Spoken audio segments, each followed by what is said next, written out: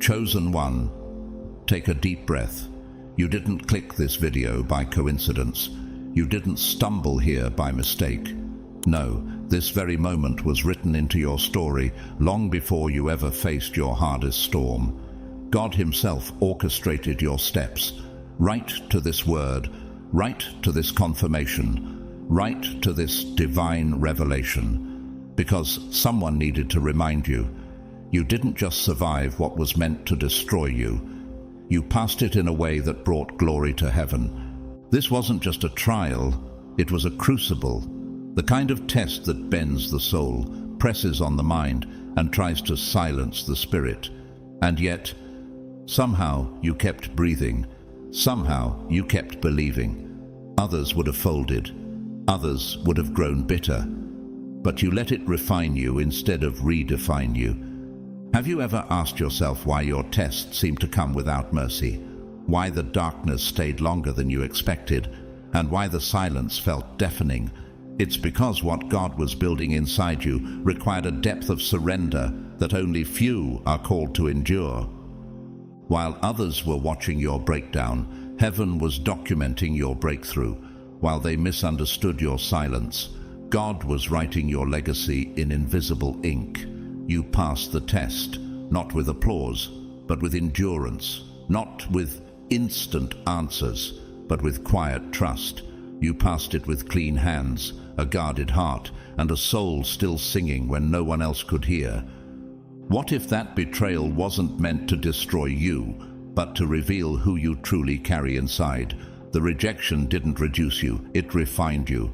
The delays didn't deny you, they prepared you for something weightier than you imagined. Pause for a moment. Why do you think God trusted you with such a heavy assignment? Because He saw what you didn't. He knew what was dormant in your DNA. He knew that under pressure, the real gold would rise. That under pain, your worship would still pour. And now, chosen one, the season of silence is over.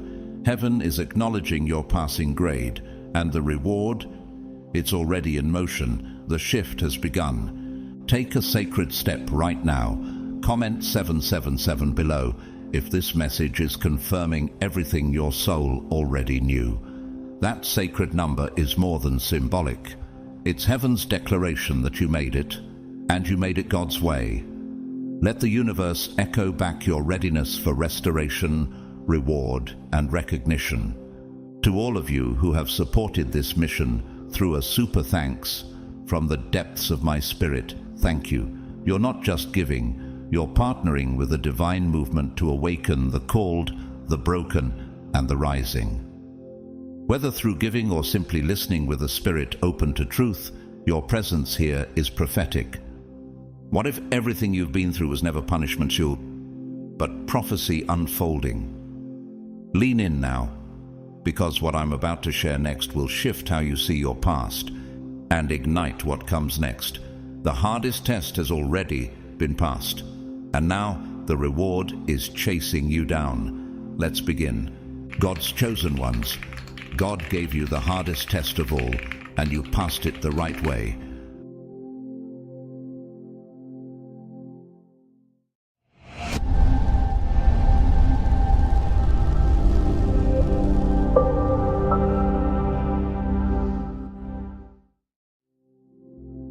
Chosen one, do you truly grasp the depth of what you've just walked through? This wasn't a minor detour or a momentary difficulty. Heaven entrusted you with the kind of test that shakes the soul at its roots. It wasn't a trial built for the masses. It was one designed for someone whose spirit carries the weight of generations. Why were you the one chosen to face a storm so severe that it silenced even your own prayers? Could it be because heaven recognized a strength in you that this world had overlooked for years? This wasn't about failure. It was never about watching you collapse. It was about revealing the rare kind of resilience that only surfaces under divine fire.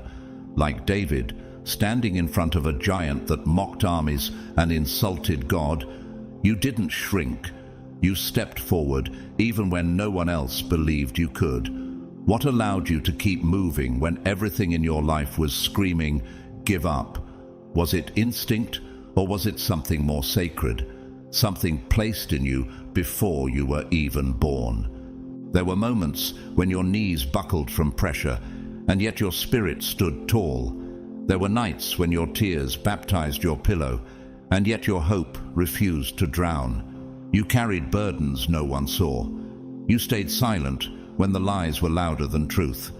But that silence, it wasn't weakness. It was sacred restraint, the kind Jesus showed when he stood before Pilate and said nothing, because sometimes the greatest power is in what you refuse to fight. You didn't just pass the test, you passed it with a grace that baffled hell. As Zechariah 13:9 says, I will refine them like silver and test them like gold.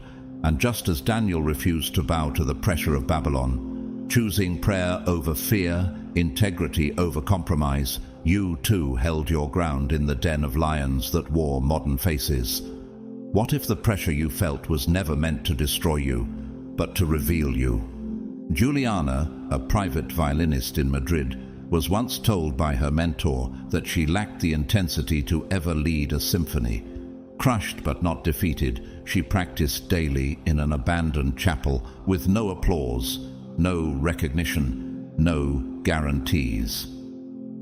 Years later, during a moment of national mourning, the president requested her specifically because he remembered the sound of her violin echoing through that same chapel when he sat there grieving alone. Her obscurity had become her testimony. Isn't that what your test also did? Built you quietly until the world suddenly needed what your silence had prepared. One of the most powerful voices of our time, Cardinal Robert Sarah, a Guinean theologian known for his defense of spiritual depth in a noisy world, once said, "Silence is more powerful than speech because it is the space where God speaks the loudest." You lived this. While others chased platforms, you built altars. While they shouted for validation, you whispered prayers that shifted unseen atmospheres. What if the proof of your strength isn't in how loud you roared, but in how silently you endured? You weren't just refined, you were realigned. Just as Ruth chose loyalty over convenience, leaving everything behind to follow a bitter widow into uncertainty, you chose faith when logic screamed otherwise. And just like Ruth, your faithfulness is birthing a legacy you haven't even begun to understand. Do you feel that tug in your chest now? That sudden peace after the war inside? That's not coincidence, it's confirmation. In the wild, eagles are known to fly directly into storms. While other birds hide, they rise, using the wind of resistance to ascend even higher. That's you. While others hid from hardship, you used it to rise. You embraced the turbulence not as punishment, but as propulsion, and it carried you to a vantage point where clarity now replaces confusion. And then there's the quiet story of Adrian, a single father in Toronto who lost his wife during childbirth. For years, he worked nights as a cleaner while raising his daughter with nothing but prayer and grit. When asked how he never gave up, he said, "I didn't fight the darkness. I became the reason she would never feel it." Isn't that what you've done? Refuse to become bitter, choosing instead to be the anchor for others who lost their way. You didn't merely survive. You passed the hardest test of all. Not with shortcuts, not with compromise, but with a spirit so surrendered that even angels stood in awe. You didn't need to announce your breakthrough. You became the breakthrough. Now the world begins to feel the vibration of your victory. Heaven watches now in stillness and pride. God looks upon you, not just with affection, but with holy satisfaction. The kind of gaze reserved for those who didn't fold when life collapsed, who didn't curse their calling when it got too heavy, and who didn't abandon their post when the winds roared louder than the promise. You didn't just endure, you overcame. And now God declares from the throne room, "This is my chosen one. This one has been tested, and they have not been found lacking." Do you feel that sacred shift in the atmosphere around you? That's the weight of divine recognition pressing upon your spirit. What does it feel like to be seen by the Creator, not just as a servant, but as a partner in glory? Could it be that what you thought was punishment was actually preparation for enthronement? The greatest souls are not born in comfort, they are forged in pressure. Look at Job. He didn't just suffer loss, he was unraveled to the core. He sat on ashes while his friends misunderstood him, while his wife told him to curse God and die. And yet he worshipped. He questioned but never betrayed. And in the end, the God of recompense restored him twice over. Job 42:10. Why? Because heaven always rewards the ones who pass silently what others would fail loudly. Nelson Mandela, the South African freedom fighter and peacemaker, once endured 27 years of unjust imprisonment. When he emerged, he did not return with bitterness in his voice, but with clarity in his mission. To heal a fractured nation through unity. He once said, "I have walked that long road to freedom. I have tried not to falter." Isn't that what you've done? Walked through your own internal prison and refused to come out with chains on your heart. You were never ordinary, you were marked. And the test you faced wasn't random. It was evidence of God's trust in your endurance. Why would the Creator entrust you with such intensity unless He saw a future so expansive that it needed deep roots to support it? Have you considered that your strength under fire became a sermon the angels couldn't stop watching? Like the story of Esther, a Jewish girl raised in exile, positioned in a pagan palace, hidden until it was time to save a nation. Your obedience in silence has prepared you for sudden elevation. She didn't ask for the crown. She didn't scheme for power. But when the crisis came, she rose. "If I perish, I perish," she said, Esther 4:16. And with that surrender, she became a deliverer. Could your surrender be writing the same kind of history? Revelation 3:8 isn't a suggestion, it's a promise. "I have placed before you an open door that no one can shut." Those doors are not metaphorical, they are dimensional shifts. You're not just stepping into a new season, you're stepping into a new realm, one where your past no longer limits you, where delay no longer defines you, where your obedience unlocks what striving never could. Everything in your life has been building toward this. Do you remember the time you almost gave up but didn't? When betrayal wrapped around your heart like a noose and yet you forgave anyway? When your bank account said, lack, but your spirit said, abundance is coming. Every one of those moments sowed something in heaven's soil, and now that soil is breaking open. Amira, an environmental engineer in Morocco, was once fired after exposing corruption in her company. She was humiliated, blacklisted, and nearly homeless. But instead of giving in, she began planting trees in barren land outside her city. Alone, unpaid, unnoticed. 10 years later, her reforestation work became the blueprint for a government-funded sustainability initiative that now feeds thousands. What if your quiet obedience is building something generations will benefit from? Cardinal Christoph Schönborn, an Austrian theologian and editor of the Catechism of the Catholic Church, once said, "When God opens a door, He doesn't do it for your comfort. He does it so your calling can finally breathe." Could it be that the reason the last season felt so suffocating is because your calling was outgrowing the room you were in? Picture a volcano lying dormant for years. To the world, it appears lifeless, inactive, irrelevant, but beneath the surface, pressure is building, heat is rising, layers are shifting, until one day the eruption redefines the entire landscape. You've been that dormant volcano, misunderstood, misread, misjudged. But what was forming inside was sacred energy, and now it's time to erupt with purpose. You're not entering the future lightly. You're entering as someone who has tasted both the pit and the promise. The pain that almost killed you has become the oil that now flows from your hands. The storms that raged against you were not meant to destroy, They were training grounds. The tears you thought were wasted. They watered roots of legacy so deep that even drought cannot undo them. So now the only question that remains is, what will you do with this favor that no man can deny? Will you walk through the open door timidly, or with the authority of someone who knows heaven stands behind them? Are you ready to stop surviving and start reigning? And now that you stand before that open door, chosen one, it's no longer a question of permission. It's a declaration of readiness.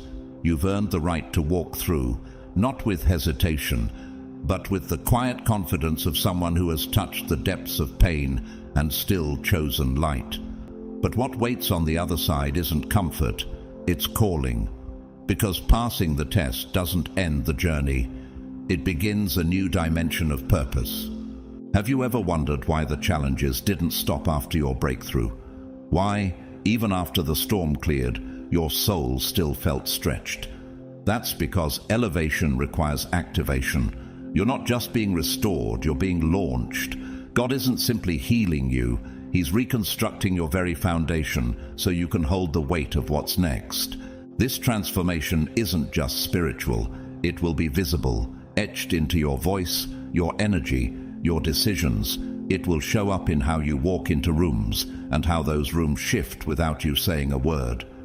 Could that be why people suddenly pause when you speak? Why strangers confess things in your presence they've never said aloud? Because now you carry the frequency of divine authority, and authority isn't loud, it just is. Like Moses, who returned from Mount Sinai with a glow so intense that others couldn't even look at him without a veil, you too now carry evidence of encounter. Exodus 34:29-30. That glow isn't cosmetic, it's covenant.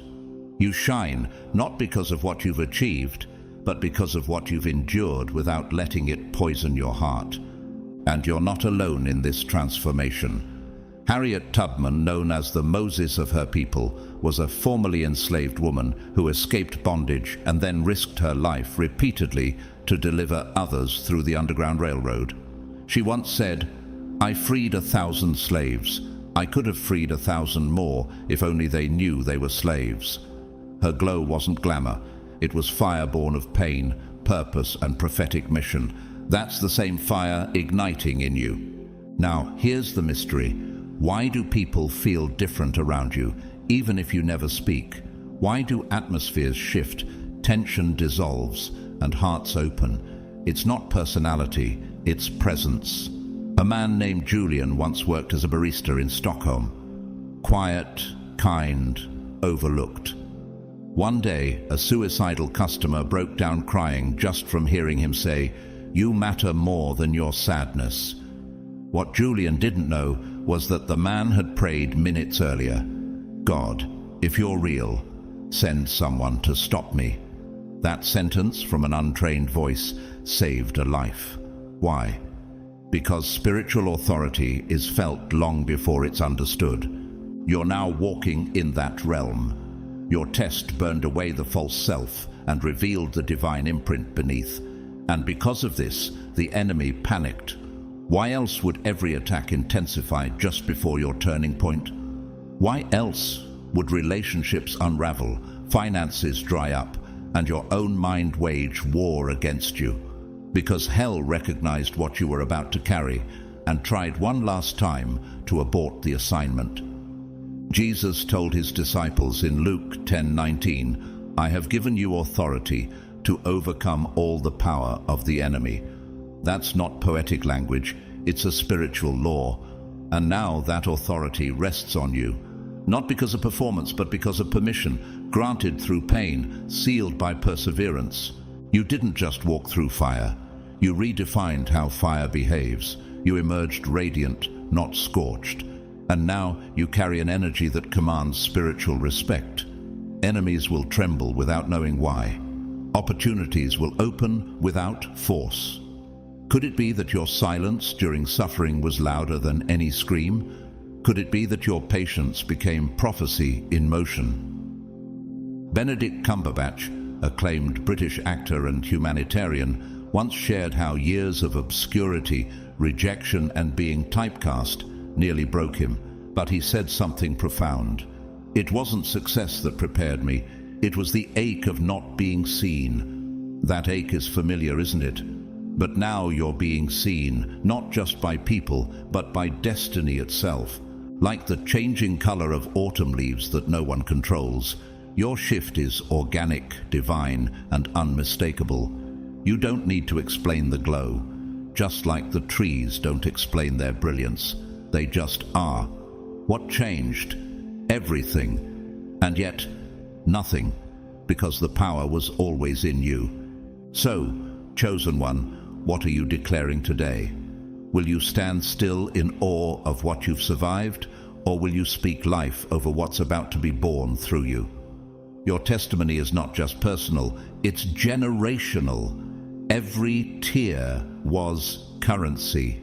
Every delay was strategy. And now that heaven has cleared your name, the only thing left is for you to say, out loud, "I passed the test." What you're declaring now isn't just your readiness, it's your awakening. And to truly grasp the depth of what just happened, we have to go deeper. The test you passed wasn't simply about enduring pain. It was a sacred initiation into mastery over your emotions, your instincts, and even your thoughts. Because every time you chose to bless instead of curse, to stand instead of retreat, to love instead of close off, you were laying bricks in the foundation of something eternal. Can you feel the difference in your own atmosphere now? Like the air around you bends differently, like heaven listens closer. This is what separates the chosen from the crowd. The world operates on reaction. It expects anger when wronged, revenge when betrayed, and collapse when overwhelmed. But your response rewrote the script. Why do you radiate peace while others are swallowed by rage? Why does your forgiveness sting more than someone else's fury? It's because you mastered the storm instead of letting it master you. Each time you said, "I forgive," when no one apologized, you disarmed the enemy. Every step you took in faith when logic screamed retreat was a blow to hell's plan. And that strength didn't come from pride, it came from surrender. From choosing stillness over noise, like Jesus did when Satan tempted him in the wilderness. Matthew 4:10 says, "Away from me, Satan, for it is written, worship the Lord your God and serve him only." That moment wasn't about dominance, it was about clarity. The clarity to say no to illusion. How many times did the enemy whisper, "You're alone, you're forgotten, this isn't worth it"? How many mornings did you battle a heaviness you couldn't explain, and yet you kept showing up with tired eyes but an unshaken spirit? Isn't that the real miracle? Not that you were unhurt, but that you were unshaken. Actor and humanitarian Forrest Whitaker, known for his deep compassion and quiet wisdom, once shared in an interview how rejection early in his career nearly silenced his voice. He said, "They tried to define me before I even knew who I was." But he refused to let the voices around him drown out the one within. He later became not just an award-winning performer, but a global peace advocate. Can you relate to that? The sense that you've had to fight, not just for your future, but for your very identity. Sasha, a hospice nurse in Helsinki, once cared for a man who hadn't spoken a full sentence in weeks.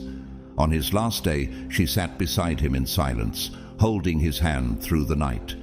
Just before dawn, he looked her in the eyes and whispered, "You're not just a nurse. You're proof God didn't forget me." Sasha never advertised her faith. She just loved well. And that love cut through despair like a lighthouse. Isn't that what you've been doing? Shining without shouting? Isaiah 54:17 declares, "No weapon formed against you shall prosper."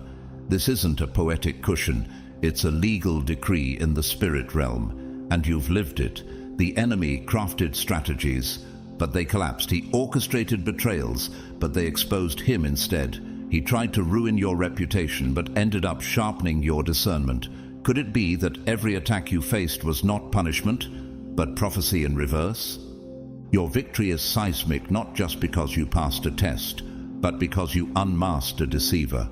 The father of lies watched you walk through shadowed valleys and expected to see your faith die. Instead, he saw it multiply, and now he trembles, because you didn't just endure, you evolved. You became a vessel he can no longer penetrate. You are walking proof that God's word doesn't return void. That when the storm said, "This is the end," God whispered, "This is just the beginning." You are a miracle, not because of what was spared, but because of what was transformed. What was meant to drown you became the water you now walk on. In nature, diamonds are only formed under intense pressure and heat, buried deep, hidden from view for thousands of years. But when revealed, they don't ask for recognition. They simply reflect light. That's you now. You don't need to explain the scars. They've become facets of brilliance. Could that be why people stare a little longer now? Not out of curiosity, but reverence. You've become more than a testimony. You are a tabernacle of survival. Your life speaks on behalf of the voiceless, and your scars are now sacred scrolls. When people look at you, they don't just see resilience. They see resurrection. They see the impossible made possible. Not because you never fell, but because you rose with wisdom. So here's the final question echoing in the spirit. Now that you've seen who you really are, who can stop you? Now that you see who you are, chosen one, an unshakable, radiant force forged through fire, the world is about to see it too. And they won't just see your survival. They'll see the shine of someone who weathered a Category 5 storm and came out with wisdom in their eyes and peace in their steps. What happens when someone looks at you and realizes miracles still walk among us? What shifts inside a person when they meet someone whose presence says, "God is real and He carried me through"? Your story is no longer just your own. It's becoming a revival for those on the edge. It's a divine spark reigniting lives that quietly burned out. Why do people stop in mid-sentence around you as if they've remembered something sacred? Why do strangers cry after talking to you without knowing why? It's because your transformation is evidence, and evidence doesn't argue. It simply exists. Let's talk about what's coming, not just in theory, but in timing. You passed the test, and heaven took note. God is preparing to bless you in a way that cannot be mistaken for coincidence. This isn't just about money. Though the doors of provision are swinging wide open, this is about fullness, peace in your chest, clarity in your mind, purpose pulsing through your relationships. The kind of joy that isn't triggered, it's permanent. What if everything that once resisted you now begins to chase you? What if the struggle wasn't against delay, but against alignment? Psalm 23:5 declares, "You prepare a table before me in the presence of my enemies." Imagine what it does to darkness when it has to sit and watch God bless the very one it tried to destroy. Your enemies will have front row seats, not to your downfall, but to your divine coronation, and they won't be able to stop a single thing. Like Joseph, who was betrayed, sold, falsely accused, and left in chains, his journey wasn't punishment, it was positioning. Every betrayal was a redirection, every false accusation a sharpening. And when the time came, Pharaoh didn't hesitate. Genesis 41 records it. Can we find anyone like this man, one in whom is the Spirit of God? Joseph went from prisoner to prime minister in a single conversation. Have you considered that the very dungeon you were in may be the hallway to your throne? This transformation requires something from you, though. It requires full embrace. Can you release the version of yourself who struggled to believe? Can you leave behind the version of you who carried shame like armor? As 2 Corinthians 5:17 promises, if anyone is in Christ, the new creation has come, the old has gone, the new is here.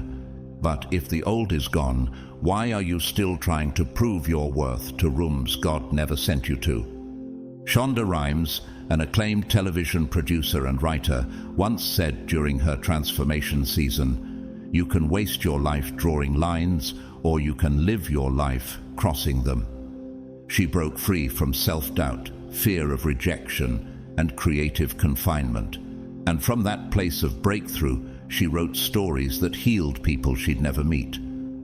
What lines are you still drawing out of fear, when your story is waiting to be lived beyond them? And then there's Leo, a former gang member in Bogota, who now runs a bakery that employs and rehabilitates young men trying to leave violence behind. What changed him? One night in a cold prison, he had a dream that he was baking bread for angels. When released, he didn't go back to revenge, he went back to purpose. Now, every loaf he makes carries a message of mercy. Could your breakthrough carry healing for more than just you? In nature, sunflowers instinctively turn toward the light, even before the sun rises. Scientists call it heliotropism. They face the direction where light will be. That's what your soul is doing now, turning toward light even before it fully appears. Your trust is not based on visibility, it's based on knowing that something greater is on the way. Is it possible that your spirit has already said yes to blessings your eyes haven't seen yet? You've stepped into a realm where ease replaces resistance, where blessings aren't begged for, they're attracted, not because you manipulated outcomes, but because you became magnetic with obedience. Your new identity carries authority. The old you strived, the new you receives, and everything heaven has promised is aligning, not randomly, but precisely. So, chosen one, what are you waiting for? Are you still peering through the keyhole when the door is wide open? Are you still apologizing for surviving storms that made you who you are? Or are you ready to feast at the table your trials have earned you? Then this is your moment to act, not just with words, but with a living declaration. Chosen one, we've reached a turning point, and now heaven awaits your agreement. Right now, declare it in faith. You are ready. Type it, speak it, believe it. This is more than a gesture. It's a spiritual transaction. When you engage with boldness, you align your body, mind, and spirit with the outpouring God has already prepared. What if this one act of faith is the door unlocking everything that was once delayed? This isn't just about faith in theory, it's about transformation in motion. Because you passed the test, God is now remaking you from the inside out, and the change will be undeniable. You'll begin to feel it before you can explain it. Your body lighter, your sleep deeper, your presence stronger. Could the weight you once carried have secretly become your strength? Could the pain you endured have rewritten your very frequency? People will say you look different, brighter, fresher, younger, but what they're sensing isn't physical only. It's the resonance of God's Spirit radiating from your restored soul. Like Moses, who descended from Mount Sinai with a glory so intense that others couldn't bear to look directly at him, Exodus 34:29 through 35. You carry evidence of encounter. That glow wasn't decoration, it was revelation. What if your very face now carries a message heaven needs delivered? And this transformation isn't just about you, it's generational. The victory you've claimed is now turning into the victory others will step into. When they look at you, they won't just see someone who survived. They'll see someone who changed the atmosphere. Do you realize that your presence alone has become deliverance for others? Have you sensed how conversations now shift when you walk in the room, not because of your words, but because of your weight? British cardiologist and author Dr. Asim Malhotra once said, "True healing often begins when we address what's unseen." Though speaking of medicine, his words echo your transformation. What healed in your soul is now healing your surroundings. And that's the quiet miracle happening in you, the unseen becoming visible. Clara, a midwife in southern Chile, had suffered 5 miscarriages of her own. She thought her pain disqualified her, but over time her empathy deepened. Her touch calmed laboring mothers. Her words shortened their pain. One patient told her, "You're not delivering babies, you're delivering hope." Could it be that your deepest wound has become the well others drink from? You are not just chosen, you are catalytic. You are the beginning of a ripple that will outlive your name. Like Deborah in the book of Judges, a prophetess, judge, and warrior, your obedience will initiate shifts in realms you don't even see. Deborah's leadership brought national breakthrough, Judges 4-5, and it started with her willingness to speak when others remained silent. Are you willing to be that voice now? But be alert, because even after breakthrough, the enemy lingers. He studies patterns, and when he sees your new strength, he plots old attacks in new disguises. He will try to whisper doubts, rehearse failures, and present you with options that feel safe but are beneath your calling. That's why Ephesians 6:11 commands, "Put on the full armor of God so that you can take your stand against the devil's schemes." You've already proven that his old weapons don't work. But are you prepared for the subtler ones? You're not who you were before the test. But if you're not careful, the enemy will try to drag you back by pulling on your memory. That's why your clarity must now become armor. When you remember who you are, hell remembers it lost. Isaiah 61 declares, "Arise, shine, for your light has come, and the glory of the Lord rises upon you." You've already arisen, but now you must shine. Will you shrink back to blend in or rise to illuminate? In the wild, there are certain birds, like the Arctic tern, that migrate thousands of miles, flying from the North Pole to the South without turning back. Scientists are stunned by their endurance. They don't return halfway through the journey simply because it gets hard. They keep flying toward what is promised. What if your spirit has also been wired for that kind of forward-only movement? You are the answer to someone's cry. Your transformation isn't ornamental, it's foundational. You didn't just heal, you became a healer. And now, every step you take echoes in dimensions your natural ears cannot hear. Your past was a training ground. Your present is an activation zone. And your future, it's already vibrating with glory. So, chosen one, what does the enemy still have left against you now that you become the very light he tried to extinguish? So, chosen one, now that you've become the very light hell tried to extinguish, what's left to fear? You are fully equipped, not just with wisdom, but with armor forged in the furnace of trials and sealed in sacred obedience. As Ephesians 6:11 commands, "Put on the full armor of God so that you can take your stand against the devil's schemes." And that's exactly what you've done. You didn't collapse when it got dark. You became the light the darkness couldn't comprehend.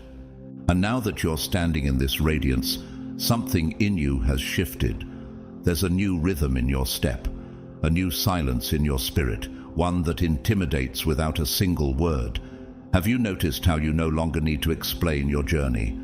How your presence says what your mouth used to labor to prove? Could it be that the very wilderness that tried to break you has become the altar where your confidence was born? This boldness isn't pride, it's proof. Proof that you've passed through the fire without smoke. Proof that what tried to burn you only refined your discernment. You're no longer waiting for permission. You've realized that you were never meant to blend in. Your entire journey, the delays, the isolation, the heartbreak, was customized to carve a vessel that could carry weight others would collapse under. Think of David, the overlooked shepherd boy, anointed in secret, tested in silence, and revealed on a battlefield. It wasn't the sword that made him dangerous, it was his intimacy with God. When he faced Goliath, he didn't boast in his skill, but in his covenant. "You come against me with sword and spear, but I come against you in the name of the Lord." 1 Samuel 17:45. His confidence was holy, Yours is too.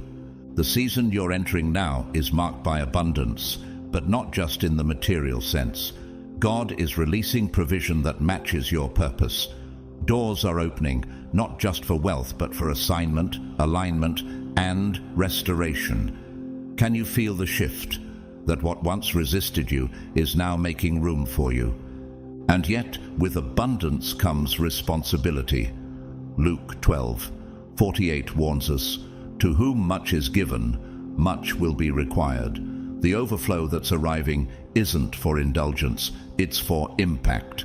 God is trusting you with resources because you've proven you won't be seduced by them. You won't hoard the blessing, you'll channel it. You won't chase platforms, you'll build altars. Leah, an architect in Nairobi, was betrayed by partners who stole her firm.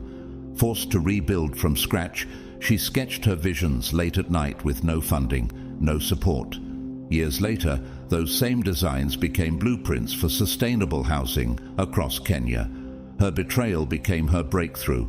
She said, "What they took forced me to find what couldn't be stolen." Could that be what happened to you? The loss led you to your eternal core.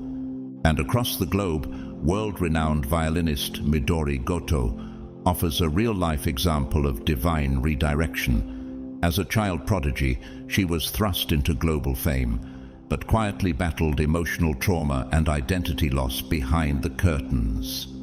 Instead of letting it destroy her, she transformed pain into purpose. She now mentors young musicians, many from underserved backgrounds, helping them discover not just their talent, but their worth. Midori once said, "Success without soul is empty sound." Could your own success now be resonating differently because it carries the frequency of your soul? The truth is, you've become a steward of transformation, not just for yourself, but for all connected to you. You're not rising to stand alone, you're rising to lift others. Every room you enter now carries legacy with it. Every choice you make echoes beyond this moment. Can you feel it? That sense that this is bigger than you? In nature, the African baobab tree towers not just in height, but in purpose, storing tens of thousands of gallons of water inside its thick trunk to sustain entire ecosystems through drought. Your breakthrough is becoming that. A spiritual reservoir, an ecosystem of hope. What if the overflow you carry now is designed to feed those who can no longer pray for rain? Chosen one, you've exited survival mode. You're entering stewardship. You're walking in the wealth of revelation, the fullness of identity, and the joy of knowing this is just the beginning. And it's not about arrival, it's about activation. You passed the test, you carry the oil, and now you carry others. And now, chosen one, we must talk about something deeper, something generational. You didn't just win for yourself. You broke something in the spirit that will never bind your bloodline again. What if your test wasn't just a battle, but a baton? What if the strength you displayed in silence is now becoming the foundation your children, your community, and even strangers will stand upon? You are building legacy, not with loud declarations, but with decisions. Every yes to God when it would have been easier to quit. Every act of obedience when no one clapped. Every moment you rose again when defeat seemed final. Those choices are becoming spiritual inheritance. Have you ever wondered what will shift in others just because you didn't give up? Your legacy is bigger than a moment. It's an atmosphere. It's what happens when your presence shifts generations. Think about Abraham, who stood before God in one of the most defining tests in Scripture. Asked to sacrifice his son Isaac, he chose unwavering trust. Genesis 22 tells the story. At the final moment, God stopped his hand and provided the ram. But it wasn't just about Abraham, it was about covenant. God said, "Through your offspring all nations on earth will be blessed." Genesis 22:18. Could your obedience be unlocking that kind of generational ripple? And what about modern legacies shaped by fire? Malala Yousafzai, the youngest Nobel Peace Prize laureate, was nearly killed for advocating girls' education in Pakistan. Yet her recovery ignited a global movement. She once said, when the whole world is silent, even one voice becomes powerful. That's legacy. That's what your endurance is doing, not just surviving, but shifting culture. Elijah, a teacher in New Zealand who once battled addiction, now runs a non-profit that mentors teenagers through creative arts and nature therapy. He often tells his students, "My survival was never just about me. It was a signpost for your rescue." His life became a bridge. Could that be what your pain was preparing you for? To become the bridge others don't have to fall through. Something is stirring in your spirit now. Do you feel it? That rising intensity isn't anxiety, it's awakening. That surge of fire in your chest isn't fear, it's the roar of destiny. This is what it feels like when your name begins to echo in spiritual places. This is what it means to step into divine alignment. You are no longer just recovering, you are conquering. Romans 8:37 says, "In all these things we are more than conquerors through him who loved us." And that's what you are, not just someone who endured, but someone who triumphed with purpose. You're not just a believer, you're a builder.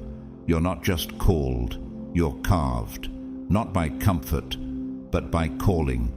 And now God is turning the page. The test you passed wasn't your final chapter, it was your prologue.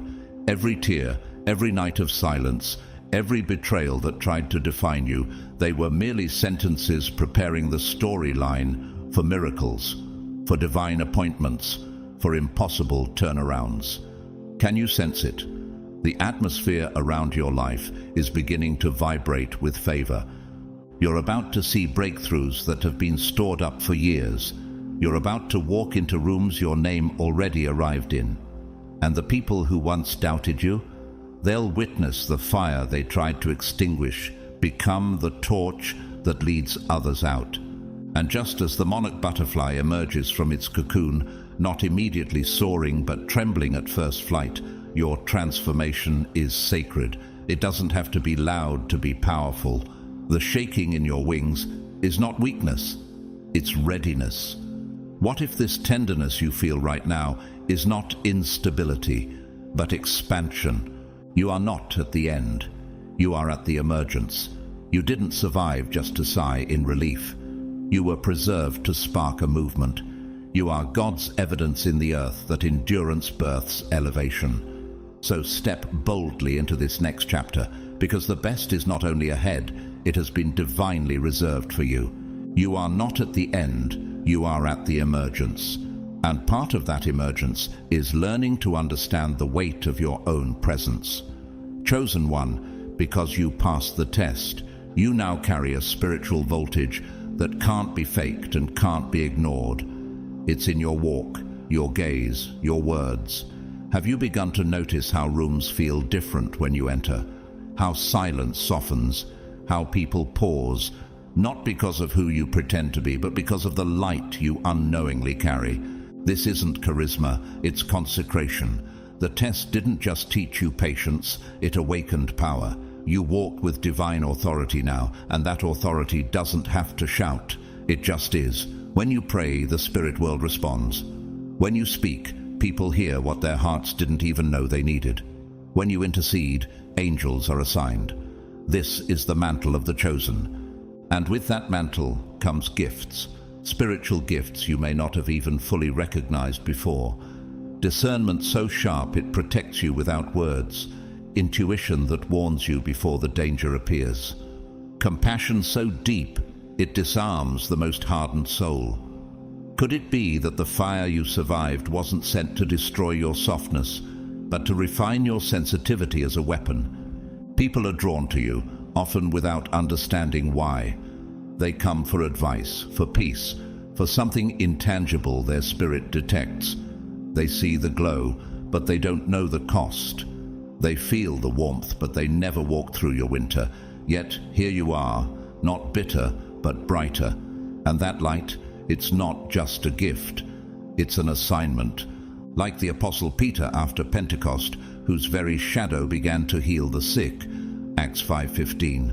Your atmosphere is now infused with divine residue. He didn't plan it. He didn't seek applause. He simply walked, and heaven moved with him. Isn't that what's happening to you? Hasn't your walk become a sermon? Hasn't your silence become a signal? Former First Lady Michelle Obama, known globally for her grace, strength, and dignity under pressure, once said, "Your story is what you have, what you will always have. It is something to own." Her journey from the south side of Chicago to the global stage was not just a story of success. It was a testimony of presence. She entered rooms not to dominate, but to dignify. Isn't that the same grace that now follows you? Isn't your story becoming the answer to someone else's doubt? Or take Mateo, a widowed grandfather in Lisbon who began baking bread again after the loss of his wife. What started as therapy became ministry. His kitchen turned into a sanctuary for neighbors, immigrants, students, and grieving parents. He says, "The dough rises slowly but faithfully." I think that's how God works. Could your slow rising also be holy? Let's talk about the unexpected blessings now unfolding around you. They're coming quietly but forcefully. A phone call you weren't waiting for. A message that reopens a closed door. A healing in your body you thought would never come. Have you considered that some miracles arrive not when you shout, but when you surrender? These blessings won't always look flashy. Some will come dressed in peace. Others will arrive in opportunities that seem small until they burst open into destiny. What if that new connection is more than friendship? What if it's the partner to your calling? What if that unexpected refund isn't coincidence, but divine provision designed to confirm your next step? But here's the truth. Blessings are drawn to belief. Hebrews 11:6 makes it plain. Without faith, it is impossible to please God. He rewards those who earnestly seek him. You've sought him in the drought, and now the clouds are forming. But doubt can dry up what faith was about to release. Are you willing to stay open even when you can't predict the form? Like Elijah standing on Mount Carmel, waiting for rain after a long drought, 1 Kings 18, you may not see the cloud at first, but can you remain in position when all you have is a promise? Elijah told his servant to look 7 times, and on the 7th, a cloud the size of a man's hand appeared.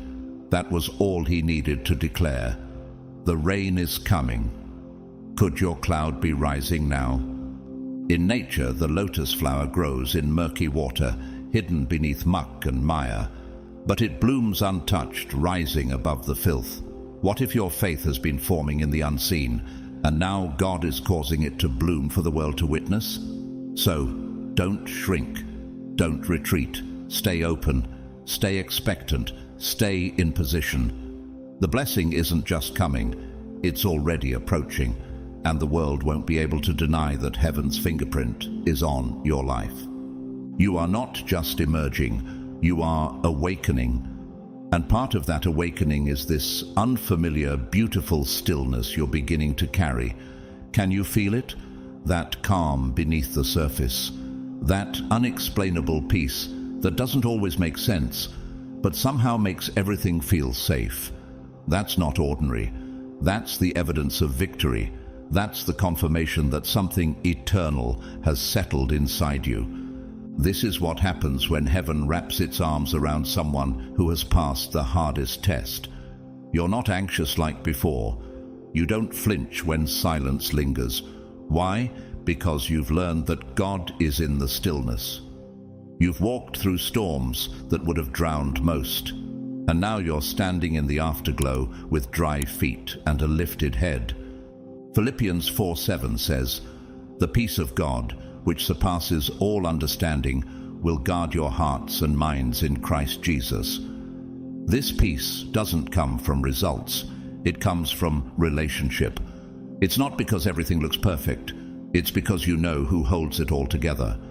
But here's the divine twist. That peace isn't just for you.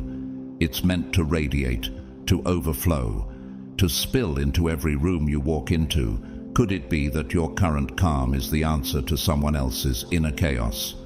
Could it be that your healing presence is now part of someone else's roadmap to freedom? You've been trained in pressure. Now you're called to carry peace. And your life, your very existence, is a demonstration of what God can do with someone who refuses to give up. Remember Jesus, sleeping in the storm while his disciples panicked. In Mark 4:39, he simply spoke, "Peace, be still," and nature obeyed. That wasn't just power, it was embodiment. That same embodiment is beginning to manifest in you.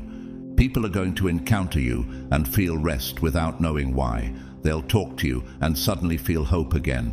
Your story, your scars, your stillness, all of it is becoming sacred medicine for a world that's lost its voice. Have you noticed that lately? People aren't just asking you for answers. They're asking how you stayed sane, how you stayed soft, how you kept believing.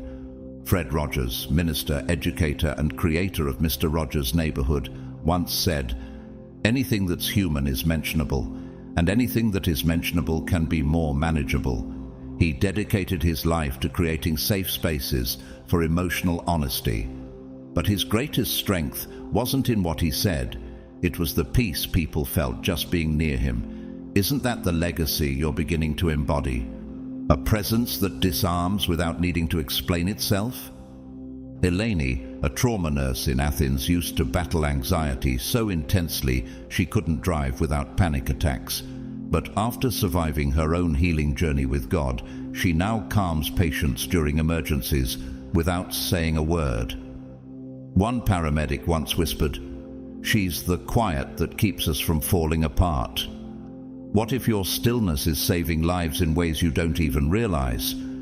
You're becoming a lighthouse for those still adrift in their storms, not because you shout from the rocks, but because you shine, and that light is starting to draw things to you, opportunities, relationships, resources, but not out of chance, out of covenant. Have you ever paused to ask, what would shift if you stopped doubting your light? What would manifest if you finally embraced your spiritual identity without apology? What would open if you dared to walk as if heaven itself backs your every step? Because the truth is, the world shifts when a chosen one knows who they are.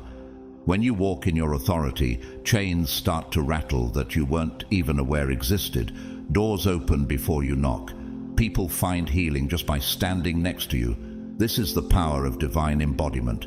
This is what it means to live inside your assignment. Isaiah 26:3 declares, "You will keep in perfect peace those whose minds are steadfast because they trust in you."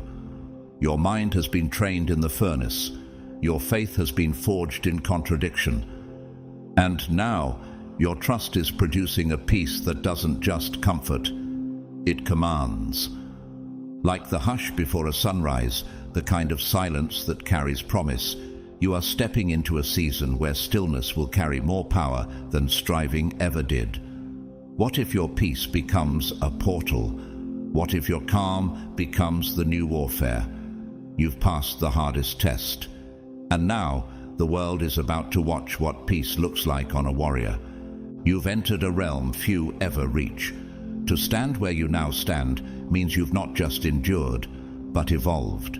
You've passed the hardest test God could give, and now you're not merely stepping into destiny. You're becoming destiny for others. This isn't the end of a long road. It's the gateway to eternity echoing with your name. What if this moment wasn't just a reward, but a release? What if the heavenlies have already begun announcing your arrival into divine authority? This isn't simply a turning point, it's a transformation in motion. You are no longer just a person with potential. You are now proof of divine promise. God's eyes are upon you, and the Spirit is whispering over your life. Here's my servant, my vessel, my warrior, refined, radiant, and ready. Can you sense it? The atmosphere around you has shifted. The same air feels heavier, pregnant with purpose. Your yes to God has created a ripple that will move through time. You've become a living testimony of what happens when heaven is trusted over logic. But what now? What lies beyond this threshold? The answer is simple and staggering: ascension. Not in arrogance, but in divine placement. Your journey is about to take you beyond influence, into impact. Not just climbing ladders, but establishing new foundations.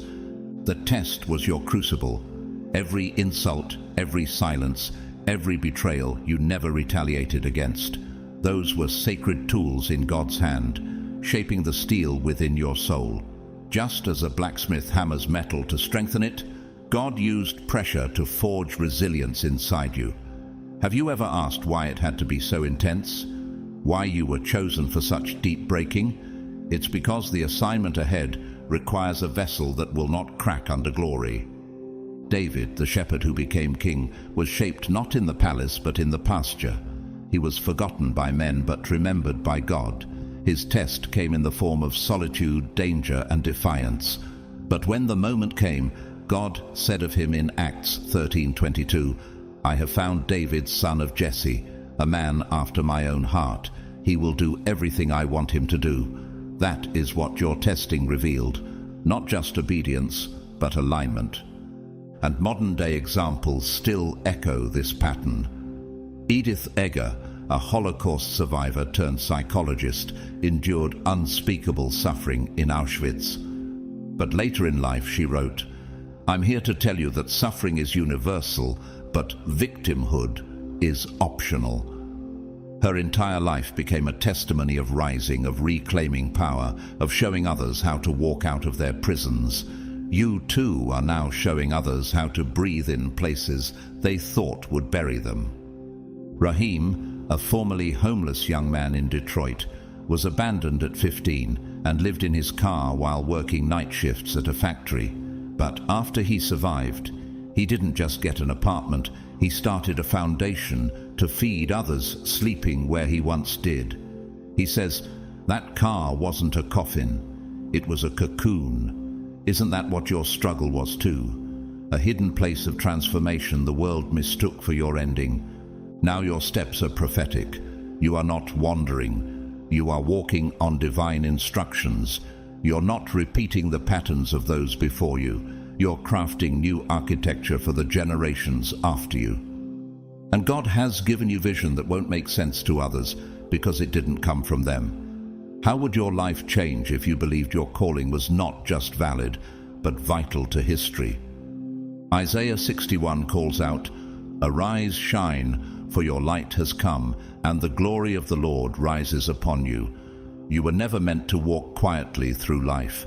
You were designed to blaze, to awaken, to disrupt stagnancy with spiritual fire. You are not walking into rooms to blend in. You are entering to shift spiritual gravity. And now heaven is assigning angelic resources to match the weight of your new authority. You are not following a trail, you are leaving one. The fire in your eyes is no longer survival, it is strategy. The world will not know how to explain you, but they will not be able to ignore you. Miracles will mark your footsteps, not just because God favors you, but because you carry his fingerprints.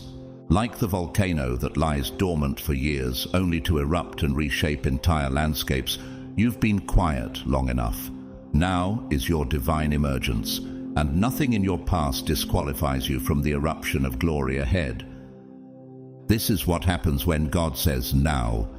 You're not just released, you are revealed. Not just restored, but repurposed. You're not dreaming anymore, you're demonstrating.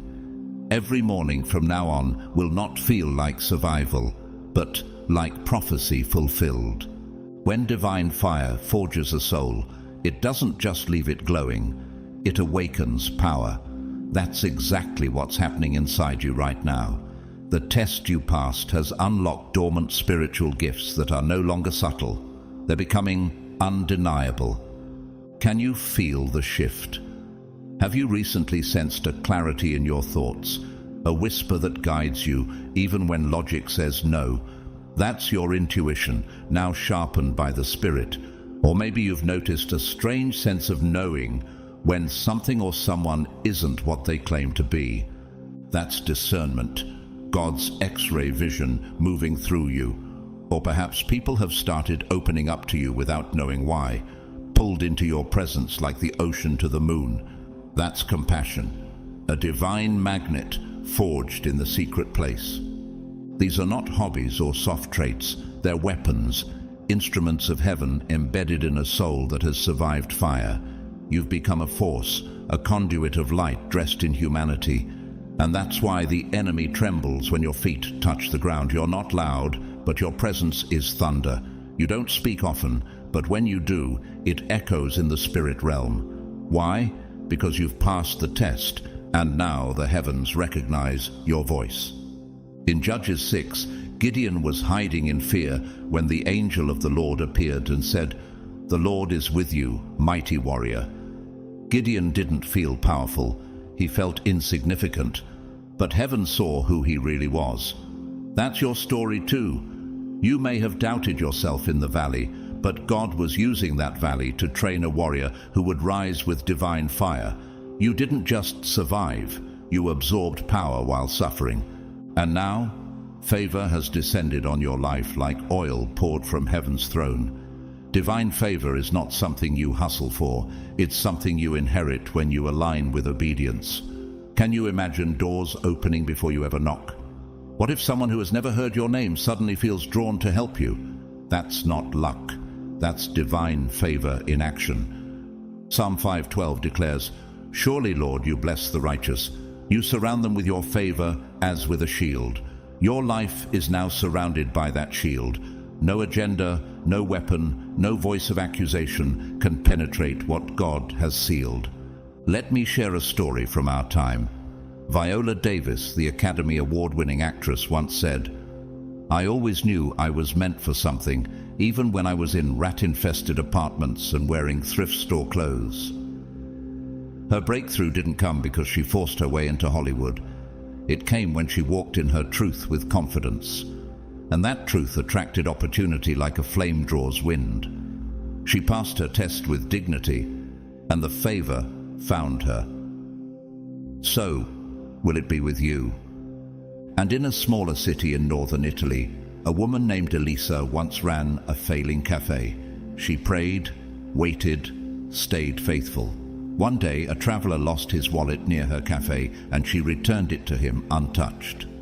Turns out, he was a food entrepreneur scouting for franchise locations. That one act of integrity opened an entire chain expansion across Europe.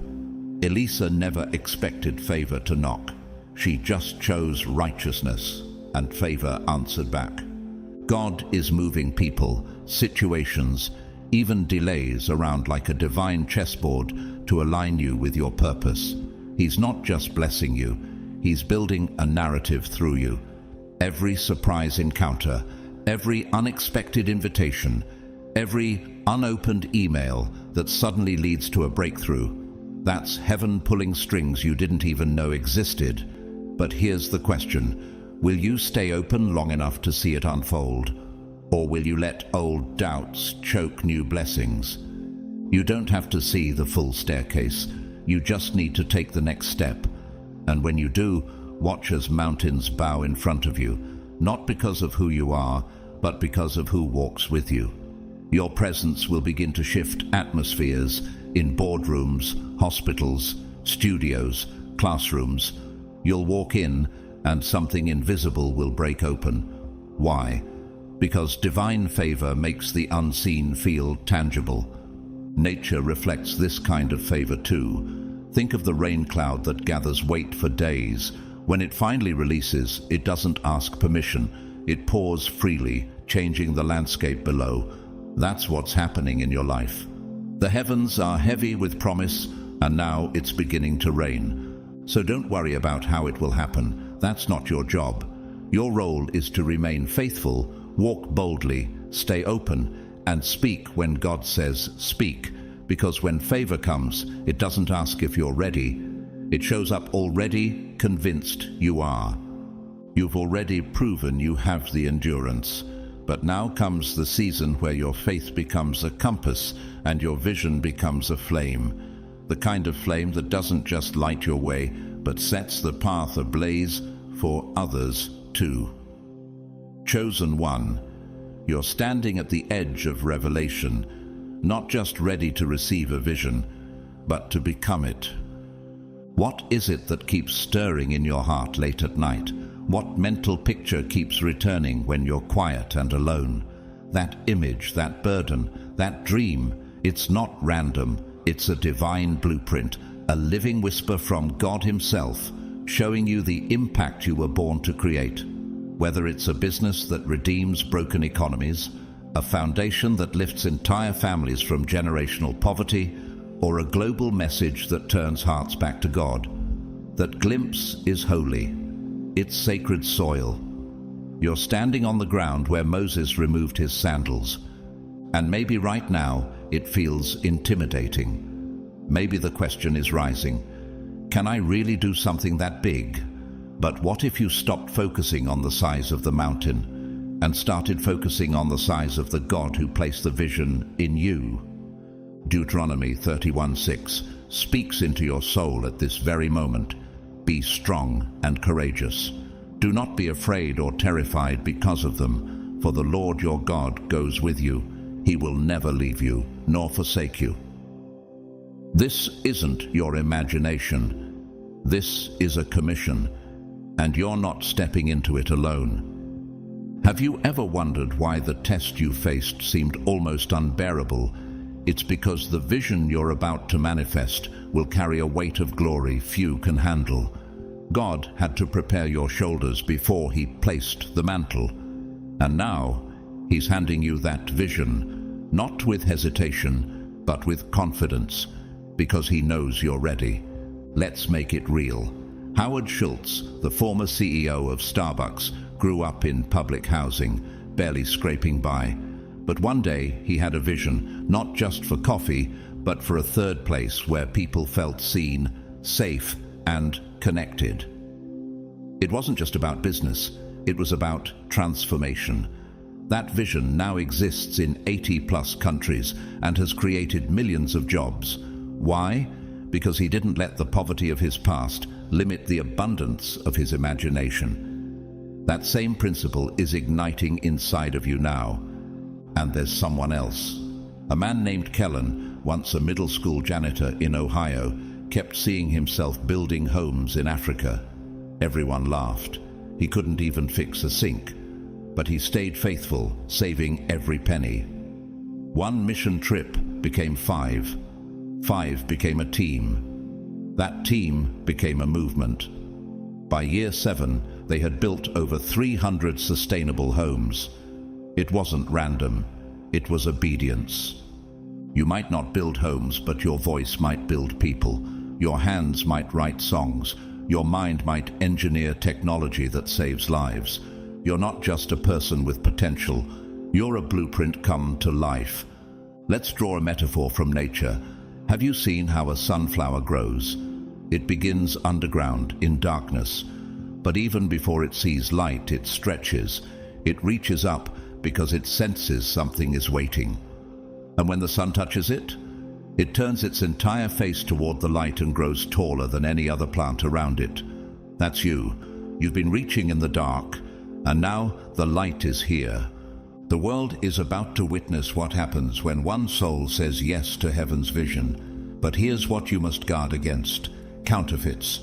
The enemy will present safe options, comfortable jobs, shallow approval, quick money. But ease is not the evidence of calling. Alignment is. Be careful not to choose what looks good over what is truly God. Have you ever walked into a store with a gift card and suddenly realized everything you once thought was too expensive is now within reach? That's what favor does when it partners with vision. The dreams that once felt too far, they start walking toward you. Why? Because you passed the test, and now your obedience is drawing heaven's resources like gravity. Remember Nehemiah? He saw the broken walls of Jerusalem and was grieved. But that grief became the birth of a movement. With one vision, one plan, and divine favor, he rebuilt what others said could never be restored. That's your moment now. You're being called not just to see the brokenness, but to restore it. So let me ask you something. What vision have you been afraid to say out loud? What blueprint has God been quietly unfolding in your dreams? What if your yes today became someone else's salvation tomorrow? You are not here to stay small. You are not called to convenience. You've been handpicked to carry out a plan heaven designed before you were born. And as you move forward, miracles will become your normal, and divine acceleration will become your speed.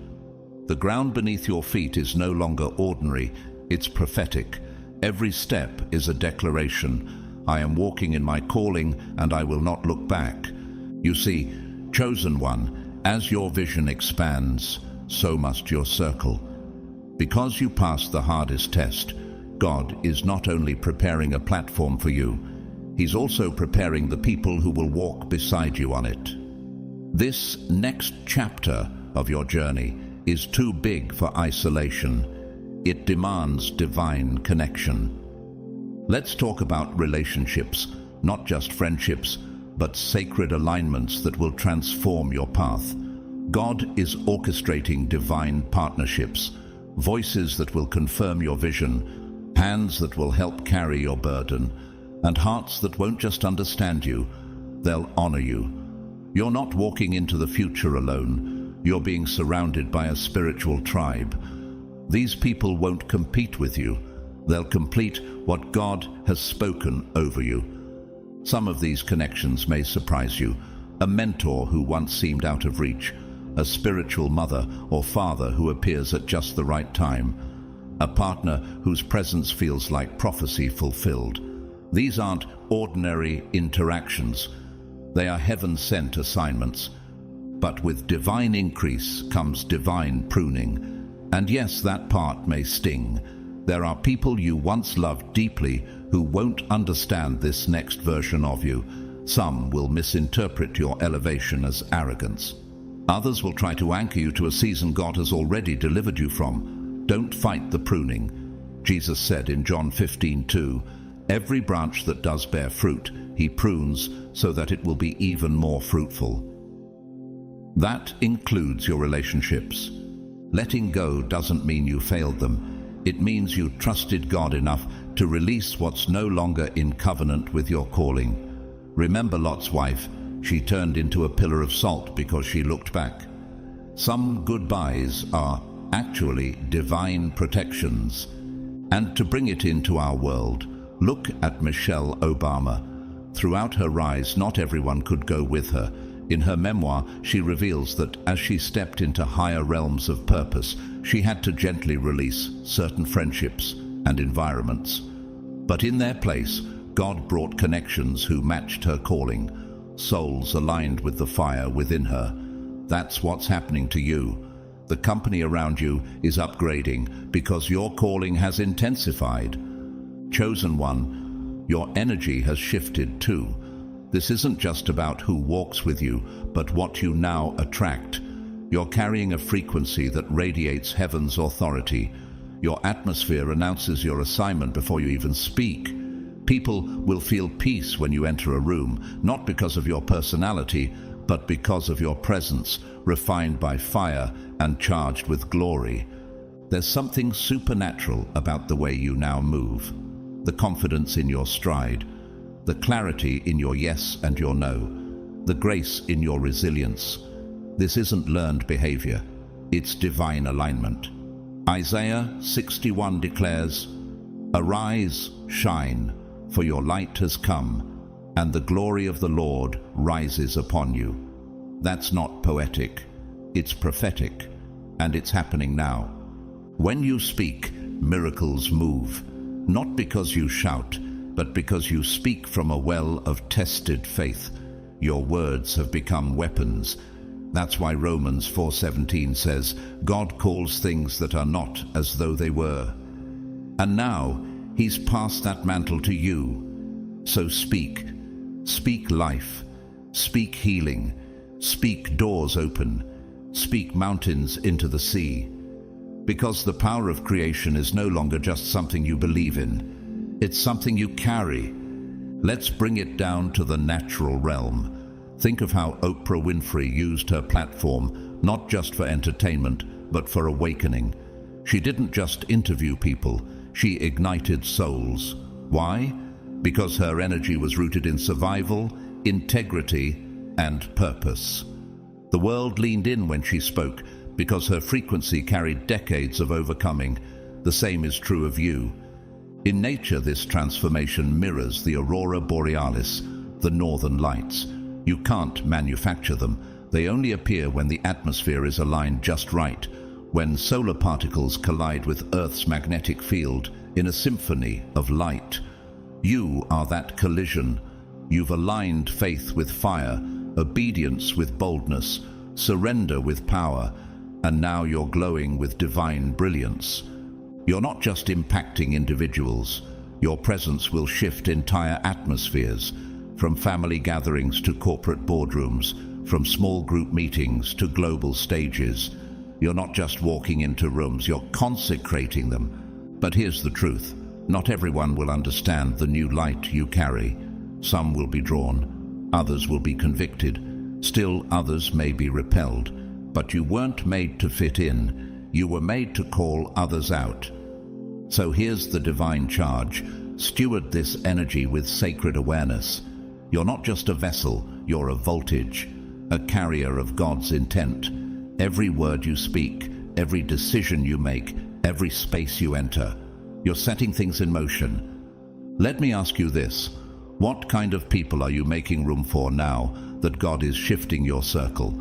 What conversations have you outgrown? Are your current relationships fueling your fire or draining your faith?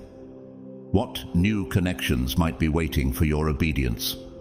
Don't shrink to accommodate old expectations. Expand to embrace new alignment. Speak with authority. Move with clarity. Trust the frequency, because you're not just living anymore. You're broadcasting heaven's rhythm, and everything that matches your signal is already on its way. But with all this divine fire now burning inside you, chosen one, comes a sacred responsibility to remain grounded in God's truth while carrying His power. When elevation arrives, so do new temptations. Have you felt that tug? That subtle pull from the world trying to distract you with noise, urgency, and glittering illusions?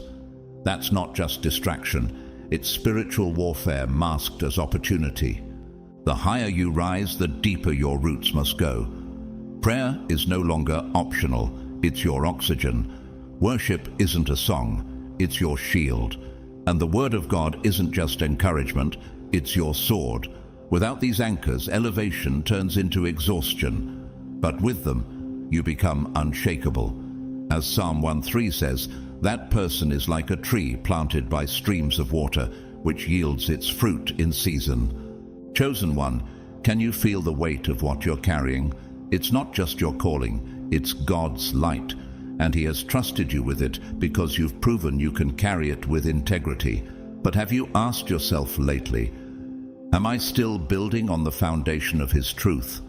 Or have I started leaning on my own strength again? Let's talk about legacy, because your obedience isn't just impacting the now, it's echoing into eternity.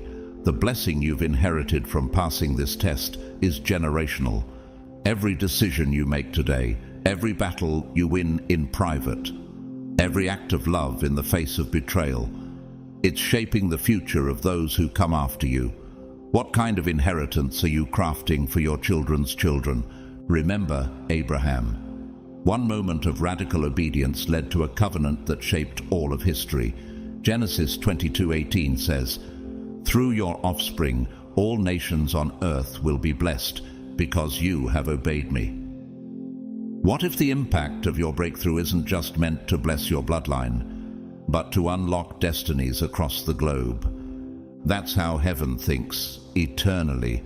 Look at someone like Martin Luther King Jr.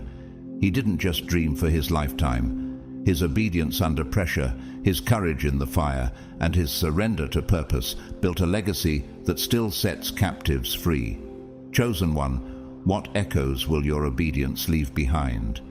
And as God prunes your past and magnifies your future, He's also doing something deeply personal. He's restoring your joy. You've cried enough. You've carried the weight of the trial long enough. Now the Father is lifting the sorrow off your shoulders and clothing you in gladness. Psalm 30:11 proclaims, "You turned my mourning into dancing. You removed my sackcloth and clothed me with joy." This joy won't come just in the mountaintop moments. It'll come in the soft places, the still mornings when the sun touches your face like a whisper of divine love. It'll come in that small text of encouragement from someone you didn't expect. Or in that quiet knowing that, yes, you survived the worst, and now the best is calling. Do you remember what it felt like to laugh freely, to breathe without pressure? That's what God is restoring to you right now, not because the world changed, but because you did. You passed the test, and now heaven is responding. And this joy is connected to something else profound: clarity.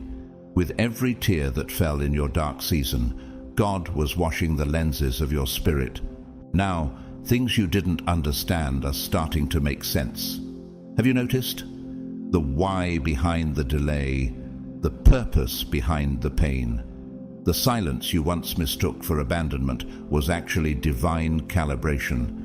God is now handing you a new lens to see your life and your mission clearly. As Proverbs 4:25-26 says, "Let your eyes look straight ahead. Fix your gaze directly before you. Give careful thought to the paths for your feet." Clarity is your compass now, and with it comes direction. No more wandering, no more indecision. Have you felt that shift in your spirit? That sudden sense that you're no longer lost, just led? That's the Spirit of God realigning your steps. You're not just moving forward, you're ascending, upward into greater levels of trust, of authority, of intimacy with the one who never left you. You're no longer asking, "God, do you see me?" Now you're declaring, "God, I see you, and I trust where you're taking me." And here's the final revelation for this part. All of this, your clarity, your joy, your peace, your elevation, was not a reward for talent. It was a result of trust. You didn't need all the answers. You just needed enough faith to say yes, even when everything screamed no. So let me gently ask, what doors might open if you keep walking with that kind of trust? What dreams might awaken if you stop asking how and start declaring when? The reward of a faithful chosen one isn't just in heaven, it's unfolding now. Chosen one, as we come to the end of this message, let's pause for a moment and acknowledge the weight of what you've just lived through. You didn't just survive a test, you passed it with divine excellence. You didn't just get through the fire, you emerged as gold refined by heaven itself. This wasn't about proving yourself to people. This was about proving your faith before the throne of God. And you did. You held your tongue when provoked. You kept moving when exhausted. You worshipped when it made no sense. And now, heaven is writing a new name over your life. Overcomer, faithful, ready. The hardest test was never meant to destroy you. It was meant to reveal you. God already knew who you were.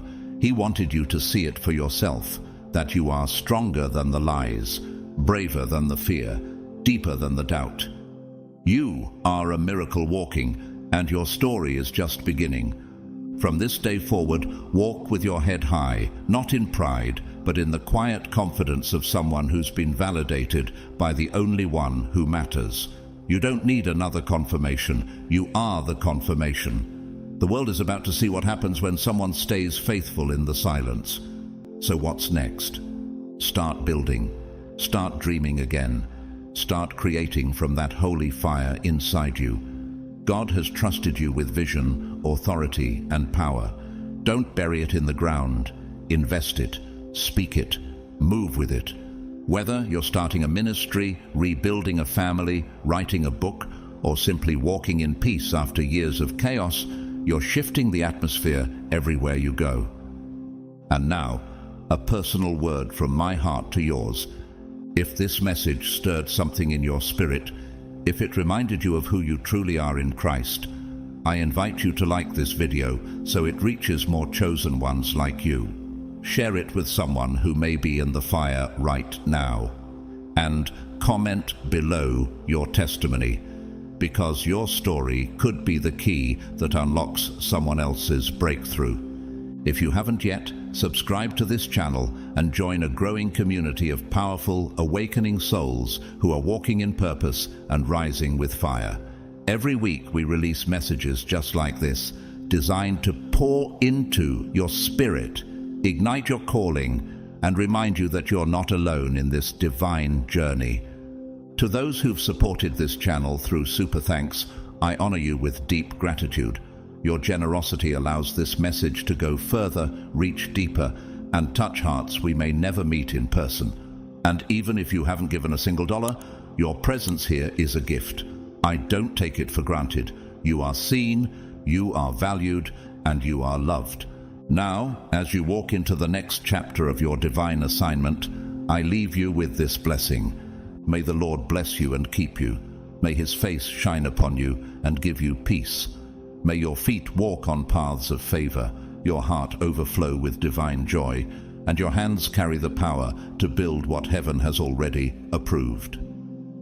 In Jesus' name, may your legacy begin today.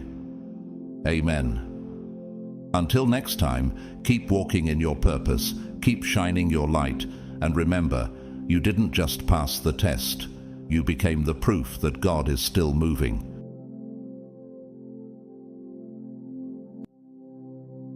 Chosen one, pause everything. There is a divine urgency in the air tonight. Can you feel it? This is not just another message. This is a spiritual summons. Something holy is unfolding, and heaven is watching how you respond. God is not just speaking, He is stepping in. Not tomorrow, not someday. Now, before we go deeper, take a moment to comment 777 if your spirit senses this word is for you. That number isn't just a code, it's your agreement with the divine, a prophetic yes to what God is about to unveil in your life. And to every soul who has supported this sacred mission through Super Thanks, thank you from the bottom of my heart. Your seed, your faith, your encouragement, they echo in eternity. You are not just watchers, you are warriors beside me in this prophetic work. But chosen one, listen closely, because what I'm about to share next is not gentle, it is not poetic. It is God's fury against what touched you without permission. This night is different, and if you keep listening, you'll understand why He is no longer silent. Let's go deeper now. God's chosen ones. God is upset. Don't make the mistake of ignoring this.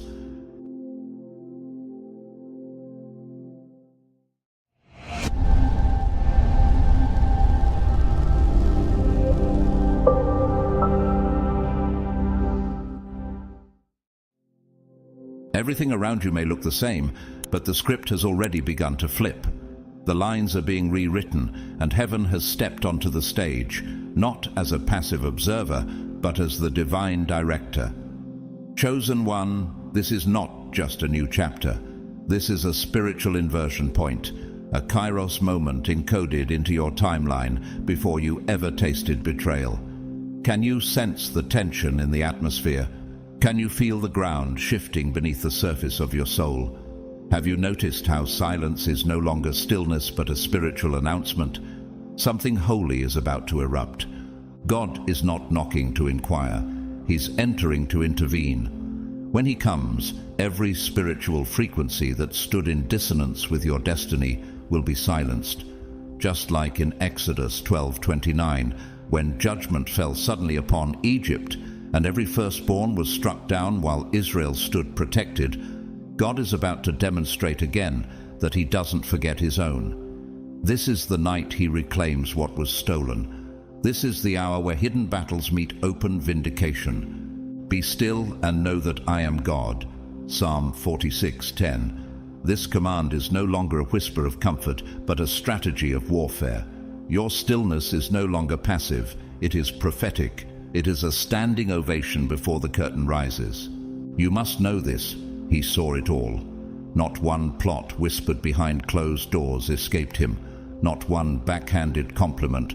Not one manipulative alliance. Not one counterfeit hug.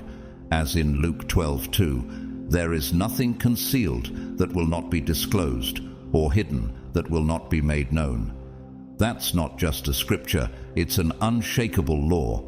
Psychologists call this cognitive dissonance, when the mind battles what the heart knows is real, and many around you have weaponized that against you, distorting your perception to plant confusion. But God is not the author of confusion. He is about to restore your alignment, both in truth and in resonance. Think of the hawk. It soars silently above, waiting for the perfect moment. When it dives, it's with lethal precision. You have been circling in divine silence mistaken for weakness. But your silence was strategy. Your patience was posture. Now, the dive comes. The strike begins. Do you understand what it means when the Holy One of Israel rises to act? Have you prepared your heart to let go of what is familiar but no longer fruitful? What if the shaking is not destruction, but divine construction? Are you truly ready to see masks fall, including those you still love? History remembers Dietrich Bonhoeffer, a theologian who resisted Hitler not with sword, but with truth. His stand cost him his life, but preserved his legacy. Meanwhile, consider Elizabeth Holmes, once celebrated as the youngest female billionaire in tech, whose empire was built on lies. Her refusal to yield to truth led not just to downfall, but to disgrace. When God flips the script, those who faked integrity are exposed, and those who endured in silence are elevated. You've endured betrayal that left no scar on the skin, but tore valleys in your soul. You've walked through workplaces, pulpits, or even family gatherings where smiles masked sabotage. Like Joseph, thrown in a pit by his brothers in Genesis 37, your gift was hated, not because it was flawed, but because it was divine. The Lord will fight for you. You need only to be still. Exodus 14:14. Your stillness activated angelic assignment. Heaven does not react, it orchestrates. There was a woman named Mirella who spent 8 years caring for a man who manipulated her loyalty, emotionally drained her, and left her when she was at her weakest. Everyone told her she was naive. But what they didn't know is that Mirella had made a covenant with God in her room every night, trusting not for rescue, but for transformation. On the night of her breakthrough, God didn't just remove the man, He elevated her into a position of national influence as a voice for emotional healing. That's divine reversal. He gives power to the faint, and to him who has no might, He increases strength. Isaiah 40:29. Now, He is not only removing what was sent to confuse you, He is confronting what has tried to redefine you. The neurological term for this is neuroplasticity. The brain can rewire itself when it receives a consistent new truth. That's what God is doing, rewiring your perception, restoring your resonance. You will no longer be identified by trauma, but by triumph. You will not be remembered for what was lost, but for what was born in the ruins. This is not just about justice, it's about identity. Do you see now why the shaking had to happen? Why the delay had to persist? Why the silence had to stay? Could it be that what felt like rejection was actually a recalibration of your purpose? Though you have made me see troubles, many and bitter, you will restore my life again. Psalm 71, verse 20. Chosen one, even the soil knows how to hold the seed in darkness until the season is right. You were not buried, you were planted. And now, as tectonic plates beneath your destiny begin to shift, remember this. Do not grieve the loss of what cannot grow with you. This is holy disruption. It is not meant to comfort you, but to confront everything misaligned with your true design. You are not waiting for things around you to change. The change has begun within you, and before you see the fulfillment outside, He is rearranging everything inside: belief systems, inner vows, unhealed wounds. I will restore to you the years the swarming locust has eaten. Joel 2:25. So yes, He is flipping the script, but not just on your situation, on your soul, on the way you carry your calling, on the frequency of your identity, from trauma to truth, from silence to strength, from delay to divine acceleration. What begins tonight will not end with the sunrise. This is not a moment of relief. It is a movement of revelation. Stand still, chosen one. The script has been flipped, and no hand in hell can rewrite what heaven has decreed. The voices that whispered, "You're not enough," that murmured, "You missed your chance," that labeled you too fragile, too wounded, too complicated to be chosen, those were never heaven's words. And tonight, the divine courtroom has issued a verdict. Silence. Every lie, every label, every lingering echo that tried to define you outside of God's voice is being silenced under the weight of eternal truth. No weapon formed against you shall prosper, and every tongue which rises against you in judgment you shall condemn. Isaiah 54:17. What's happening tonight isn't poetic. It's legal, it's spiritual, it's supernatural.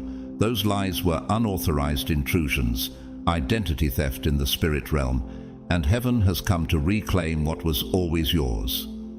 C.S. Lewis, a theologian who knew the mechanics of both logic and mystery, wrote, "It may be hard for an egg to turn into a bird. You cannot go on indefinitely being just an ordinary, decent egg. We must be hatched or go bad." This is the hatching, the cracking open, the shift from containment to calling. And yes, it hurts. But isn't it true that the shell only breaks when the life inside is stronger than the shell itself? The betrayals, the gaslighting, the betrayals, they were never your definition. They were just the shell.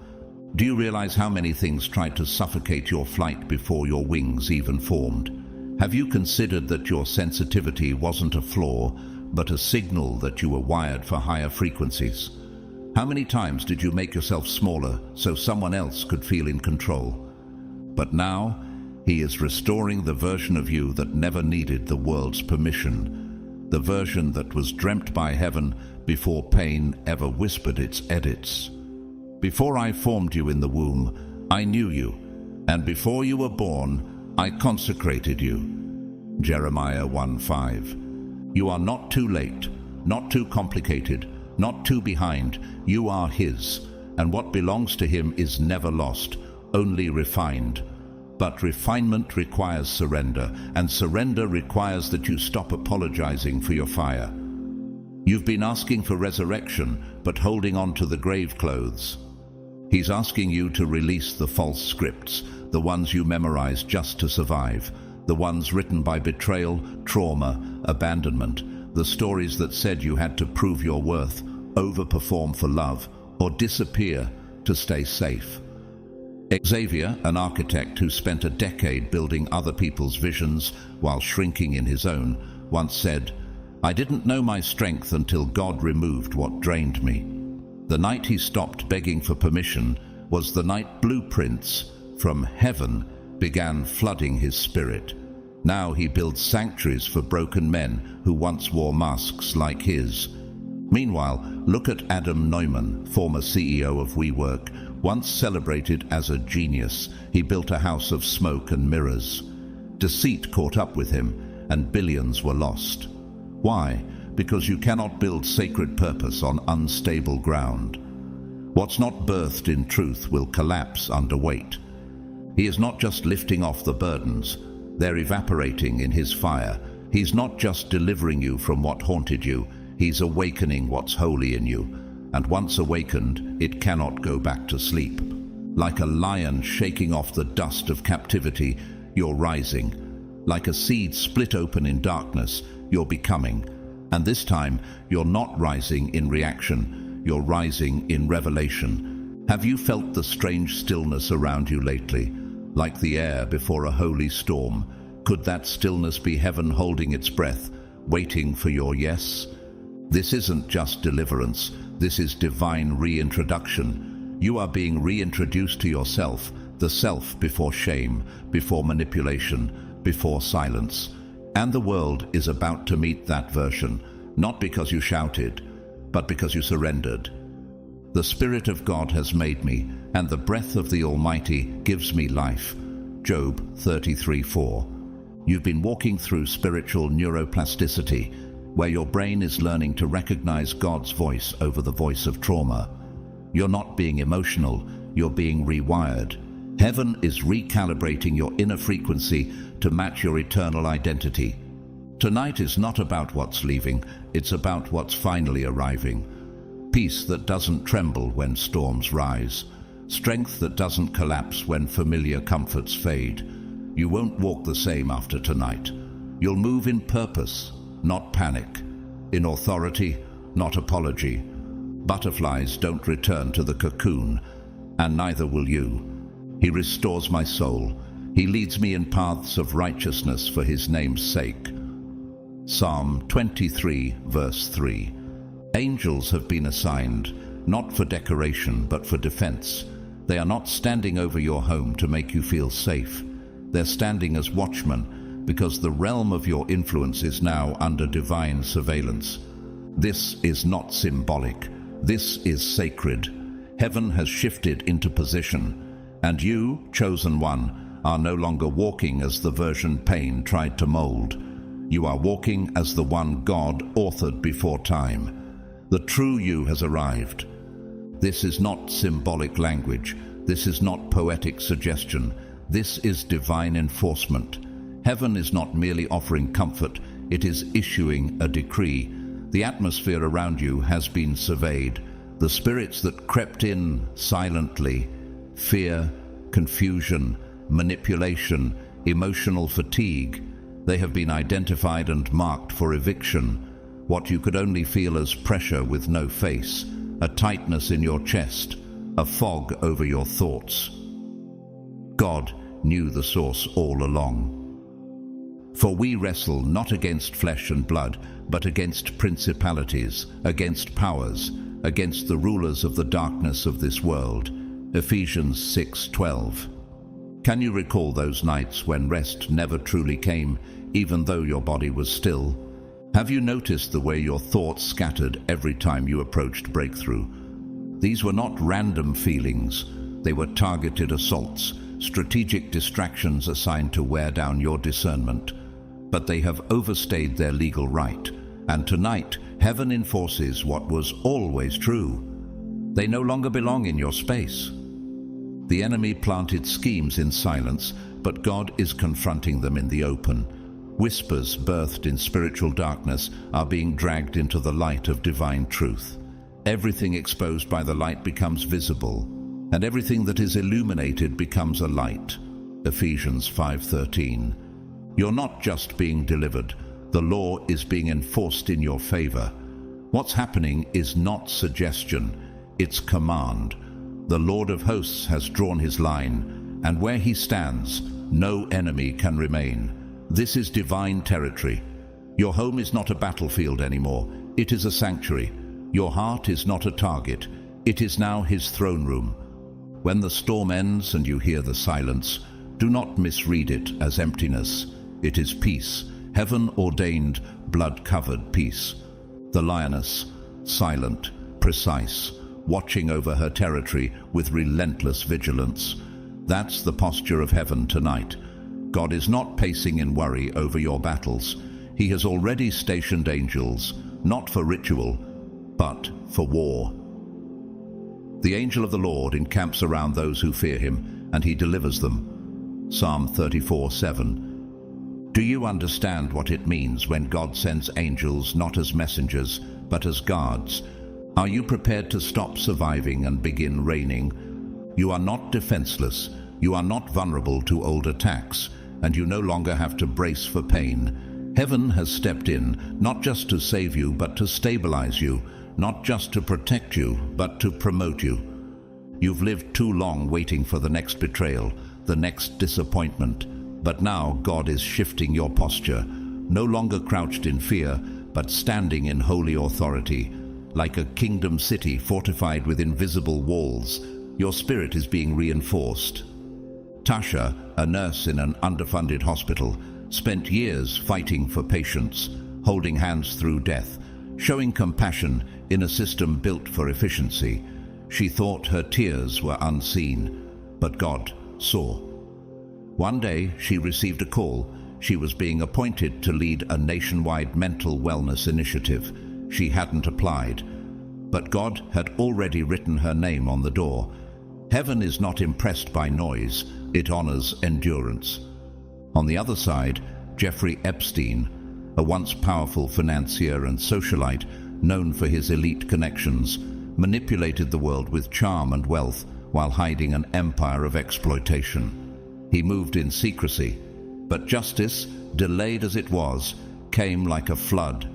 When heaven says enough, even earthly systems cannot protect what is out of alignment with righteousness. What is built in darkness cannot survive exposure. Now ask yourself, what if the fatigue you felt was never about weakness, but about the invisible weight God is lifting tonight? Have you mistaken demonic resistance for personal failure? Could it be that your soul has been under siege, not because you were weak, but because you carried too much light for darkness to ignore? No weapon formed against you shall prosper, Isaiah 54:17, not because you fought harder, but because he stood nearer. The chains that have coiled around your peace are snapping. The exhaustion that became your norm is breaking, but not through chaos, through the anointing. The yoke shall be destroyed because of the anointing. Isaiah 10:27. And that promise wasn't written for someone stronger, louder, or more qualified. It was written for you. You've walked through days holding tension no one else saw, the pain of always being strong, the silence of enduring betrayal without reaction, the spiritual tightrope of holding everything together for everyone while internally trembling. But he saw. The Lord watched when no one else did. He watched you stay when others ran. He saw you choose faith when bitterness whispered for revenge. The eyes of the Lord are on the righteous, and his ears are attentive to their cry. Psalm 34:15. Now, he is not just responding, he's reigniting. Like dry wood that's waited for the fire, your spirit is catching flame. This isn't just rescue, it's rebirth. This is the moment your identity shifts from burden bearer to kingdom carrier. You are no longer a wounded watchman, you are a crowned heir. Heaven is not waiting to act, it has already moved. Now comes the moment that doesn't just relieve pressure, it rewrites patterns. The anointing being poured upon you tonight isn't designed to soothe temporary discomfort. It's here to dismantle spiritual architecture that was never meant to stand. This is not mere relief. This is release, not a gentle lifting, but a divine breaking. And from this moment forward, you will not move ahead wearing the garments of past captivity. The identity of the weary, the narrative of the victim, the mask of the silent sufferer, God removes them now. For you were never called to survive on strength alone, but to overflow with his spirit.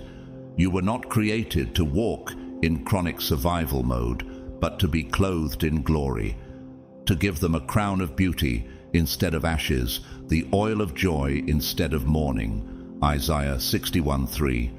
What would your life look like if you stopped living as someone healing and began moving as someone healed? What would change if your name in heaven was louder than your history on earth?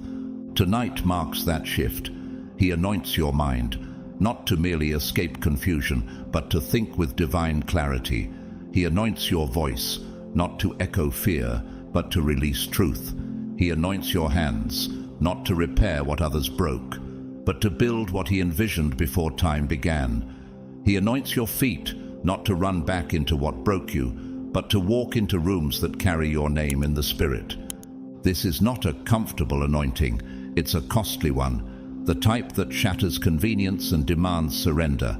Like spiritual thermodynamics, it requires full transfer of your energy, your will, your wounds, your what-ifs, in exchange for divine fire. Whoever wants to be my disciple must deny themselves and take up their cross daily and follow me. Luke 9:23. C.S. Lewis, the great British thinker and theologian, wrote in Mere Christianity, "The Christian way is different, harder and easier. Christ says, 'Give me all. I don't want so much of your time and so much of your money and so much of your work. I want you.'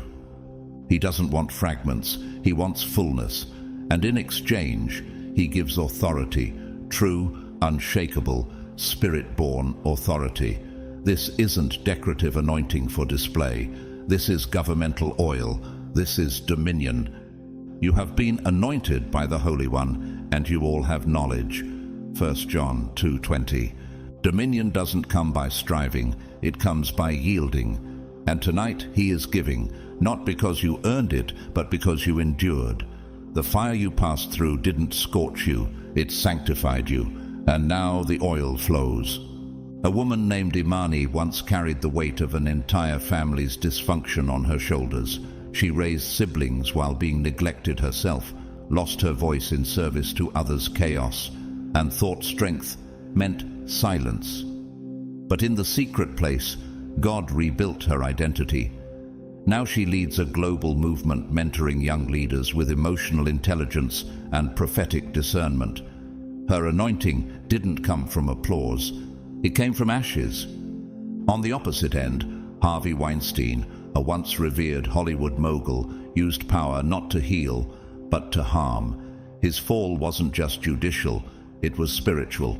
His abuse, hidden beneath charisma, met divine exposure. Because heaven never anoints what was built in manipulation, God is not mocked. And what is unrepentant will be unseated. Do you realize that what once ruled you now fears the light you carry? Have you noticed how certain atmospheres shift when you enter, not because you speak, but because of what's resting on you? Arise, shine, for your light has come, and the glory of the Lord rises upon you. Isaiah 61. You're not just free, you are a vessel of freedom. Where you once absorbed oppression, you now release liberty. The anointing on your life isn't decorative, it is destructive to darkness. It dismantles strongholds, resets timelines, confronts patterns passed down through generations. In psychology, this is known as epigenetic disruption, when new patterns override inherited dysfunctions. That's what the anointing is doing in your bloodline. You're not just breaking cycles, you are becoming a new blueprint. This anointing comes with clarity.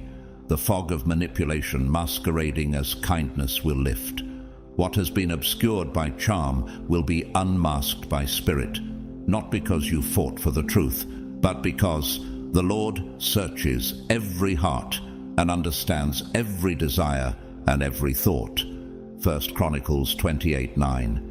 You've been walking through life trying to keep the peace while drowning in invisible pressure.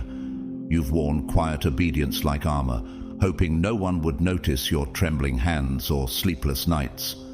But heaven noticed, and heaven has responded. He is breaking invisible chains, not through force, but by the weight of his anointing. He is marking you with authority that hell cannot counterfeit. He is speaking over you what trauma tried to mute. You're not just chosen, you're entrusted. The oil of this moment isn't symbolic, it is sacred, and from this moment on, the yoke is broken, the burden is lifted, the authority is his, but it rests upon you. For far too long, you've second-guessed what your spirit knew first. You felt the chill behind their warm words. You sensed double tongues beneath polished promises. You noticed how their presence left you drained, though their voices cheered you on. But still, in humility, you chose silence. You gave people space to prove themselves, hoping time would be your confirmation. That time is now. And the Lord is not only confirming your discernment, He's vindicating it. He is tearing the veil, removing the disguises, dismantling the projection. Those who cloaked dishonor in courtesy, who fed off your light while masking it as support, He is making their motives plain, not to shame them, but to free you from entanglements you were never meant to carry. Nothing is covered up that will not be revealed, or hidden that will not be known. Luke 12:2. This unveiling is not spiritual violence, it is divine mercy. The Lord never exposes for spectacle. He reveals to sever. He reveals to unhook your soul from attachments that siphoned your peace and stalled your destiny. Do you really think you were imagining all those uneasy moments? Have you labeled discernment as overthinking because no one around you confirmed it? He is confirming it now, not through drama, but through light. Every false covenant, every manipulative connection wrapped in religious language, every parasitic loyalty, He is letting it fall. Like dead leaves in autumn, what is no longer living has no legal right to stay attached. What fellowship can light have with darkness? 2 Corinthians 6:14. You are entering the hour of separation, holy from profane, real from familiar, covenant from convenience. And yes, it will hurt, because sometimes the counterfeit wore the face of someone you once loved. But this pain is holy. It is God's scalpel, not Satan's dagger. You will not waste another tear on what was never loyal. You will no longer invest the oil of your calling into containers that crack under pressure. He did not anoint you to be a stage for deception. He called you to walk in unshakable truth, and now truth walks with you. Then you will know the truth, and the truth will set you free. John 8:32. There was a woman named Clara who stayed in a high-profile ministry for years, silenced by hierarchy, drained by emotional labor, constantly told that humility meant silence. She prayed for alignment but never left. One night, God didn't just call her out. He exposed what was hiding behind the ministry's name. Scandals broke, systems crumbled, and Clara, released in obedience, is now the founder of a prophetic mentorship academy, restoring others who were once silenced like her. That is divine exposure with redemptive precision.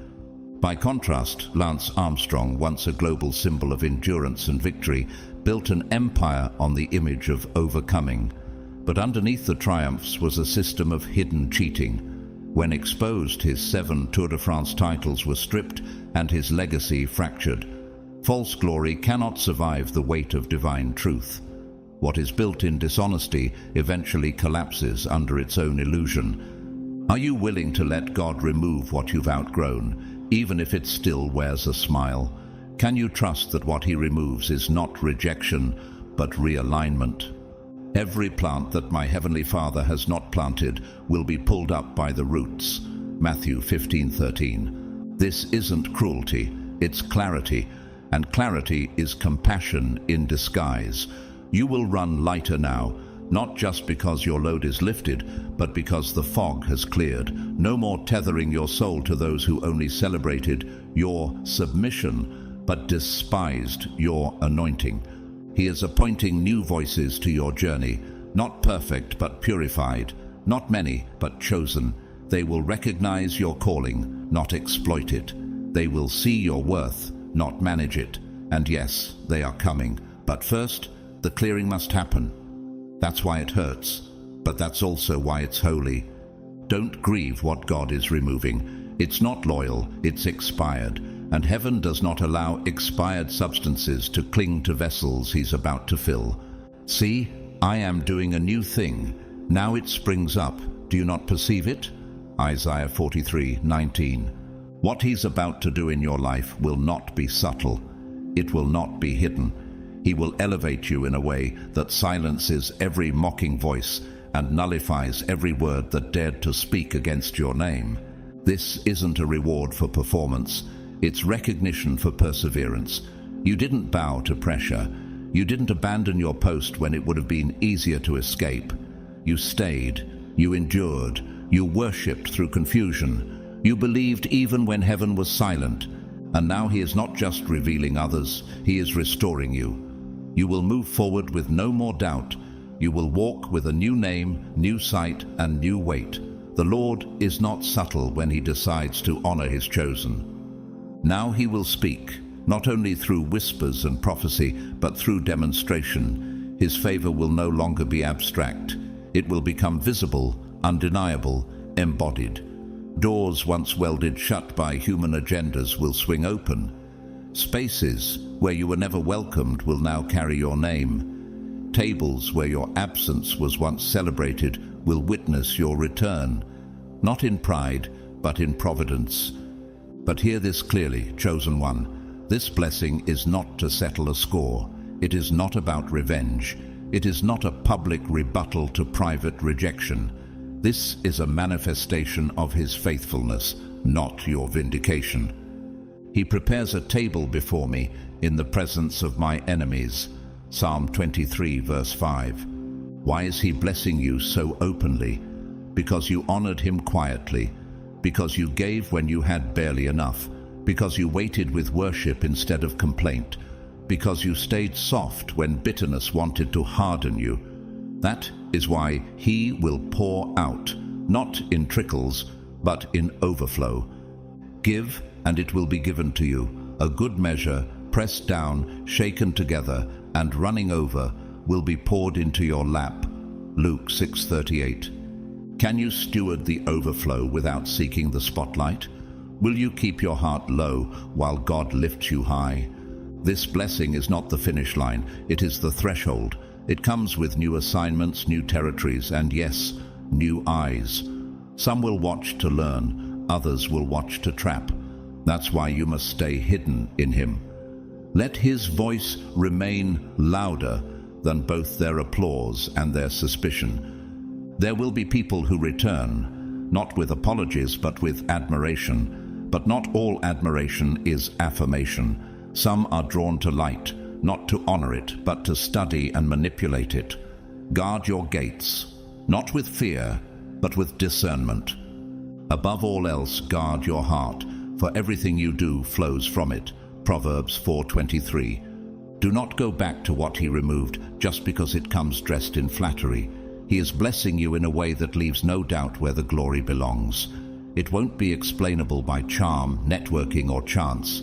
It will be holy evidence, like morning sun rising through fog, revealing what eyes could not see in darkness. This is the Lord's doing. It is marvelous in our eyes. Psalm 118, verse 23. And when people ask, how did this happen? You will say without striving, the Lord did it. That's all. This shift won't come all at once, but it will come. Slowly at first, like a rising tide that creeps over the shoreline. Then, suddenly, like a wave that cannot be stopped. Though the vision tarries, wait for it. It will surely come. It will not delay. Habakkuk 2:3. A young man named Elias worked in obscurity for over a decade, serving in overlooked positions, often excluded by his own church leadership because he refused to play political games. When he finally walked away, he thought he had forfeited everything. But 1 year later, a global prayer movement began from the very basement he once cried in alone. The same people who dismissed him now sit under his leadership, not because he forced his way back, but because the Lord did what no man could. By contrast, Fire Festival founder Billy McFarland, once branded a visionary, sold a false promise so grand it collapsed under its own fiction. Lavish words, zero substance. When truth came, so did disgrace. Because hype cannot substitute for holiness. You don't build longevity on illusion. Will you still trust him when it takes longer than expected? Can you remain faithful when the signs look scarce and the silence stretches long? Will you choose obedience over optics? Because, chosen one, the timing of the Lord isn't dictated by clocks. It's woven into eternity. Your part is not to predict it, but to align with it. And the pressure you're feeling, that's not punishment. That's transition. The resistance, That's not failure, that's formation. In geology, when tectonic plates shift, the stress between them doesn't signal collapse. It's the setup for elevation. Mountains are born from pressure, and so are mantles. Don't curse what's pressing on you. It's sculpting you. We walk by faith, not by sight. 2 Corinthians 5:7. You will see it. You will walk in it. Not because you fought your way in, but because you trusted your way through. And when it comes, it will not need your defense. His works will speak louder than their opinions. Stay low. Stay clear. Stay surrendered. For what God is about to do will carry His signature and no one else's. Though you cannot yet see what He is building, be certain it is already under construction. Brick by brick, layer by layer, in realms visible and invisible, foundations are being laid beneath your feet. And these are not human plans. These are structures designed in the eternal mind of God, established by His word, and therefore indestructible. What you sense as delay is not abandonment, it is detail. Heaven is not late, it is precise. Unless the Lord builds the house, the builders labor in vain. Psalm 127:1. So keep walking, even when it's slow, even when it's silent, even when your hands tremble with uncertainty. Your faith isn't weak just because it wavers. It's alive because it keeps moving forward. Have you realized how many battles you've already walked through that would have collapsed someone else? How often have you underestimated the quiet courage it took just to continue? You've already overcome what others feared to face. Now finish the walk. You are not alone. Not now, not ever. He walks beside you when you don't feel Him, beneath you when you stumble, behind you when you freeze, and ahead of you when fear makes you pause. He is the shield behind and the shepherd before. The Lord Himself goes before you and will be with you. He will never leave you nor forsake you. Deuteronomy 31:8.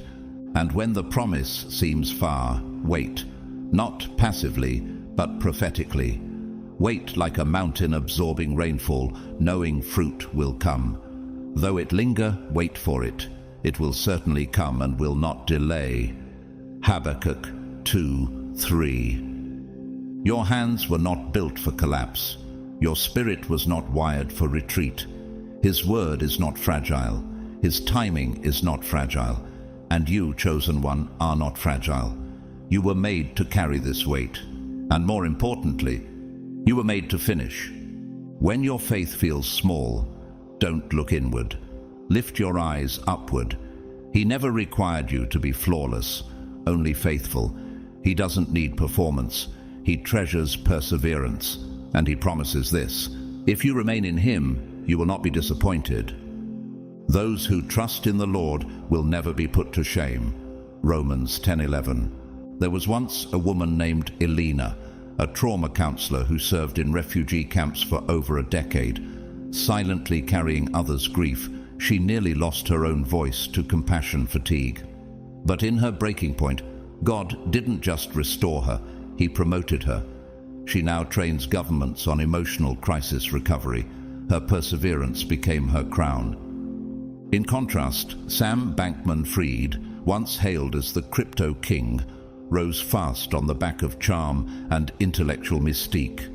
But beneath it was arrogance and deception. His empire fell overnight, not because his vision was too big, but because truth was too absent. What is built without integrity will collapse under pressure. So what will you build, chosen one, when the pressure mounts? Will you confuse hardship for rejection, or recognize it as formation? Because the pressure you feel right now isn't punishment, it's refinement. Just like diamonds form under intense compression and tectonic layering creates entire continents, God is building something eternal in you. And now He is doing more than building strength. He is evicting fear, not managing it, not softening it, expelling it. Fear has whispered long enough. It has restrained your steps, made you second-guess your voice, and kept you sitting in shadows you were born to outrun. But now, heaven issues a decree. Enough. For God has not given us a spirit of fear, but of power, love, and a sound mind. 2 Timothy 1:7. That power isn't noisy, it's not performance, it's not pride, it's the calm, unshakable fire that comes from knowing who walks beside you. Imagine dry wood in a still forest, one spark, and it transforms everything around it. That's what His Spirit is about to do within you, an internal ignition, an irreversible combustion. You will not walk in fear. You will not lead with hesitation. You will not speak through apology. You will move with holy confidence, not from your ability, but from His authority. When you speak, He will echo. When you advance, He will make space. When you are opposed, He will defend, not always in your style, but always with precision. A man named Darnell once struggled with intense social anxiety. For years he served behind the scenes in his church, never taking the mic. But one night during worship, God's presence overwhelmed him. He spoke, only a few trembling words, but something shifted. Those few words were filmed, went viral, and became the beginning of a global movement centered on quiet courage and prophetic clarity. The ones who least expect to lead are often the ones God crowns first. So now, chosen one, walk boldly. Not because you are fearless, but because fear no longer governs your steps. Speak clearly, not because you know everything, but because He fills your mouth with what matters. Stand tall, not to be seen, but to make Him visible through you. And when people wonder where your boldness came from, you won't point to degrees or experience or charisma. You'll say, "It wasn't me, it was the Lord. He walked me through fire, and I came out carrying flame." No longer will the fear of man hijack your decisions. No longer will the threat of rejection infiltrate your relationships. No longer will the anxiety of failure dictate the rhythm of your pace. That was the version shaped by survival. But survival is not your identity. You are not called to crouch behind walls built by trauma. You were born to pass through gates flung open by favor. The righteous are bold as a lion, Proverbs 28:1. And you, chosen one, are stepping into that boldness, not manufactured by effort, but born of divine permission. You will no longer whisper prayers you barely believe. You will declare them like decrees, backed not by your confidence, but by His covenant. The old you hesitated at thresholds. This you, this resurrected you, will cross them. Why? Because now you know the presence of the Lord is not beside you, it is within you. When fear tries to shout, you will not retreat, you will remember. When intimidation rises, you will not shrink, you will speak. When the atmosphere shifts, you will not adapt, you will transform it. Do not fear, for I am with you. I will strengthen you and help you. I will uphold you with my righteous right hand. Isaiah 41:10. You will walk into rooms once dense with tension and carry clarity like a fragrance. You will no longer bend to false narratives. You will confront them with divine authority. When they declare something dead, your voice will carry resurrection. When they predict failure, your presence will release blueprints of heaven. Just like Esther, who once hid behind palace walls until the weight of her calling outgrew her silence. You too are rising for such a time as this. Boldness is not an accessory in this season, it's your spiritual garment. Clothe yourselves with strength. Shake off your dust. Isaiah 52:1-2. You're no longer praying from wounds, you're praying from wholeness. That's why your voice is different now. It has been fortified by fire. You're not performing boldness, you've become it. There's a reason fear fought so hard to keep this version of you buried. Have you noticed how the enemy never attacks empty vessels? What if the tension you felt was not resistance to your weakness, but a reaction to your awakening? Malala Yousafzai, the youngest Nobel Peace Prize laureate and education activist, was nearly silenced by violence at 15, but her survival didn't make her bitter, it made her louder. "They thought the bullets would silence us," she once said. but they failed. And out of that silence came thousands of voices. Her boldness did not diminish in trauma, it intensified because of it. But not all who hold influence walk in truth. Bernie Madoff, once a revered financier, built his empire on illusion. His boldness wasn't holy, it was hollow, and when the false scaffolding of deception collapsed, so did his legacy. Heaven will not support structures built on pretense. Only what's born in surrender can stand in fire. And fire is exactly what you're walking through now, not for destruction, but for refinement. This boldness is not bravado, it is consecration. And to wear it well, he must cleanse you, not just externally, but internally. Create in me a clean heart, O God, and renew a right spirit within me. Psalm 51:10. There are weights you've learned to live with that God never called you to carry, not because you sinned, but because you've been called higher. Bitterness, unforgiveness, silent grief, these were never your true inheritance. The pain doesn't make you more legitimate. The fear doesn't prove you survived. Do you still feel you must keep the wound to validate the war? Have you mistaken spiritual exhaustion for holiness?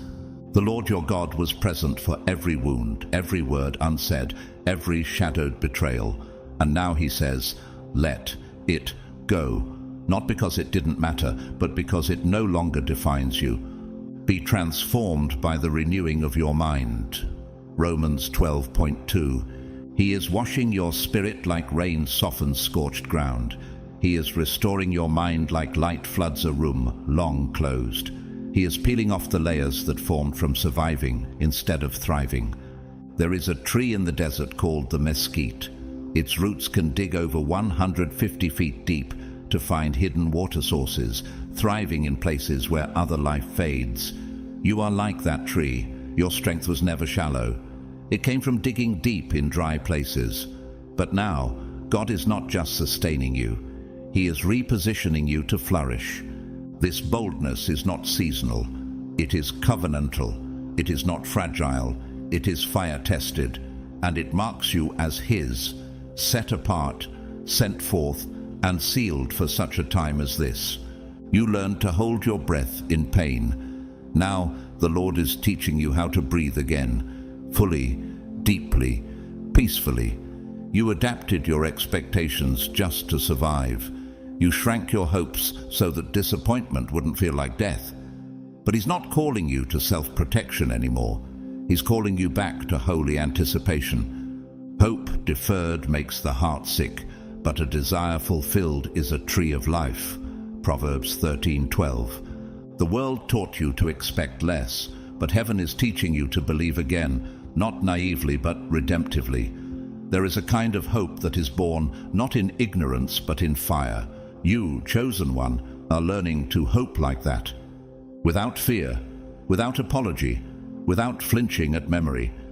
He is restoring what was stolen, yes, but He is also redeeming what was silenced. The laughter buried under grief, the dreams buried under realism, the purity of heart that once trusted recklessly before betrayal trained you to calculate everything. Can you feel Him pulling you deeper? Have you noticed the old stories no longer fit the new spirit awakening in you? This is not a surface rinse. This is deep cleansing, the kind that goes into hidden rooms where shame took root, where inner vows were made in pain, where lies calcified into truth. This is psychological and spiritual archaeology. He is excavating everything that was buried to make room for everything that must live. He heals the brokenhearted and binds up their wounds. Psalm 147, verse 3. The Lord is not discarding you. He is preparing to fill you, and only what's been emptied of false foundations can carry the full weight of His Spirit. Like the immune system must first identify and remove invaders before restoration can begin, so too must He cleanse what infected your perspective. He is not punishing you, He is purifying you, because He intends to pour something into you that your old mindset could not hold. And no one pours new wine into old wineskins. Mark 2:22. But for that to happen, He needs your surrender. He needs your consent to go where even you stopped looking. Are you willing to let him touch the places you've locked away, even from yourself? There was a time you stopped hoping for healing because you stopped believing it was safe. But healing isn't just what he gives. It's who he is, and he never stops offering himself. Maya Angelou, the great poet and civil rights icon, once said, "We delight in the beauty of the butterfly, but rarely admit the changes it has gone through to achieve that beauty." She knew what it meant to emerge from trauma without letting it define her, to carry grace without denying scars. You too are becoming the butterfly, not by pretending the pain didn't happen, but by letting it be transformed into purpose. But not everyone who rises walks in redemption. Carlos Ghosn, once hailed as a legendary CEO who turned around automotive giants like Nissan and Renault, was respected globally for his leadership. But behind closed doors, his rise was tangled in allegations of financial misconduct, secret accounts, and abuse of corporate resources. When truth began to close in, he didn't stand in integrity. He fled across borders in a dramatic escape, hidden in a cargo box, abandoning the systems he once controlled. It was not failure that ruined him, but the refusal to submit to truth. And when God cleanses, even the cleverness of man cannot escape divine confrontation. God is not raising you to win for a season. He is restoring you to stand for a generation. This healing begins at the root, your inner world. He will cleanse the thoughts that once obsessed over what others thought. He will still the emotions that spiraled with each rejection. Peace will no longer be your fight. It will be your foundation. You will keep in perfect peace those whose minds are steadfast, because they trust in you. Isaiah 26:3. And then he will shift your outer world, your relationships, your rhythms, your rest. He will not allow parasitic alliances to travel with you into the next season. The ones who celebrated your dysfunction but feared your healing. They will fall away. The ones who cheered your weakness but resented your strength. He will remove them. He is aligning you with people who protect your calling, not compete with it.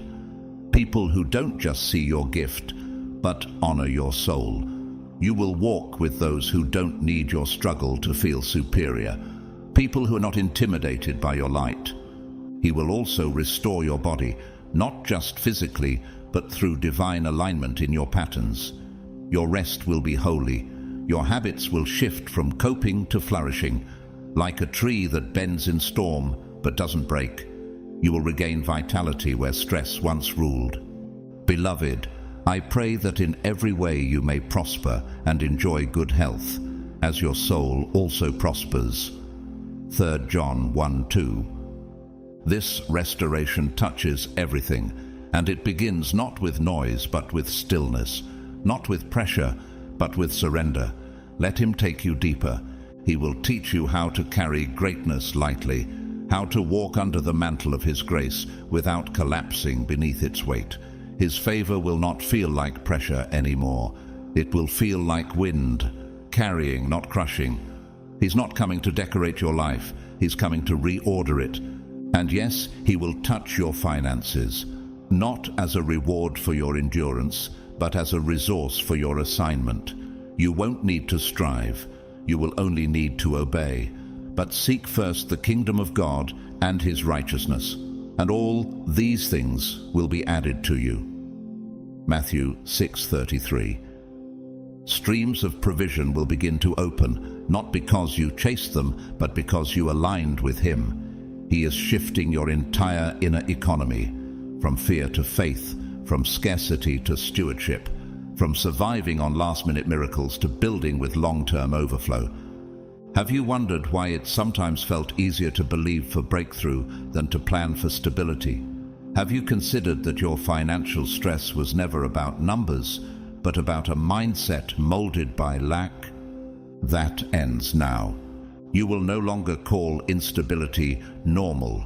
You will stop expecting crisis and start walking in continuity. The blessing coming will require wisdom, not just wonder, and the overflow is not for indulgence, but for impact. This is legacy wealth, assigned, not flaunted. And he will touch your purpose. That aching question, why am I still here, will finally begin to fade. He will show you not in flashes of emotion, but in conviction. Not in noise, but in alignment. Every detour will make sense. Every delay will show its necessity. What felt random will come together like a holy constellation, and you'll realize he was writing the map the entire time. The steps of a righteous man are ordered by the Lord, and he delights in his way. Psalm 37:23. You, chosen one, are not behind. You are positioned. He will restore your voice. The very one fear tried to silence, rejection tried to erase, and trauma tried to hide. That voice, the one you buried to protect yourself, is coming alive again. This time with fire. Is not my word like fire, declares the Lord, and like a hammer that breaks a rock in pieces? Jeremiah 23:29. And when you speak, it will not just fill rooms, it will shift atmospheres. Words birthed in secret pain will carry prophetic weight in public spaces. What you declare in faith will echo in others, like thunder behind the veil. Have you hidden your boldness because it felt too holy for human judgment? Do you still ask if your voice matters, or if it's too late to use it? He says, nothing is off limits to me. If it concerns you, it concerns me. There is no category too broken, no history too tangled, no delay too long. He restores not as man does, but completely. He who began a good work in you will carry it on to completion until the day of Christ Jesus. Philippians 1:6. And what you're facing now, it is not the end. It is the divine turning point. Yes, it feels like collapse. Yes, it looks like loss. But the breaking is not destruction. It's divine subtraction. He is tearing away what he never authored. See, I am doing a new thing. Now it springs up. Do you not perceive it? Isaiah 43:19. The silence you sense, that is not emptiness. That is heaven clearing the stage. Do not mourn this transition as if the story has ended. This is not the final word. This is the page turn. The old chapter fulfilled its assignment. The weariness, the questions, the quiet agony, they taught you what comfort never could. Now he moves, not just around you, but within you. Where there was fatigue, he brings renewal. Where there was sorrow, he plants laughter. Where there was darkness, he commands light. Ayo Tometi, co-founder of Black Lives Matter and advocate for justice, once said, when you build a movement from trauma, you must heal while creating. Her voice rose not in comfort but in clarity. She learned that what the world resists most is a spirit that refuses to be silenced. You too are building while healing. But now comes the healing that strengthens the building. And on the other side of this, there are no more borrowed identities, no more whispered prayers through clenched teeth, no more spiritual limping masked as loyalty. But not all who rise carry righteousness. Anna Delvey, born Anna Sorokin, posed as a wealthy German heiress in New York's elite social circles. With charm, audacity, and deception, she manipulated hotels, investors, and friends into funding a lifestyle built entirely on illusion. She didn't rise on truth. She performed success until the mask collapsed. Her story is a reminder. What is built on image will eventually shatter under the weight of reality. And God is not calling you to perform your purpose. He's calling you to embody it. You are not the failed attempt of a good idea. You are the unfolding of an eternal one. Let him close this chapter. It has served its holy purpose. Let him turn the page and watch as every word forward is written in bold. What once felt like a wasteland will now bloom with divine rhythm. What was once silent will now begin to sing, because the wilderness you've walked was never punishment, it was preparation. And now, chosen one, survival is no longer your assignment. You will not live in constant defense, bracing for pain. You will begin to breathe without guarding your chest. You will dream without shrinking your expectations. The desert and the parched land will be glad. The wilderness will rejoice and blossom. Like the crocus, it will burst into bloom. Isaiah 35, 1-2. You are not rehearsing trauma anymore. You are rehearsing truth. He is not sending you back to the old version of you. He is reintroducing you to the original blueprint, who you were before fear took over the pen. This next chapter will not be titled by heartbreak or delay, but by the hand of God, steady, sovereign, and faithful. Do you still define yourself by what left instead of who remained? What if the silence wasn't the absence of God, but the refinement of your faith? You'll soon look back and say, it was mercy that held me. It was grace that turned the page. It was the Lord who never let go. Lift your head, breathe, walk forward. Not because you understand everything, but because you are no longer walking alone. You are not standing at the end. You are standing at the threshold.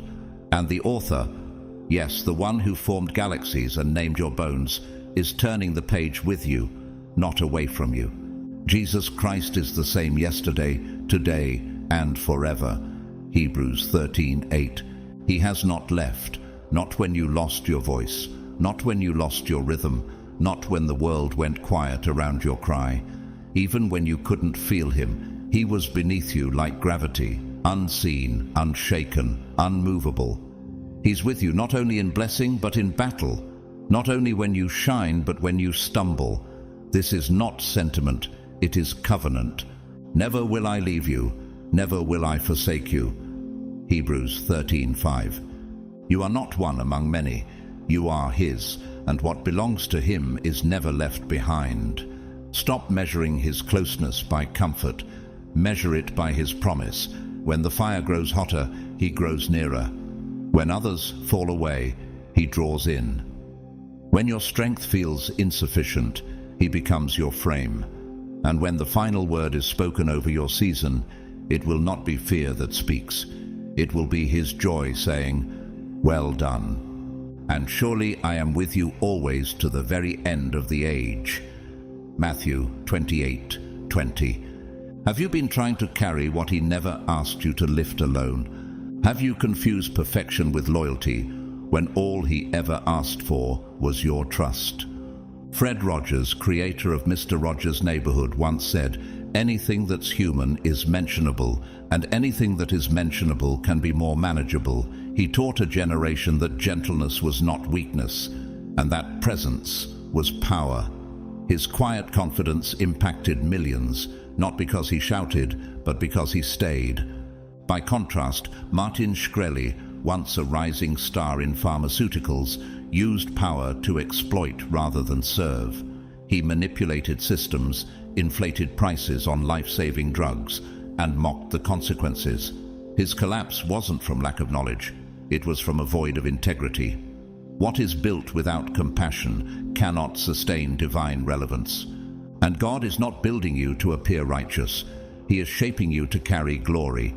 You are still here, still believing, still reaching, still hoping, and that chosen one is worship in its purest form. So, move forward with boldness, love without apology, speak without shame, rest without guilt, because he goes before you, he stands beside you, he dwells within you. Angels have been dispatched to your path, not for spectacle, but for protection. Grace to your pace, strength to your structure, light to your legacy. The Lord is my light and my salvation. Whom shall I fear? Psalm 27:1. And when things begin to shift, when the familiar becomes foreign, when the stable becomes strange, remember, this is not chaos, it's confirmation. You are not at the end, you are at the turn. You have not missed your moment. You are not late. The time you thought was wasted was sacred soil. He never forgets what he plants, and he never walks away from what he authors. This is not closure. This is the curtain rising. You haven't reached the finish line, chosen one. You've stepped into the sacred stretch that separates the called from the crowned.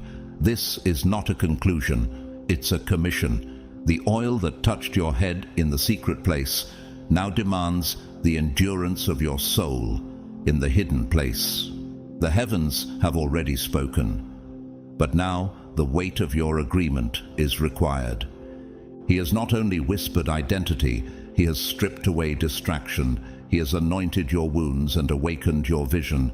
Yet what comes next will not rest on how deeply you felt it, but how fully you follow through. Emotion starts the fire, but endurance keeps the altar burning. You need to persevere so that when you have done the will of God, you will receive what he has promised. Hebrews 10:36. Will you stay when it no longer feels exciting?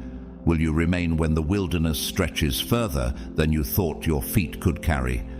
This is the command at the edge of glory. Stay. Stay when the applause fades and no one is watching. Stay when you're asked to walk while others run, and you're called to wait while others rise.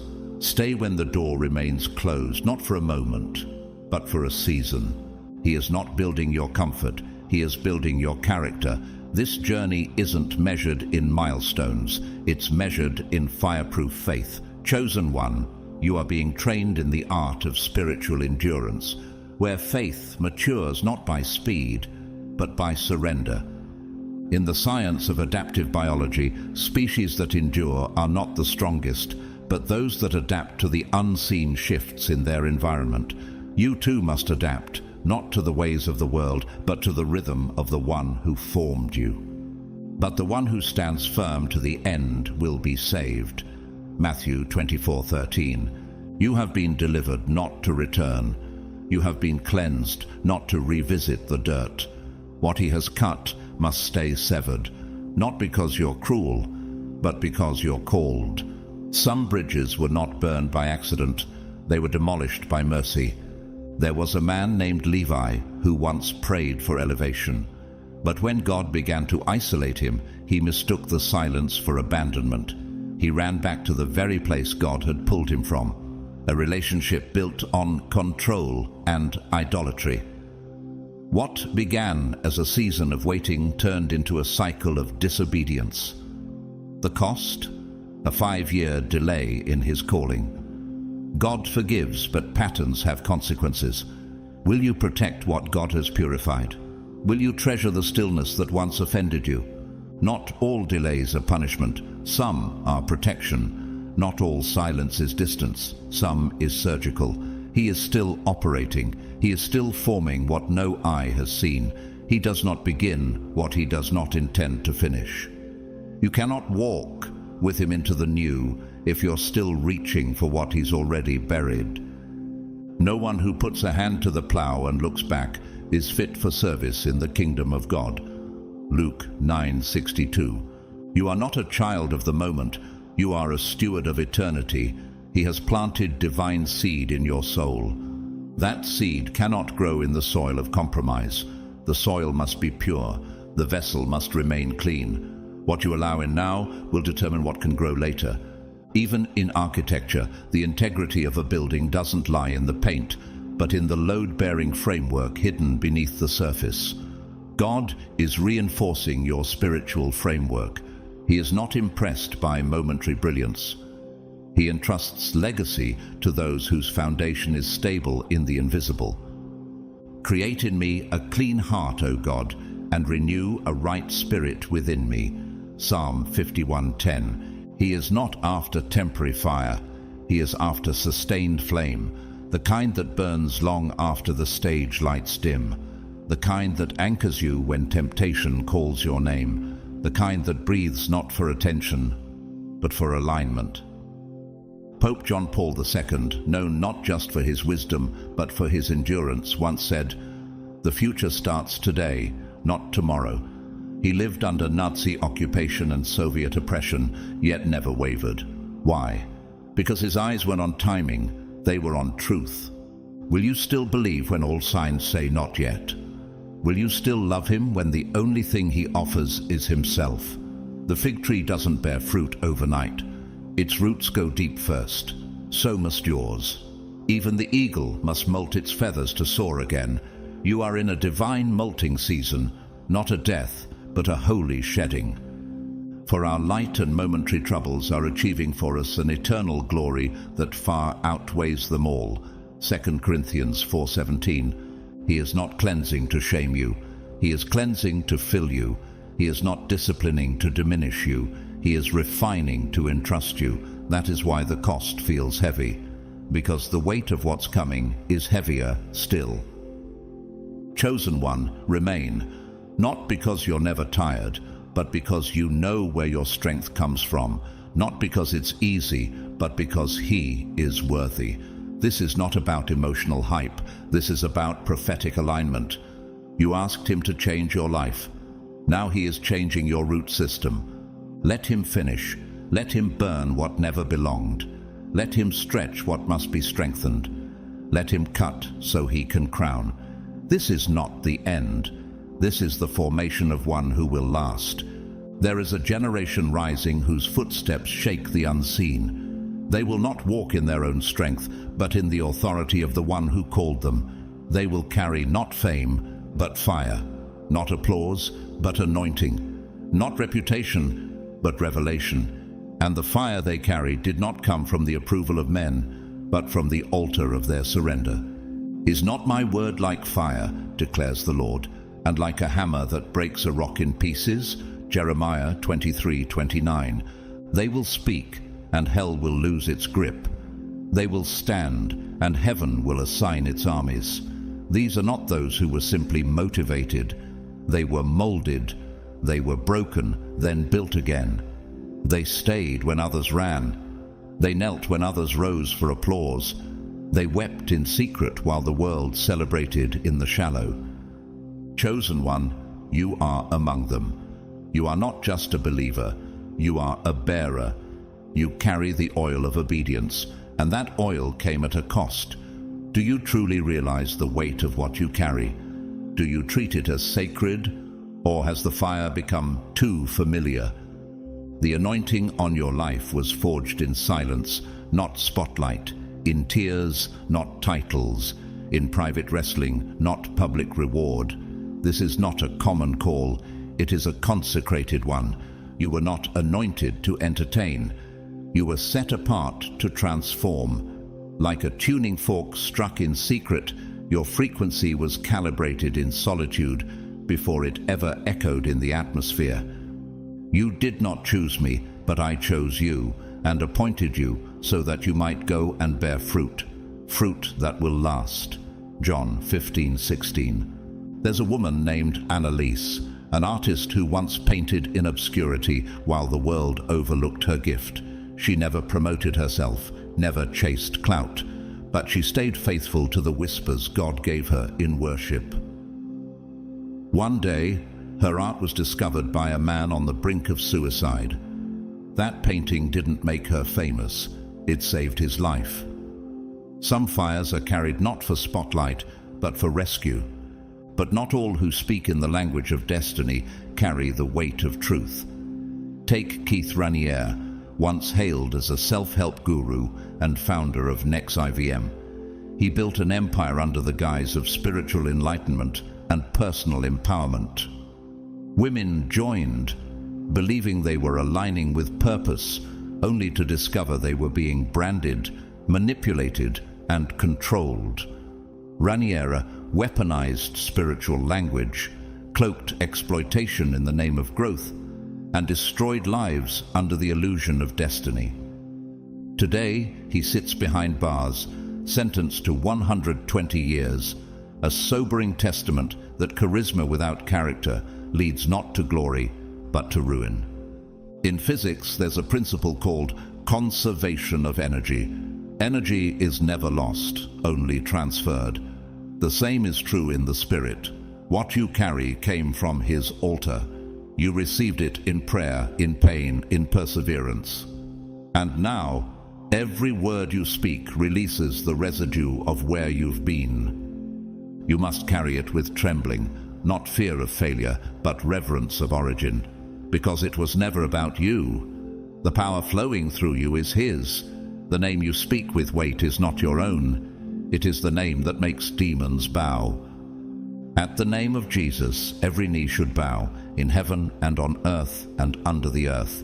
Philippians 2:10. Do not let familiarity dilute your devotion. Do not let success seduce you from surrender. This journey is not about arrival, it's about remaining. Not for a season, not for comfort, but until the end. Be faithful, even to the point of death, and I will give you life as your victor's crown. Revelation 2:10. Will you endure when the light fades and the crowd disperses? Will you stay even when heaven feels silent and hell feels louder? The eagle soars, not because of its strength, but because it trusts the wind. So must you. The mantle you wear is not for show, it's for warfare. You are wrapped in a mantle that repels darkness, confronts deception, and shifts spiritual atmospheres. Even in ancient Jewish tradition, the talit, prayer shawl, wasn't worn for aesthetic. It represented covering, covenant, and calling. Your life, chosen one, is a talit in motion. Wherever you go, atmospheres bend. Not because of your voice, but because of His Spirit within you. Surely your goodness and mercy shall follow me all the days of my life. Psalm 23, verse 6. You are not being chased by failure. You are being followed by promise. Heaven has not assigned you to popularity, but to permanence. You must remain, not until it's difficult or dark or delayed, but until the end, until the trumpet sounds, until the veil is lifted, until time meets eternity and your faith becomes sight. There was a young pastor named Elijah Cruz. He led a quiet church in a forgotten town. No camera, no fame, just pure fire-soaked preaching. For 40 years he sowed seeds into souls. And when he died, it wasn't in a stadium, but in a prayer room. Yet thousands across nations rose up years later, tracing their spiritual lineage back to a message they never knew came from his mouth. Faithfulness doesn't fade, it echoes. Will you stay not for the crown, but because He is worthy of every breath? You were chosen not for comfort, but for covenant. You were sent not for recognition, but for remembrance. Heaven remembers you. The Lord your God is with you, His Spirit within you, His hand upon you. His angels surround you. His eyes are on you. Now rise, chosen one. The trumpet has not yet sounded. The scroll is not closed. The gates are open. The cloud of witnesses is watching, and your God goes before you. Stay, not because you must. Stay because you are His, and He is always, eternally yours.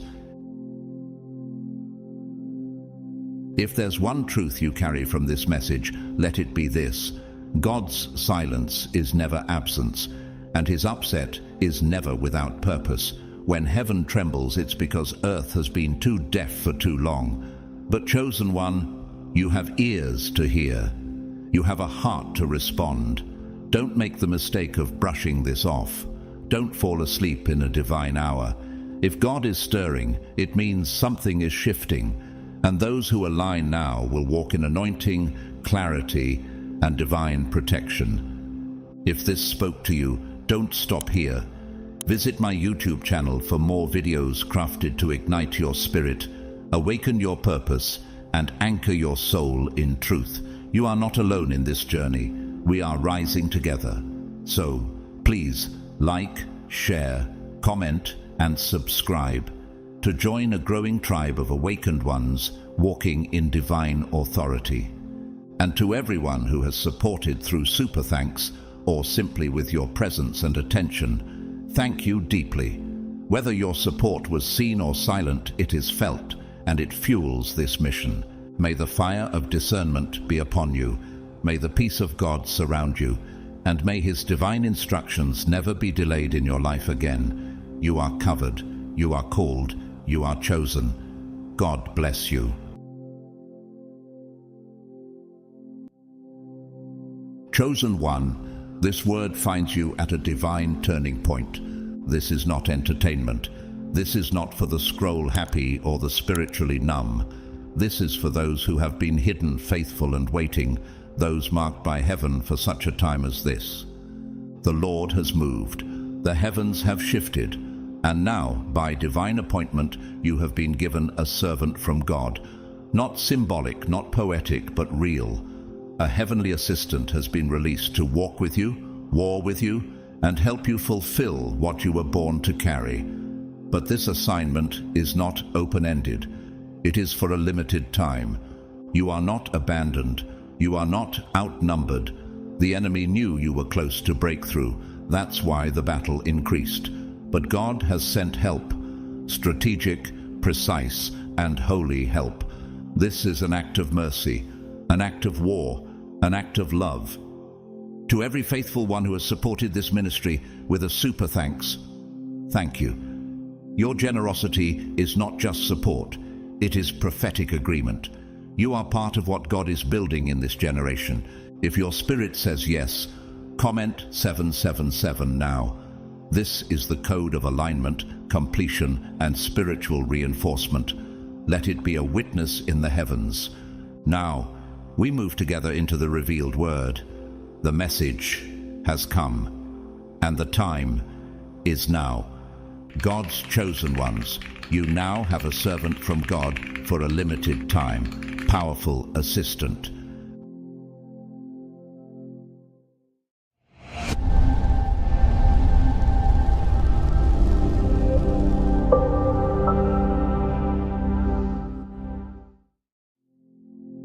Because Archangel Michael has already taken position, not in waiting, not in theory, but in divine execution. Why now? Because the heavens have heard your cry. Every moment you whispered, "God, are you still with me?" was echoed in eternity, and answered not with silence, but with strategy. You were not abandoned. You were being aligned. You've endured battles invisible to the eye, yet recorded in the spirit. You didn't collapse under the weight of betrayal. You didn't curse God when loss knocked at your door. You kept standing. Why didn't you quit? Because something eternal in you refused to let go. You are not ordinary. You are chosen, and your pain has reached the throne room. The righteous cry out, and the Lord hears them. He delivers them from all their troubles. Psalm 34:17. This isn't poetic comfort. This is a supernatural dispatch. Heaven has now released not a whisper of encouragement, but a warrior of intervention. Michael, the archangel, not merely a messenger, but the commanding general of angelic hosts. The one who fought for Daniel when principalities tried to block the answer, Daniel 10:13. The one who will stand against the dragon in the last war, Revelation 12:7. And now he stands with you. Do you realize what this means? You are not just being watched over, you are being backed by heaven's highest authority in battle. Your quiet endurance triggered a chain reaction in the spirit realm. Just as pressure turns coal into diamond, your suffering catalyzed the release of angelic firepower. Do you remember the story of Elisha and his servant in 2 Kings 6? When they were surrounded by enemies, the servant panicked, but Elisha prayed, "Lord, open his eyes that he may see." And suddenly the servant saw the hills full of horses and chariots of fire. You too are surrounded. You too are backed. The hosts are here. But now, even more personal, Michael is here for you. There was a girl named Anita, a gifted violinist who nearly ended her life after her father disowned her for following Christ. On the night she planned to give up, a stranger knocked on her door and said, "You're seen. You're not alone." The man vanished. No explanation, but from that night on her life unfolded like divine pages being turned. Her music began to heal others, and every time she played, she sensed another presence beside her.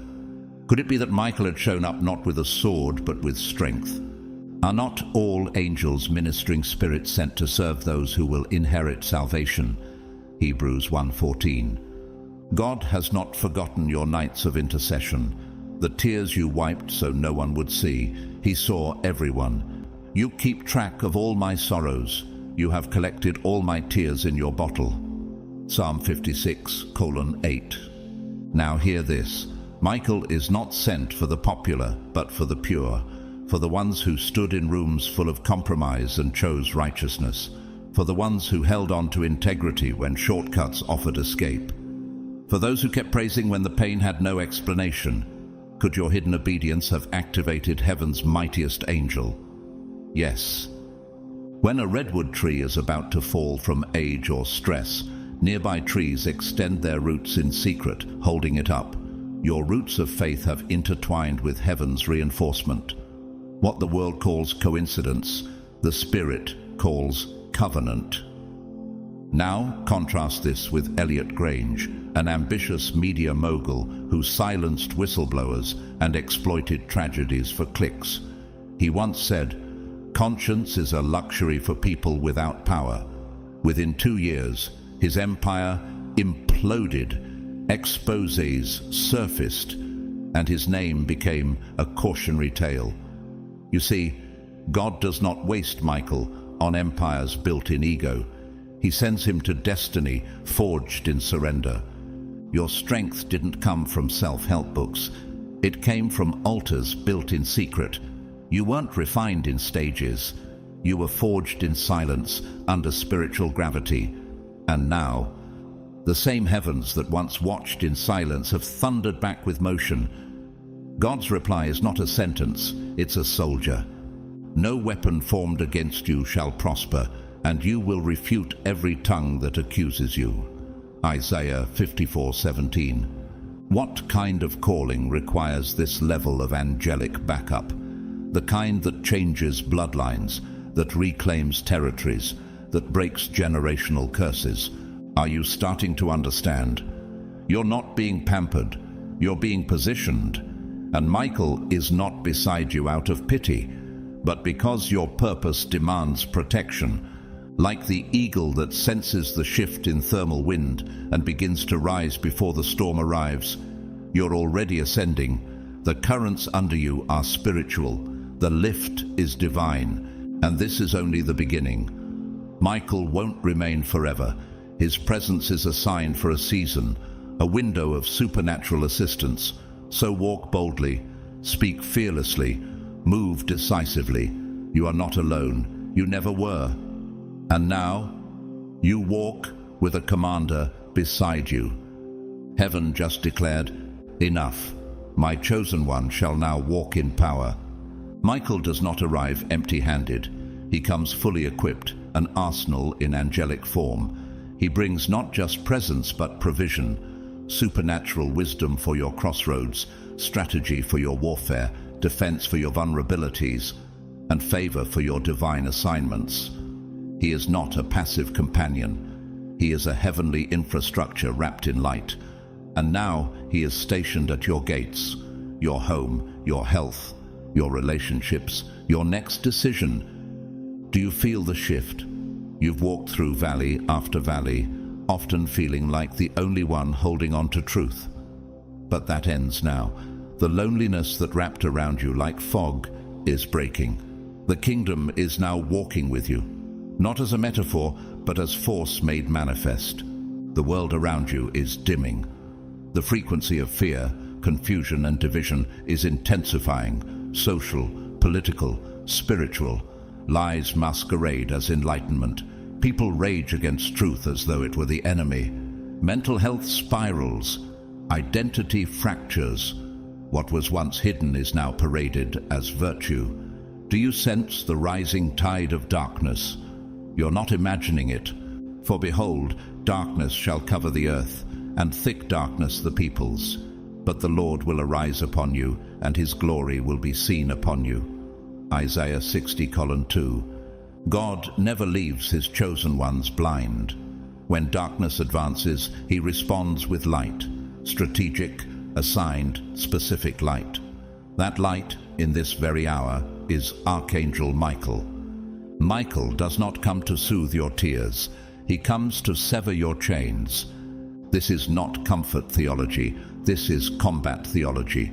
Michael, the same warrior who hurled the dragon from heaven, Revelation 12:7-9, has now been divinely embedded in your battle. He is not a shield to hide behind, he is a sword to wield. He doesn't merely defend, he demolishes. A young entrepreneur named Derek was unknowingly tied to a spiritual counterfeit. Every business partner looked right, sounded right, but led him closer to compromise. It wasn't until he submitted his business to God's direction that the veil lifted. Suddenly, contracts fell through, opportunities dissolved, and out of the silence came clarity. In prayer, he sensed a surge of fire in his spirit, as if a holy sword had cut something invisible off his life. What he didn't realize, Michael had stepped in, not to comfort, but to cleanse. The angel of the Lord encamps around those who fear him and delivers them. Psalm 34:7. God is not leaving you exposed in this hour of chaos. He has handed you a weapon with a name, Michael. And Michael doesn't entertain demonic delay. He confronts it. He dismantles the scaffolding of deception built over your life. Have you ever noticed how an avalanche begins? Just a shift, a vibration, a release, and the entire mountain rearranges. Michael brings that kind of shift, one divine command, and the enemy's architecture begins to collapse. Michael is a master tactician in the spirit. He knows where the trap was laid. He knows the curses that were whispered in hidden rooms. He knows the generational vows spoken before you were born. And now, he's untying what bound you, breaking off what was never meant to follow you, severing the influence of relationships that looked like love but came with soul infection. Why now? Why you? Because you have been marked. You've been preserved. You've resisted seduction and endured spiritual pressure. Heaven saw that resistance and released retaliation. Divine retaliation. Like how the immune system activates against foreign invaders, Michael has been dispatched to neutralize what's been oppressing your destiny. And he doesn't just remove, he builds new boundaries, healthy patterns, divine blueprints, pure alignments. Let's contrast this with Marla Rain, a globally recognized life coach who publicly rejected anything sacred, mocking prayer as emotional pacifiers for the weak. She taught thousands to manifest their own truths. But after a public breakdown and scandal involving manipulation of her followers, she confessed, "I opened doors I couldn't close." She had power, but not protection. Michael doesn't stand with the proud. He stands with the pure. Creation knows when to shift. When monarch butterflies migrate, they travel thousands of miles, guided not by sight, but by magnetic frequencies embedded in their DNA. You too are being moved not by emotion, but by divine calibration. Michael is part of that guidance system now. And here's the mystery. Though Michael is heaven's fiercest warrior, he now stands in your story, not out of obligation, but divine orchestration. You were never meant to battle these forces alone. No temptation has overtaken you except what is common to mankind. But God is faithful. He will not let you be tempted beyond what you can bear. But when you are tempted, he will also provide a way out. 1 Corinthians 10:13. Michael is your way out.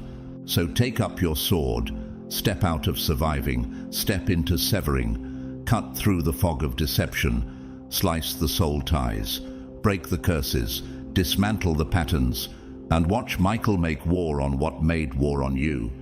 You're not just surviving this season, you're dominating it. Not by force, but by alignment. Not by effort, but by divine assignment. The tides have turned. The frequency around your life is shifting. The weight that once drained you is losing its grip. You are glowing, not just spiritually, but energetically. Light always wins. Not eventually, instantly. Light needs no permission to drive out darkness. And you, chosen one, have become a vessel of this light. Do you feel the atmosphere change when you enter a room? That's the frequency of heaven moving through you. You are the light of the world. A city on a hill cannot be hidden. Matthew 5:14. You were never meant to be hidden. You were meant to shift atmospheres, to disturb darkness, to radiate heaven. Those moments when you woke up exhausted after peaceful sleep, or when your mood collapsed without reason, were not random. They were spiritual skirmishes. What seemed like anxiety was often an assault. What felt like confusion was interference. But now, the veil has been torn back. The angel of war has arrived. Michael doesn't come to accompany you gently through trouble. He comes to disrupt demonic systems. He's not standing guard at your door. He's burning down the gates of spiritual sabotage. The curses and shadows that hovered around your bloodline are being forcefully removed. You're not bound anymore. For the weapons of our warfare are not carnal, but mighty through God to the pulling down of strongholds. 2 Corinthians 10:4. Michael is not just protecting your borders, he's purifying your DNA. Spiritually, emotionally, generationally. He's pulling you out of inner prisons built on lies and fear. He's breaking false narratives spoken over your childhood, dismantling guilt handed down through silence, and cutting soul ties that drained your purpose. This is your detox. You're being cleansed in realms where therapy couldn't reach. You're being recalibrated on frequencies that medicine couldn't detect. Heaven has begun an operation no doctor could perform. You'll start to feel release in your mind, a sharpness in your discernment, a stillness in your spirit. God has sent Michael not only to protect, but to purge, to restore original design, to retrieve your identity, your inheritance, your legacy. When the enemy escalated warfare around your confidence and clarity, it wasn't because you were weak. It was because your soul had value, your voice carried weight, and your movement threatened realms of darkness. That's why God escalated protection. That's why he sent not just any angel, but his elite general. Let this echo in your spirit. You're not being overlooked. You're being overtaken by glory. You're not being ignored. You're being reinforced. And Michael is the evidence. He will command his angels concerning you to guard you in all your ways. Psalm 91:11. This was never about survival. It was about the reclaiming of spiritual territory. As Michael moves, old patterns collapse, new blueprints unfold, destiny flows, and what was once withheld, delayed, or distorted is now released without resistance. Could it be that what felt like delay was actually divine synchronization all along? You are not who the past tried to shape. You are who God appointed, and your war has been met with heaven's best.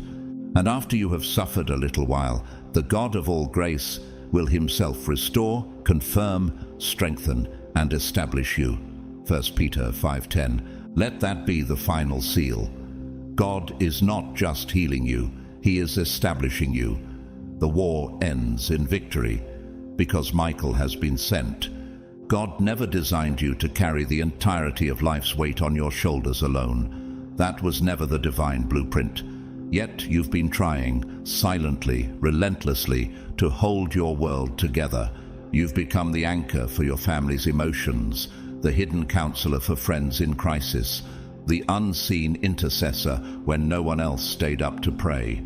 You've managed bills with wisdom pulled from thin air, walked through spiritual fog with nothing but faith, and kept your heart soft even while it broke. But let this truth settle in your spirit now. It's too much for one human, and heaven knows it. That's why God has declared, enough. That's why he has sent Michael, not as comfort, but as covenant. His arrival is not symbolic, it's strategic.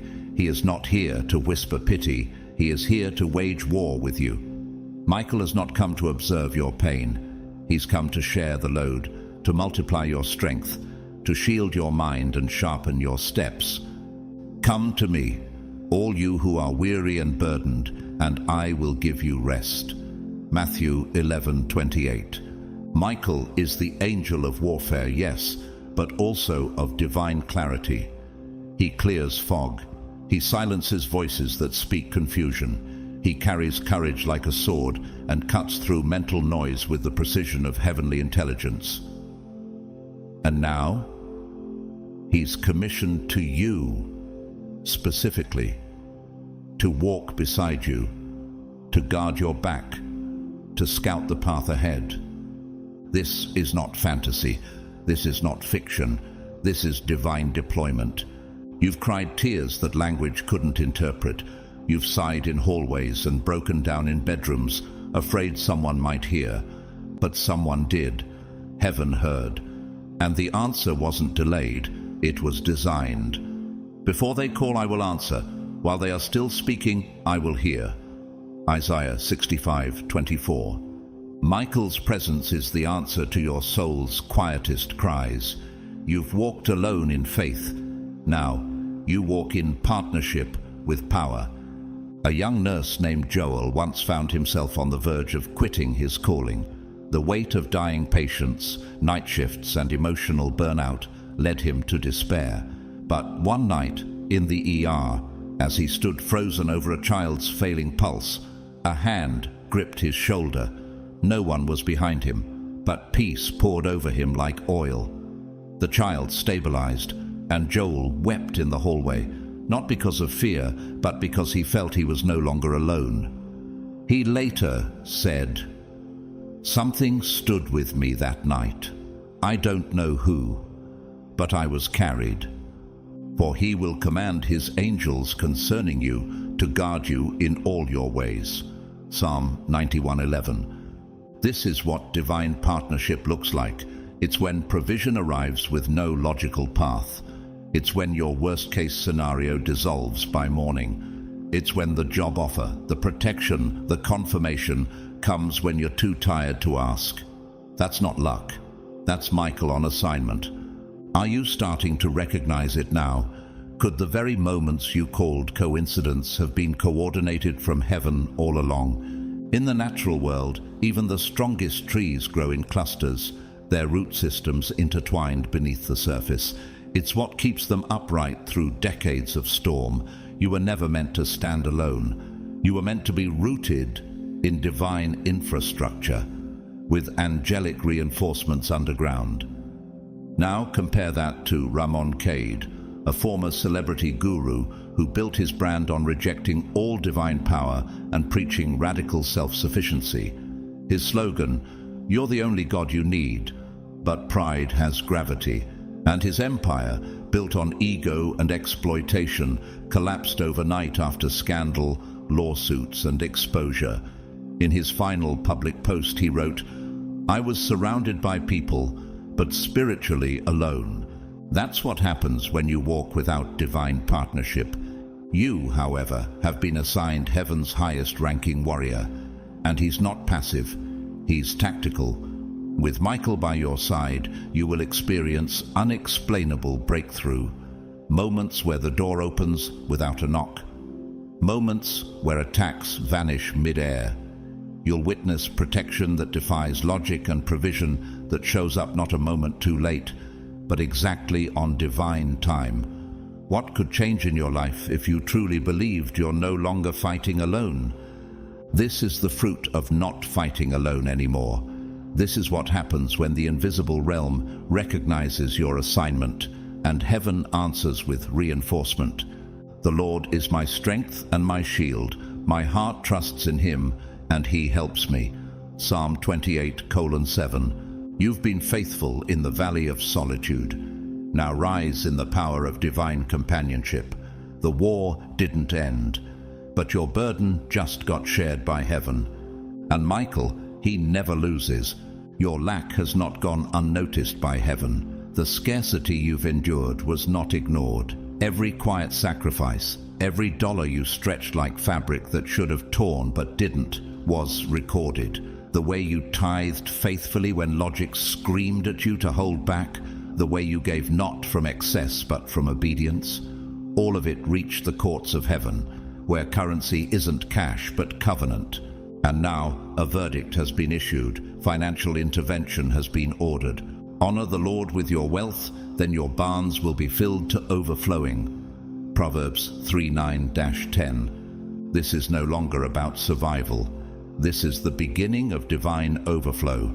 Michael, the archangel of warfare, has now been strategically assigned, not only to defend your soul, but to break open the financial gridlock that's kept your provisions stuck. He's here to dismantle demonic contracts, silence the devourer, and unblock the streams that have been dammed up by resistance. Could it be that the money held back wasn't mismanagement, but spiritual interference?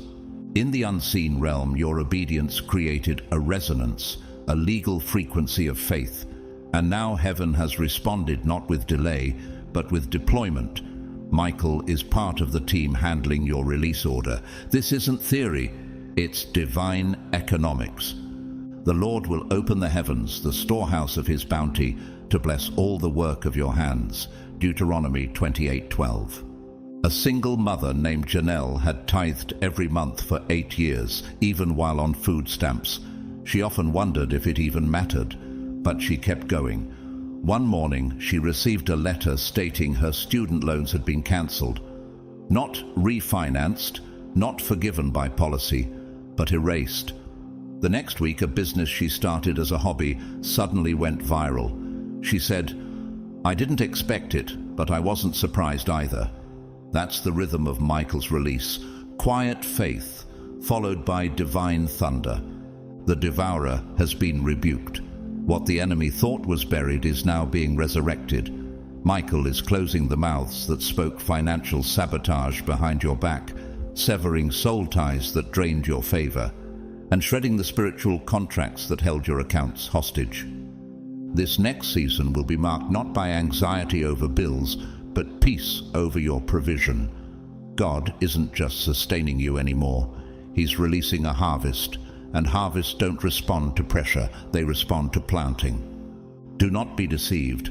God is not mocked. A man reaps what he sows. Galatians 6:7. You sowed when it didn't make sense. You gave when you were grieving. You tithed while tears streamed down your face. And now the reaping has been activated. Michael isn't here to console you about your finances. He's here to confront what's been oppressing them. Are you ready to receive provision you didn't fight for, but were faithful enough to deserve?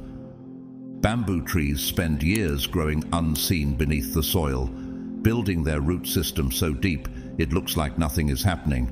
Then, in a matter of weeks, they explode upward feet at a time. You are in that explosive moment. But contrast that with Leon Huxley, a financial consultant known for manipulating the vulnerable under the guise of faith. He built his name on prosperity anointing, but behind closed doors, he robbed widows and promised returns he never intended to deliver. When the scandal broke, not only did his empire collapse, his health did too, because when you build with greed, the ground under you becomes a legal witness against you. You, chosen one, did not walk that path. You built with prayer. You planted in scarcity. You honored the Lord when it would have been easier to protect yourself. And now, heaven has ruled in your favor. Michael has come with heavenly authority to shift economic patterns in your life, to restore lost wages, to release held-up contracts, and to draw unexpected resources like magnets into your field. You'll begin to see miracles in the margins, provision that wasn't on your spreadsheet. My God will meet all your needs according to the riches of his glory in Christ Jesus. Philippians 4:19. Let the banks of the dam break. Let the gates of provision open. The economy of heaven is now intersecting with the atmosphere of your obedience. You're no longer on the edge of survival. You're standing under the overflow. But don't get this confused with greed. This is not about chasing prosperity as proof of God's favor. This is not performance-based blessing. This is prophetic alignment. There is a vast difference.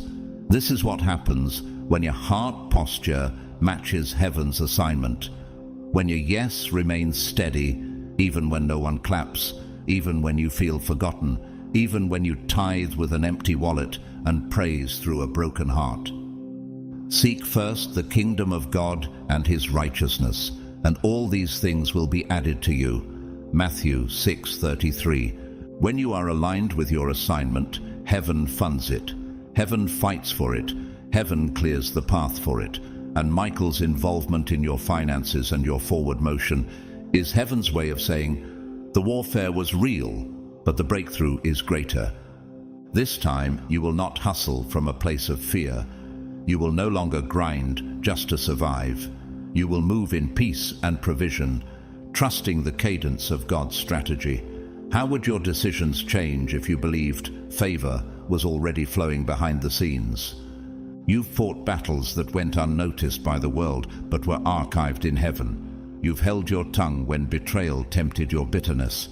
You walked away from revenge and chose quiet grace. And God saw it. Every private act of restraint, every quiet seed of mercy, every moment you chose the high road. Your Father who sees what is done in secret will reward you openly. Matthew 6:6. This is that reward. This is that moment. Public victory is being released because of your private faithfulness. You are not being exalted for show. You are being vindicated as a sign that heaven never forgets. The season of being misunderstood is ending. The whispers behind your back, they're about to be replaced by divine announcement, not for your ego, but for vindication. This victory is not petty, it's prophetic. You prepare a table before me in the presence of my enemies. Psalm 23:5. Your enemies won't be destroyed, they'll be present. Because God is not only lifting you, He's using your elevation as a sign. Your shadow season was sacred. The place where no one saw you was where heaven shaped you. And now, the table is being set. Michael is part of that preparation. He's positioning you with intentionality, defending you like a fortress, opening doors like a master architect who designed the blueprint from the beginning. You thought you were being silenced, but God was staging the scene for your emergence.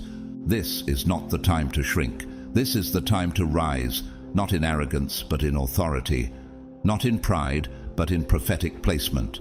What was private pain is becoming public praise. A woman named Keisha, once dismissed by her own community for being too quiet, had spent years interceding for others in secret. She'd been overlooked for promotions, overlooked in relationships, and forgotten by people she once carried in prayer. But this year, out of nowhere, her poetry went viral. Her voice, previously ignored, was suddenly shaking rooms. But her posture remained the same: humility, reverence, surrender. She didn't promote herself, heaven did. Then there's Martin, a janitor at a public school in Ohio. For 15 years he prayed quietly every morning in the halls before students arrived. He paid out of pocket for children's lunches when parents couldn't. He spoke life over troubled boys others had written off. No one gave him awards, but heaven did. One day, during a routine community assembly, a former student, now a successful entrepreneur, publicly honored Martin and funded his retirement. Martin didn't seek a platform, but God built one under him. Sometimes the throne is not made of gold, but of obedience. Humble yourselves under God's mighty hand, that He may lift you up in due time. 1 Peter 5:6. How many times have you whispered, God, just give me a sign? How often did you say, Lord, I can't carry this much longer? This moment is your answer. This is not your imagination. This is the shift you've cried for. This is divine clarity, breaking through spiritual fog. Michael is already moving. He's cutting ties with what drained you. He's rearranging timelines, destroying delays, and releasing divine appointments. Suddenly, the doors open. Suddenly, the heaviness lifts. Suddenly, you feel peace where chaos lived. Behold, I'm doing a new thing. I'm making a way in the wilderness and streams in the wasteland. Isaiah 43:19. And yet, this moment requires sensitivity. Heaven is not just responding with power, but with precision. You must move when God says move. Speak when the Spirit says speak. Rest when you're told to rest. Because Michael is here for a divine window, not a lifetime lease. Could missing a divine signal mean delaying a destined breakthrough? Your obedience is the key that unlocks the fullness of this shift. Trust the peace, trust the nudge, trust the timing, even when it doesn't look logical. You thought it was too late, that you'd missed the moment, that your past disqualified you. But God's timing doesn't answer to human clocks. He's never too early, he's never too late. And right now, heaven has reached perfect synchronization. Michael has not been randomly deployed. He was not assigned in panic. He has been positioned by God's foreknowledge. Every delay, every disappointment, every denial was not detour. It was divine delay for deeper development. And now, breakthrough has breached your timeline. The seals are being broken. The harvest is being released. The warfare wasn't wasted. It was recorded. And now it is being redeemed. In contrast, look at Wesley Brandt, a former spiritual influencer who faked miracles for viral views. At first, his videos attracted millions, but truth cannot be mocked forever. Eventually, one of his team members exposed the lies. His followers disappeared. His reputation imploded, not because God hates him, but because when man tries to stage what only heaven can authorize, the collapse is inevitable. You didn't stage this, you surrendered to it. And now heaven is unveiling what it hid for protection. The vision is yet for an appointed time. Though it linger, wait for it. It will surely come. Habakkuk 2:3. This is that appointed time. The sense of urgency you feel, it's not anxiety, it's alignment. The pressure you feel, it's not punishment, it's positioning. Stay sensitive, stay open, stay faithful. Because what's unfolding now is not random. It is divine orchestration at its finest. You've been walking in fog for far too long, praying, waiting, whispering, God, just show me what to do. Making decisions while second-guessing every step, trying to move forward while your vision felt blurred and your direction unstable.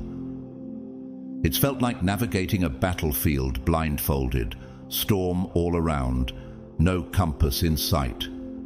But that ends now. Chaos is giving way to clarity. And this clarity isn't born from your striving. It's not the result of overthinking or exhausting every earthly option. No, this clarity is descending from above.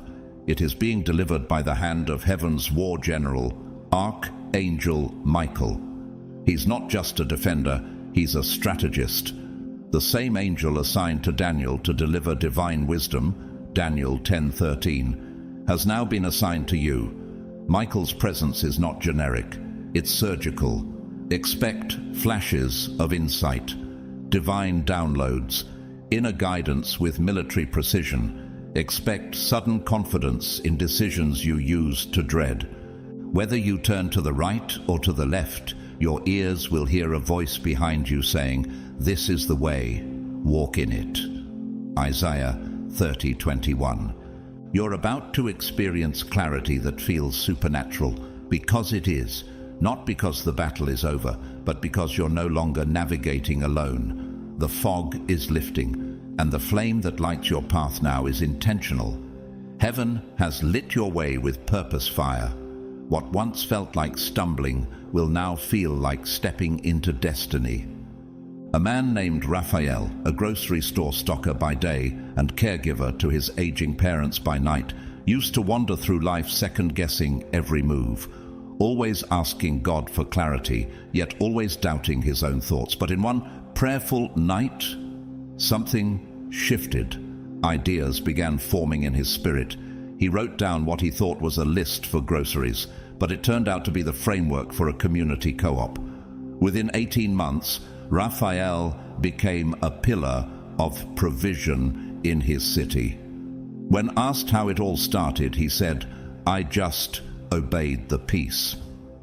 Then there's Denzel Washington, award-winning actor and director, known not just for his art, but for his open faith. In a commencement speech at Dillard University, he said, Put God first. Everything that I have is by the grace of God. What many don't know is that at the height of his career, Denzel spent years feeling unfulfilled. It wasn't until he fully surrendered his direction to God that his roles began aligning with deeper purpose. He didn't just succeed, he stepped into clarity. His story is proof that even the most visible lives can experience hidden fog, and that divine alignment doesn't make you smaller, it makes you sharper. In all your ways, submit to him, and he will make your path straight. Proverbs 3:6. This is your season of divine straight paths. No more wandering, no more second guessing. You'll wake up with instructions. You'll move forward with confirmation, not because you're more clever, but because Michael is clearing the atmosphere. Could it be that the fog wasn't confusion, but spiritual interference sent to slow your momentum? The battle intensified before it got better. That was never coincidence. The moment you thought it couldn't get darker, it did. But that wasn't the end. It was confirmation that you were closer than ever to the shift. You've been under intense fire, not because you were failing, but because you were on the edge of fulfillment. The warfare was a reaction to what was about to be birthed. The chaos around you was a signal of the enemy's desperation. And now, heaven is responding with acceleration. The God of peace will soon crush Satan under your feet. Romans 16:20. Michael isn't just defending anymore, he's delivering. He's escorting you across the battlefield into a place of rest, joy, and secure identity. The storm is breaking. The mental fog is evaporating. The emotional torment that tried to define you is being crushed under angelic command. This isn't a new chapter. This is a brand new book. The old demons can't follow you here. The old confusion doesn't get access. The version of you shaped by survival is being replaced with the version shaped by assignment. Breakthrough isn't coming. Breakthrough is here. You were targeted not because you're weak, but because you're chosen. The Lord is my light and my salvation. Whom shall I fear? Psalm 27:1. The enemy doesn't waste weapons on people without impact. The resistance in your life has been the proof of your heavenly rank, and your obedience when it didn't make sense, when you felt nothing, when you were exhausted. That obedience has triggered divine protection like never before. You showed up. You kept praying, you stayed soft, and because of that posture, God has released Michael like a flaming sword-bearing sentinel. Your obedience didn't just preserve you, it activated the cavalry. What if all your hesitation has been less about fear and more about not realizing who you really are? Now you're surrounded, not by confusion, but by celestial reinforcement. You are marked, shielded, empowered. This is no longer just about you surviving warfare. This is about you stepping into governance, stewardship, spiritual influence. But don't forget, Michael's assignment is powerful, not permanent. He's here for a divine window. That means this is not the time for hesitation. This is not the moment to wait for confirmation number 7. This is the time to move on the first prompting. Heaven has opened a portal of opportunity, and Michael is here to push you through it. Now is the time of God's favor. Now is the day of salvation. 2 Corinthians 6:2. You've prayed for help, and now help has arrived. But if you delay, if you pause in fear, if you ignore that whisper of instruction, you may miss the moment God designed specifically for you. This is the moment. This is the signal. This is the shift. The way is clear. The angel is in place. The fog has lifted. Now the next move is yours. What if one bold step of obedience could activate an entire chain of divine breakthroughs? Don't wait. Don't shrink. Don't look back. You're not who you used to be. You are not where you came from. You are where heaven has placed you. Right now, for this exact assignment. The wind of the Spirit is blowing. The sword is drawn. The doors are swinging open. Delayed obedience is still disobedience. So move, with fire, with clarity, with Michael beside you. This is your window. This is your wind. This is your green light. The chains that wrapped your feet like spiritual gravity, broken. The delays that wore down your faith, lifted. The spiritual warfare that once swirled like fog around your mind has been addressed by heaven's command. And now, the momentum is shifting, and the call is no longer wait. The call is move. Heaven has moved on your behalf, and now it's your time to move in return. The light is green, the way is clear, and Michael is not standing still. He is running with you. You've been conditioned by past disappointments to expect delay, to hesitate, to pause even when the path is open. But this moment is not yesterday. This is a new hour, and the sound from heaven is yes. Now, go. Forget the former things. Do not dwell on the past. See, I am doing a new thing. Isaiah 43:18-19. God is releasing not only favor, but divine velocity. You're not walking forward empty. You're moving under divine backing, angelic assistance, prophetic instruction, supernatural clarity. The hesitation ends here. Could it be that you've been waiting on heaven when in reality, heaven has been waiting on you? This isn't just your moment to rise. This is your moment to lead, to build, to influence, to win. Go. Not in fear, but in fire. Go with Michael by your side and glory wrapped around your name. Go with words in your mouth that carry the weight of thunder and favor that drips like oil from a fresh anointing. You've been silent, not because you had no voice, but because no one truly had ears to hear. You've endured misunderstanding, misjudgment, even mistreatment. But you did not retaliate. You didn't expose. You didn't scream. Instead, you kept your peace, not out of weakness, but out of spiritual depth. Heaven was your witness when earth refused to be. And now, God is speaking, and He's speaking on your behalf. The Lord will fight for you. You need only to be still. Exodus 14:14. The silence of heaven was never absence. It was strategic preparation. And when heaven speaks, it shakes dimensions. That shaking has now begun. And with it, a decree has been released. This one belongs to me. Michael is enforcing that declaration in realms you cannot see. No more slander, no more sabotage, no more invisible attacks on your reputation, your influence, or your mind. Heaven is not only clearing your name, it's magnifying your purpose. Your voice is being restored, not just with words, but with frequency, not just sound, but spiritual resonance. The people who once disregarded you will soon have to listen, not because you're louder, but because your words carry the charge of heaven. Christine Kane, global preacher and anti-trafficking leader, once said, "Sometimes when you're in a dark place, you think you've been buried, but you've actually been planted." In her early years, she was overlooked by her own denomination, silenced for being too intense, too bold. But she didn't respond with bitterness. She responded by building. And now her voice is echoing in nations, not for revenge, but for redemption. You too are reclaiming your story, your voice, your destiny. What was once muted by fear or emotional trauma is now being amplified by decree. God has not just loosed your tongue, He has tuned your voice to His frequency. A young man named Emilio, a maintenance worker in a hospital, used to sing quietly to himself while mopping floors. But one day, as he hummed a worship song near the ICU, a woman flatlined, only to be revived in the next instant. The nurse later said, "It was like something shifted in the air." Emilio had no microphone, but he had authority in the unseen. Heaven responded, not to volume, but to vibration.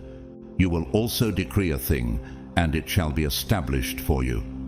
Job 22:28. So speak, with fire, with clarity, with unshakable peace, because now when you speak, heaven moves, and the angels don't just defend you, they echo you. Your decree becomes alignment. Your agreement becomes movement. Could it be that your voice carries more than emotion, that it now carries divine activation? This is no longer a season of silence. It's a season of spiritual sound. The fog has lifted, the air has cleared, and the sound of the Spirit is rising from your lungs. Open your mouth wide, and I will fill it. Psalm 81, verse 10. You've been waiting for a sign. This is it. You've been asking for permission. It's already granted. You've been praying for power. It's already arrived. Michael is moving. Heaven is responding. And the green light is glowing. What you once called broken, God calls becoming. What felt like unraveling was really sacred restructuring. The pain you walked through wasn't punishment, it was precision. You thought your life was falling apart, but from heaven's view, it was falling into divine alignment. Every shattered moment became raw material for your reformation. The suffering didn't disqualify you, it qualified you. Heaven has been reshaping your soul under pressure, like a black carbon stone being transformed into a diamond, not in comfort, but in crushing. The Lord is close to the brokenhearted and saves those who are crushed in spirit. Psalm 34:18. You, beloved, are being forged in divine heat, and that fire is not to burn you, it's to purify you. The rejection you faced wasn't the end of your worth, it was the beginning of your refinement. God stripped away what could not stay, so that what was eternal in you could rise. Resilience, depth, purpose, power. But what if the pain wasn't trying to destroy you, but to reveal you? Archangel Michael is not here because you are fragile. He's here because you're awakening. What the world called trauma, God is now converting into testimony. And what you thought made you unworthy is now your greatest tool for ministry, leadership, creativity, and transformation. Heaven didn't discard you. Heaven was developing you. Now, what was hidden is becoming visible. The light in you can no longer be denied. Michael is assigned to protect what is now emerging, not a damaged soul, but a forged, awakened vessel. This is divine timing. The question, why is it taking so long, has echoed in your soul. You've fasted, prayed, waited, cried, and still the promises seemed locked behind invisible doors. What you couldn't see is that heaven was aligning timing with maturity. If the door had opened too soon, the blessing would have crushed the unprepared version of you. But now you're ready. Humble yourselves under God's mighty hand, that he may lift you up in due time. 1 Peter 5:6. God has measured your growth, your discipline, your obedience. And now the command has gone forth. Open the door. Michael has not only arrived to swing it open, he's been commissioned to escort you through it safely. You are entering rooms that once made you shrink, receiving invitations you once only imagined. And it's not because you worked harder, it's because you're now in alignment, not just ambition. Could it be that the delay wasn't punishment, but a shield? One girl named Alina, orphaned at age 6, became a teacher in a forgotten village. She taught in a one-room classroom with no lights, no pay, and no recognition. But she prayed over every child's name before class. She fasted for their futures.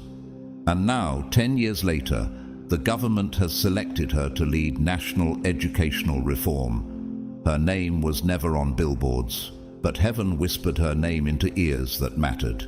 This is what happens when you align with becoming. But contrast that with Felix, a man who once held divine favor but refused refinement. He bypassed pruning. He chose platforms over purification. When pressure came, he escaped it. When correction came, he ignored it. Now, his influence has crumbled. Not because he wasn't called, but because he refused to be changed. Heaven won't entrust vision to a vessel unwilling to yield. Michael is not just a warrior, he is a revealer. He is now lifting the veil from your spiritual eyes. The way you've seen yourself, through trauma, shame, failure, and fear, is being burned away. Heaven is restoring your sight so you can finally perceive what it always saw in you. You will no longer interpret your life through the lens of lack. You will see prophetically, clearly, strategically. I once was blind, but now I see. John 9:25. With this restored sight comes supernatural direction. Solutions will drop into your spirit. Alignments will become obvious. Strategies that once felt complex will suddenly simplify. Why? Because heaven has assigned vision to you, not just protection. Howard Schultz, the former CEO of Starbucks, grew up in public housing, son of a broken man with broken dreams. He often said, "I saw what happens when people are invisible." But instead of staying small, he allowed that wound to shape a new vision, to build something where no one would feel unseen. He led not just a brand, but a movement of dignity through business. His vision came through pain, but it didn't stop there. It multiplied. Could it be that your pain is the womb of your vision? You're becoming more than just a survivor. You're becoming a visionary, a forerunner, a builder of things never seen before. Your thinking is being upgraded. Your faith is expanding. You won't just see for yourself.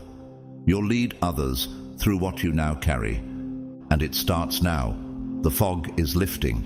The filters are breaking. The visionary in you is waking up. So stop asking why your life has been harder. The resistance wasn't random. It was proportionate to your destiny. You weren't cursed. You were called, and the enemy saw it before you did. You carry fire, not just enthusiasm or inspiration, but the unfiltered, untamable flame of God. And fire, by its nature, draws resistance.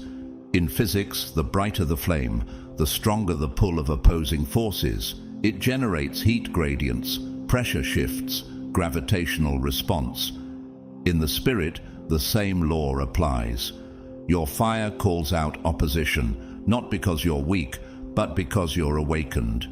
You were not born to blend into grey. You were born to blaze like gold in the furnace. You weren't meant to dim. You were sent to disrupt. You were set apart to ignite atmospheres with truth, with purity, with power. That's why you're a threat to darkness. That's why you've been targeted repeatedly, not for what you have, but for what you carry. The enemy isn't after your bank account, your friends, or even your physical body. He's after your fire. Because fire exposes, fire reveals, fire purifies, fire advances.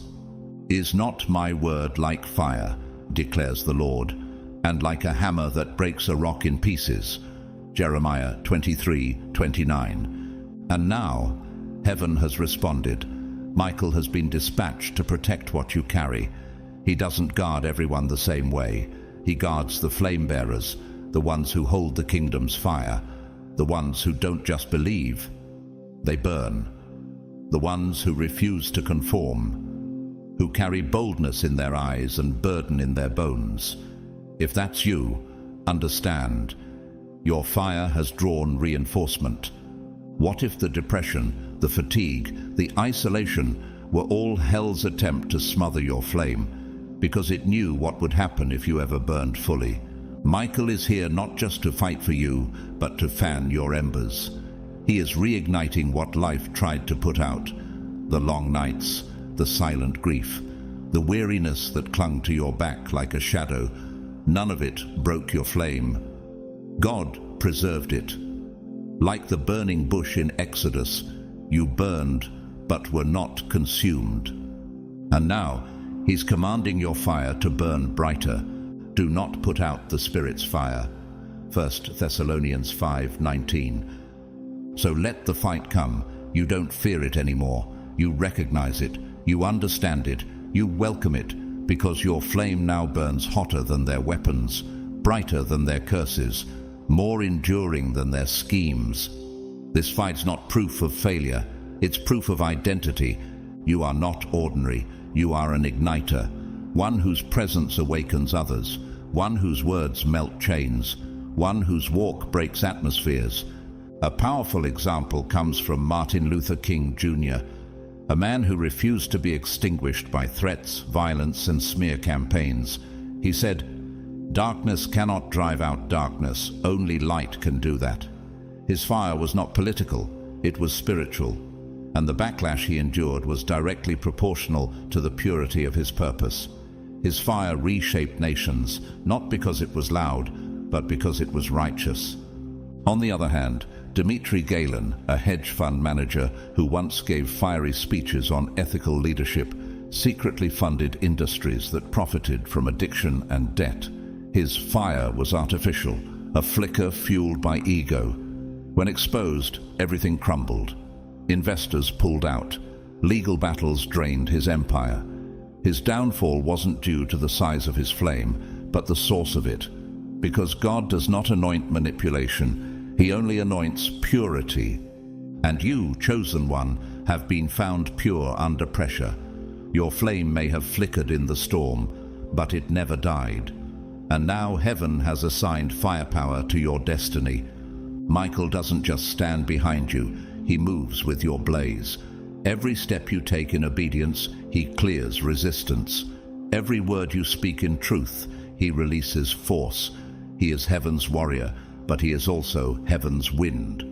So ask yourself, could it be that your fire is not just for survival, but for setting others free? Because the time for hiding is over. The time for shrinking is over. This is your moment to burn publicly, unapologetically, prophetically. This is not wildfire. This is holy fire. And now that your flame is protected, it's time to use it. Elevation doesn't always come with applause. Sometimes it comes in silence. While others are busy looking the other way, God has been building you in the background. You've been walking through a quiet season, and it's been tempting to confuse silence with stagnation. But don't mistake the absence of noise for the absence of movement. Heaven has been active, not only watching, but orchestrating your rise with divine precision. This quiet season has been sacred. While the world overlooked you, God was stripping away distractions, deepening your roots, refining your character. Like a master builder, he was laying foundation stones beneath the surface, strong enough to support what's coming. This elevation you're stepping into isn't surface level. It's spiritual, strategic, sustainable. That's why Michael is here. Not to make a scene, but to ensure your silent growth is shielded from loud destruction. Humble yourselves, therefore, under God's mighty hand, that he may lift you up in due time. 1 Peter 5:6. You felt the stillness, you felt the obscurity, and yet something in you knew this isn't punishment, it's preparation. Now the fruit will speak, the results will shout. Heaven will not stay silent forever. The tables are turning and you won't have to announce yourself. Your elevation will be undeniable. The ones who once ignored you will ask how you got here, and your only answer will be, God did it quietly. Could it be that the silence wasn't rejection, but sacred protection? Stay grounded, stay faithful. This is divine positioning. God is raising you up like a pillar, and Michael is guarding your foundation. You're rising higher than anyone expected, but exactly as heaven intended. Quiet doesn't mean forgotten, it means sacred and strategic. You've felt the weight, mentally, emotionally, spiritually. You couldn't always name it, but it pressed on your soul. That wasn't random.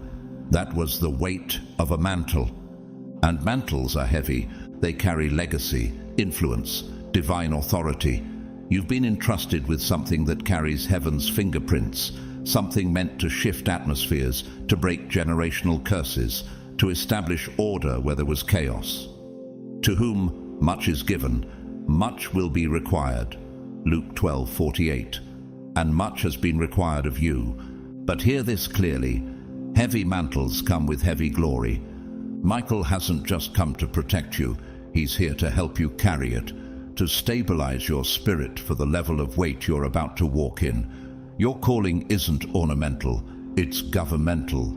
It's not here for applause, it's here to serve, to shift, to shape what hasn't yet existed. Have you cursed the weight when God was trying to crown you with it? You're not carrying this mantle alone. You've been backed by angels, upheld by purpose, and anointed with supernatural power. Yes, the rooms rejected you. Yes, you knocked and no one answered, but none of that was wasted. Now God is showing you. Your anointing is opening doors even in places that once turned you away.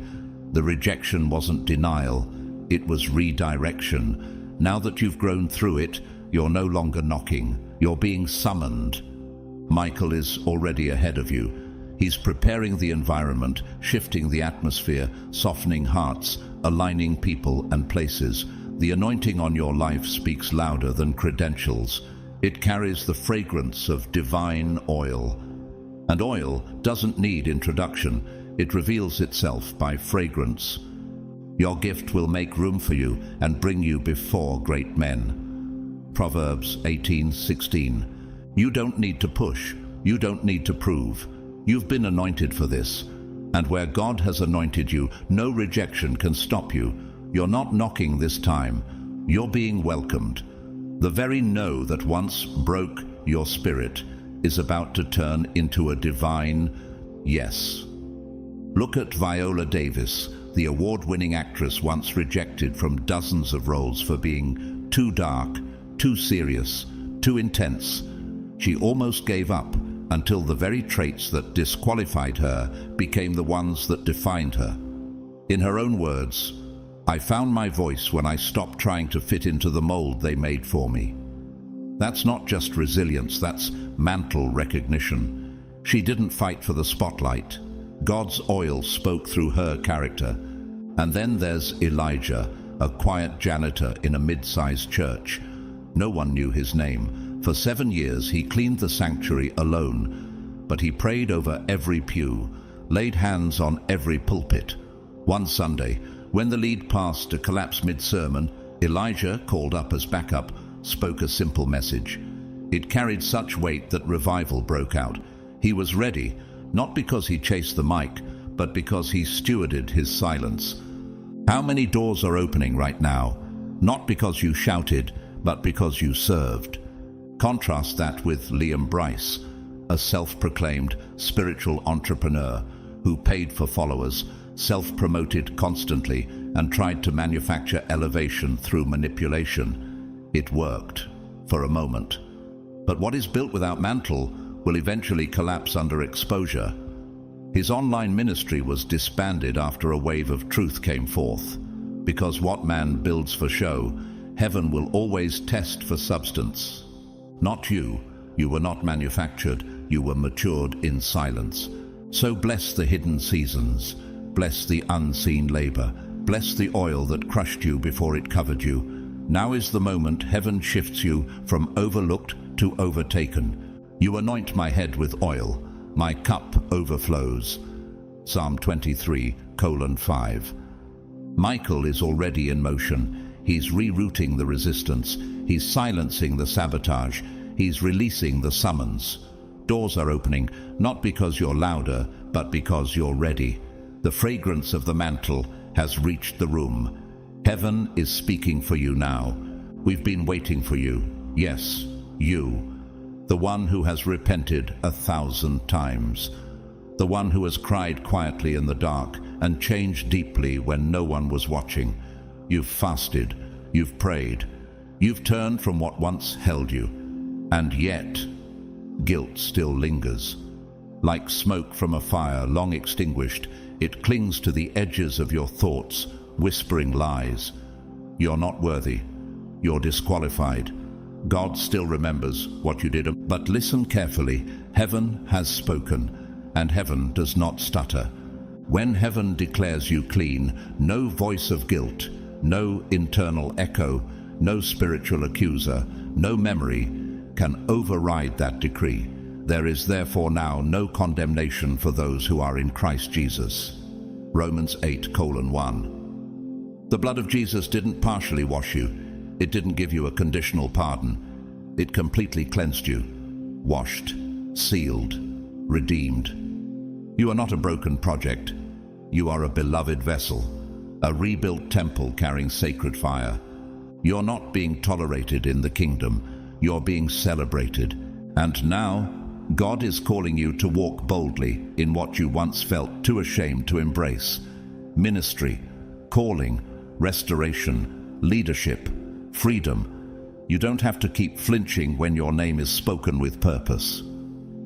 You don't have to keep shrinking in rooms where God has called you to lead. Your past no longer has jurisdiction. Your identity in Christ overrules every accusation. If anyone is in Christ, they are a new creation. The old has passed away. Behold, the new has come. 2 Corinthians 5:17. Michael has now been assigned, not only to guard you from spiritual attack, but to protect you from self-inflicted torment. The most dangerous voice isn't always the enemy's. Sometimes it's your own. The voice of self-condemnation, the mental prison built from old guilt. The echo of shame that still speaks in your own tone. But hear this, Michael's sword isn't only pointed outward, it is cutting inward, slicing through the spiritual residue wrapped around your soul for too long. He's silencing that voice. He's helping you hear the only voice that matters, heaven's. Could it be that you've been forgiven, but haven't yet permitted yourself to be free? This is your invitation, not to strive, but to step. Step into freedom, step into peace, step into identity. You are no longer defined by the worst thing you've done. You are defined by the author who never stopped writing your story.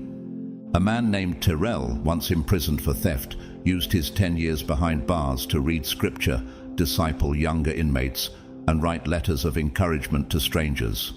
When released, he hesitated to go near any ministry opportunity, still convinced that his past disqualified him.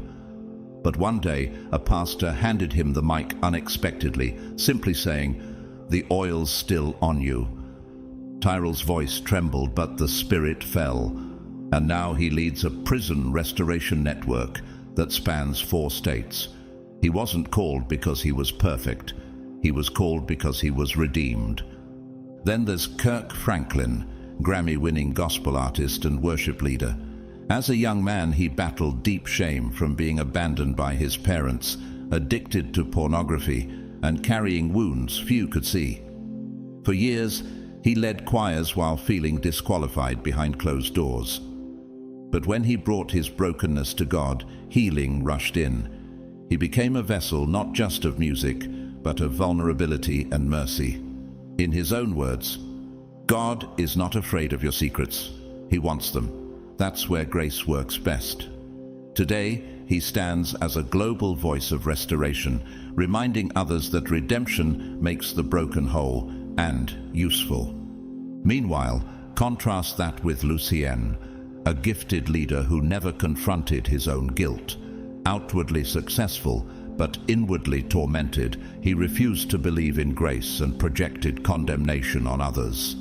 Eventually he disqualified himself, not by sin, but by unforgiveness of self. His voice turned bitter, his heart hardened. Because when you can't receive mercy, you eventually stop giving it. What are you still holding against yourself that God has already released? Michael is here because God doesn't just want to protect your destiny. He wants to heal your identity. This isn't about performance. It's about position. You are a son, a daughter, a chosen one. And heaven is standing in full agreement about who you are. Clean, restored, necessary. Not optional, not tolerated, necessary. Blessed is the one whose transgressions are forgiven, whose sins are covered.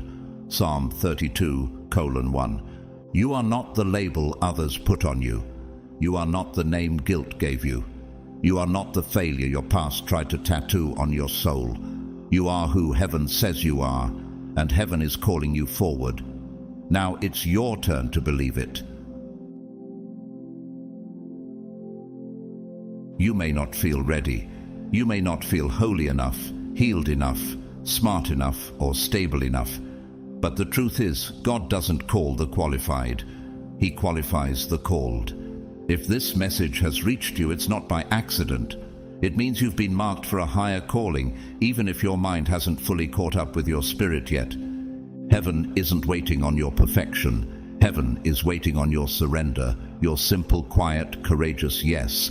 Not next year, not once you feel more prepared, but now.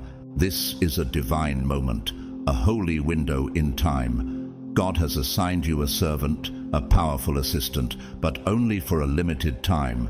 This is not just help, this is heavenly alignment for your next elevation. If something inside you stirred while reading or listening, that's confirmation. If your spirit leaned in, if your tears came out of nowhere, or your heart whispered, "This is for me," then trust that. You're not just being encouraged, you're being activated. It's time to rise and respond. I invite you to continue this journey with me on my YouTube channel, where I share more divine revelations, healing insights, and prophetic instructions for God's chosen ones. If this message spoke to you, like the video so others can be reached. Leave a comment. I read and pray over them all. Share it with someone else who may be walking through their silent battle. And don't forget to subscribe and turn on the bell, because divine timing doesn't repeat. Whether you've supported this channel through super thanks or simply showed up in silence, I want you to know I'm deeply grateful for your presence. Your energy, your faith, and your hunger for truth matter more than you realize. You being here is already part of your yes, and heaven sees it. So go forth, chosen one, not in fear, but in faith, not in your own strength, but in the strength of the one who sent you. You are not alone, you are not forgotten, and you are right on time. I bless your journey, I bless your obedience, and I bless your becoming. May angels surround you, may wisdom guide you, and may your yes echo through eternity. I'll see you in the next video, where we rise together. Chosen one, stop scrolling. This is not for the curious. This is a summons to the awake. What you're about to hear isn't soft encouragement. It's a divine alarm bell. Something is shifting, globally, spiritually, even in your own atmosphere. And if you're here right now, understand this with every cell of your being. You were called to this moment, led here by a force bigger than you. Heaven's voice is rising in urgency, and it's saying one thing louder than ever: take cover, align, obey. Because what comes next will not spare the unprepared. This isn't fear. This is foresight. This is your final warning before the next curtain drops. All that weight you've been feeling in your spirit, that pressure in your soul, that pull to isolate, to disconnect, to get quiet and recenter, that wasn't paranoia. That was prophetic instinct. You weren't crazy. You were being called into hiding, not to be forgotten, but to be preserved. Drop a 777 in the comments if your spirit is already vibrating with confirmation. That number isn't random. It's heaven's code for divine completion, for covenant protection. And for those who've supported this voice through your super thanks, I see you. I honor you. Your agreement isn't just helping spread this message, it's aligning you with the anointing attached to it. Now lean in, closer, because what I'm about to reveal next will explain why some people are suddenly being separated, why doors are closing, and why your spirit's been on high alert. Only those who do this one thing will be shielded when the shaking intensifies. Time is not running short, it's already run out. Let's begin. God's chosen ones, only those who do this will be protected. Time is running out.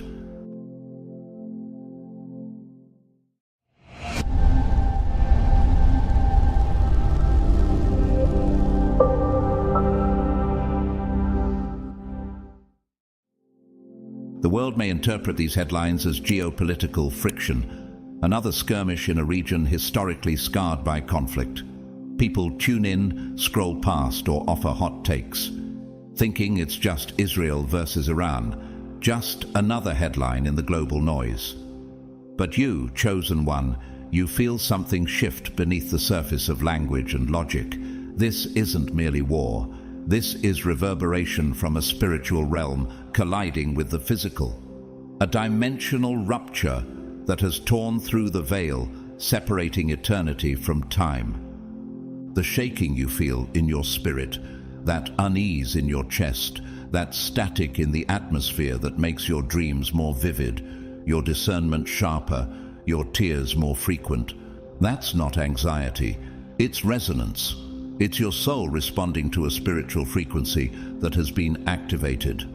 In physics, resonance occurs when a system vibrates at its natural frequency in response to an external force. And right now, heaven has struck a frequency so divine that only those in tune, those walking in alignment, can feel it without being shattered by it.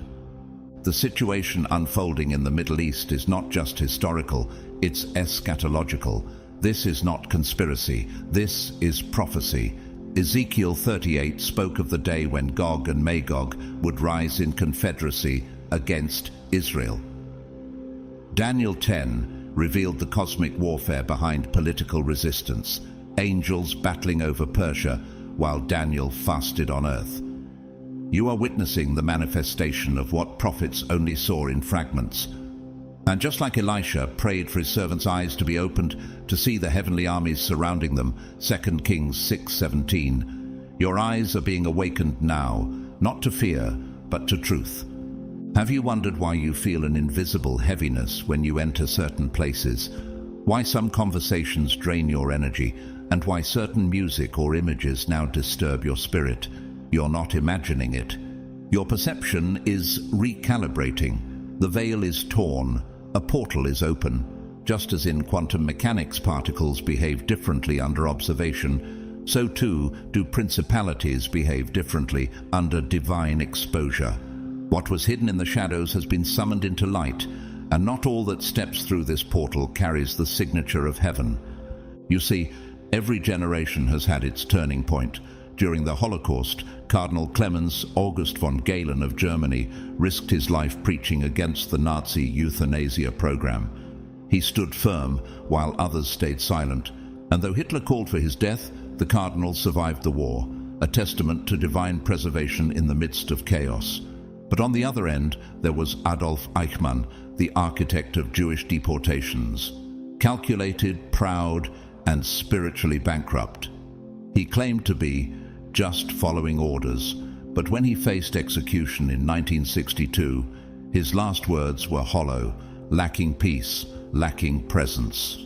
The difference, one aligned with heaven's law, the other aligned with hell's logic. Before a massive earthquake, certain animals flee, sensing vibrations imperceptible to man. Birds vanish, elephants trumpet, even ants abandon their nests. Why? Because they are more loyal to divine frequency than many humans are to their own conscience. Just like these creatures, your inner alarm is telling you something. The war has already started, and it's not fought with swords, but with choices, with alignments, with frequencies, and with spiritual positioning. Not long ago, a young military analyst named Matteo in Rome began waking at 3:33 a.m. every night. He thought it was stress, but the dreams he received were exact maps, sequences, names. He started praying, fasting. One morning he walked away from his job in defense intelligence, refusing to contribute to a military plan he believed was not sanctioned by heaven. He left behind his career, wealth, and reputation. A year later, that same base was bombed. Everyone he worked with was lost. Matteo, he lives quietly now in Florence, guarded by peace that doesn't come from strategy, but surrender. You are not just hearing whispers. You're not paranoid. You're responding to divine architecture being activated within you. The trembling you sense is not random. It's the call of the Most High, pulling your soul out of distraction, out of delay, out of debate, and into obedience. The war on earth is just a mirror of the one in heaven, and it has officially landed. The vibrations are real. The shaking has begun. And now, what you do next, how you realign, recalibrate, repent, and listen, will determine whether you're sealed or swept away. See, I am placing before you today a blessing and a curse. The blessing, if you obey the commands of the Lord your God. The curse, if you disobey. Deuteronomy 11:26-28. This isn't about punishment, it's about positioning. Blessing flows where alignment lives. What have you been tolerating that heaven has been warning you to let go of? Who have you been standing beside, even when your soul whispers they're not walking with God? What door have you left cracked open that should have been slammed shut the moment you felt that first tremor in your spirit? Heaven is no longer whispering, it's roaring, and only those who heed the sound will be covered when the storm falls. Hide, not in fear, but in faith. That's the instruction echoing through the spirit realm right now, loud enough for those with discernment to feel it in their bones. This is not a time for public declarations. This is not a time for noise. This is the moment where spiritual evacuation becomes a matter of survival, not preference. The world is about to cross a threshold where only those who are spiritually hidden in God's frequency will remain intact. Those still standing emotionally exposed, mentally overstimulated, and spiritually unfocused will be swept into a storm they are neither armored for nor aware of. The headlines scream of missiles and marches, but behind those movements lies something far more dangerous: spiritual targeting. The chosen ones are not being hunted with bullets, but with algorithms, attention traps, synthetic fatigue, subtle compromise, and psychic fragmentation. The enemy knows you, not your name, your resonance, your assignment, your access point. And right now, every crack in your emotional shield, every delay in obedience, every compromise in your focus is being exploited. If you don't step back, step in, and step up into divine silence, you will break at the sound wave level. Even warriors must retreat. Remember Elijah, fresh from calling down fire on Mount Carmel, 1 Kings 18, collapsing under a broom tree, overwhelmed, hunted by Jezebel's vengeance. God didn't send him into more noise. He sent him into the wilderness, into silence, into hiding, not to punish him, but to reposition him. And there in the stillness came the whisper that wasn't in the wind, the fire, or the earthquake, but in the silence where God speaks with surgical clarity. And haven't you seen this in our time too? Chiara Lubitsch, a Catholic laywoman and founder of the Focolare movement, once said, "Silence is the place where we hear the word." She withdrew from politics and public discourse to create a spiritual community rooted in hiddenness. And her movement now spans over 180 countries. She moved in silence, yet God moved globally through her obedience. But let's not forget the opposite. Jim Jones, once known as a powerful orator and charismatic leader, refused spiritual hiding.